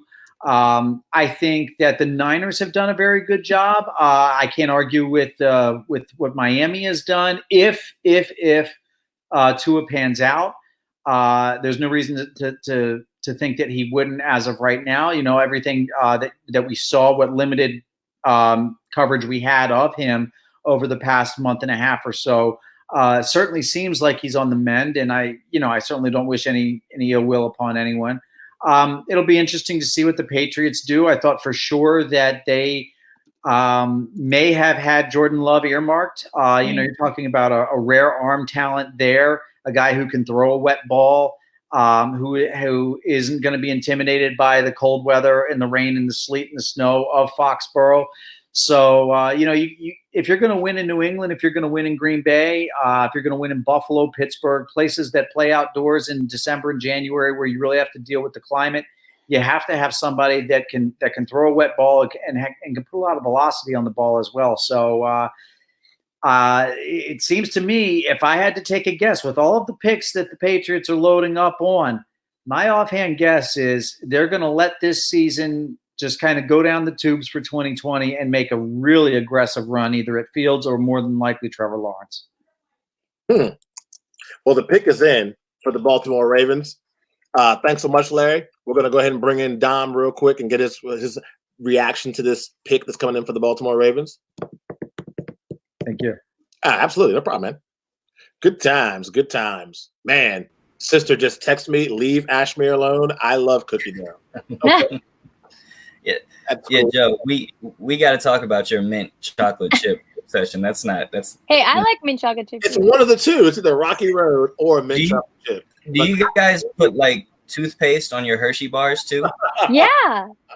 Oh goodness. Okay. And syrup on my eggs. You know. Whoa. Okay, syrup on eggs is good. Okay, go for your Syrup on animals. eggs. Be a separate show with Ashmere eating habits. Syrup, Right. What in the world? But as far as Baltimore goes, they have two glaring needs. They need an inside linebacker, but also with why am I blanking on his name at the moment? The offensive lineman that retired recently. They need a guard. He was. Yes. Why can't I think of his name? Goodness gracious.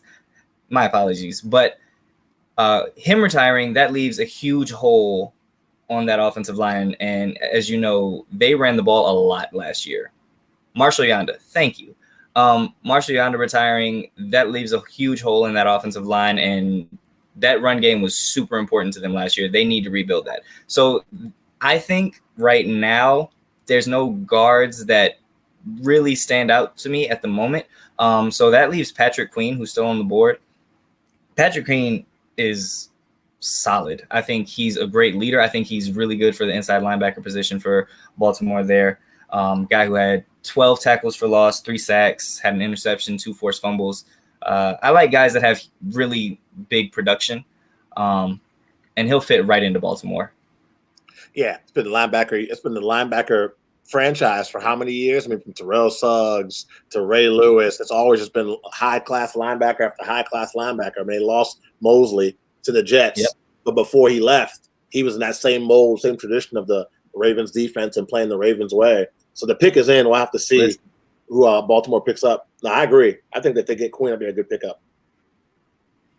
I'm not going to look forward to seeing him twice a year. I'm a Steeler fan, so we're going to see what happens. But Roger in the sweater or on the field?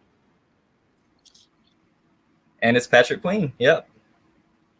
Cool. But like I said, Patrick is a guy he's really great because he gives you that speed where he can cover tight ends and running backs as well. So he has some fluidity, can separate from blockers. So he's going to have an immediate impact. He's a day one starter for them. No, I would agree with that. What do you think about this draft pick there, Miss Ashmere? Yeah, I was going to say, I think the way that he's able to play inside and outside and the tackle box are just very exciting. And they need somebody to patrol the middle, right? So I think that'll help a lot, and he's able to do that. Patrick Queen I had him drafted earlier with the Saints, as I mentioned, but I think he'll fit in with Baltimore because their defense was lacking in the smallest numbers, in the littlest things. So I think he'll be a great addition to that. Yeah, like I said, another guy that's in that Baltimore Ravens tradition of just being an elite defense, and he adds on to that team. That team, we all know what happened in the playoff game. We all thought was going to go one way, and they ran into the king, Derrick Henry, and the Tennessee Titans. I mean, I still can remember texting you and being like, "What is happening right now? Is this real life?" Yeah, I bet that the Ravens would win that game, and I lost. And I was just sitting at the bar like, this is insanity. So I think having him on that defensive side will help, hopefully. Yeah, I thought it was going to be a good game, but I did not think in a million years the Titans were going to win, especially because the Ravens were at home, coming off that bye. They had all the boxes checked off to get a playoff win. Well, and Lamar scoring 30 plus, sitting in the fourth quarter, just like, yeah, bro, this championship is mine, and that was not the case. So. Yeah, I didn't think they were going to win the Super Bowl last year, Baltimore, but I didn't think they'd lose their first playoff game at home to Tennessee. Oh, really? I had them going all the way. No, I didn't. I didn't think that. I thought they were going. I thought the 49ers would have had something for them. That defense is just nasty. One final good look at our big board there. Hey, we want to thank everybody for joining us. The show moves on to another platform. We will share that link with everybody on our Twitter account. Make sure you give a follow and you shout out to liveonsocialnow.com. Thanks for putting this whole thing together. nutsandboltsports.com, and you can follow us on all social media platforms at Nuts and Bolts SP. So we're going to wrap this thing up on a different platform, but we are going to wrap this thing up.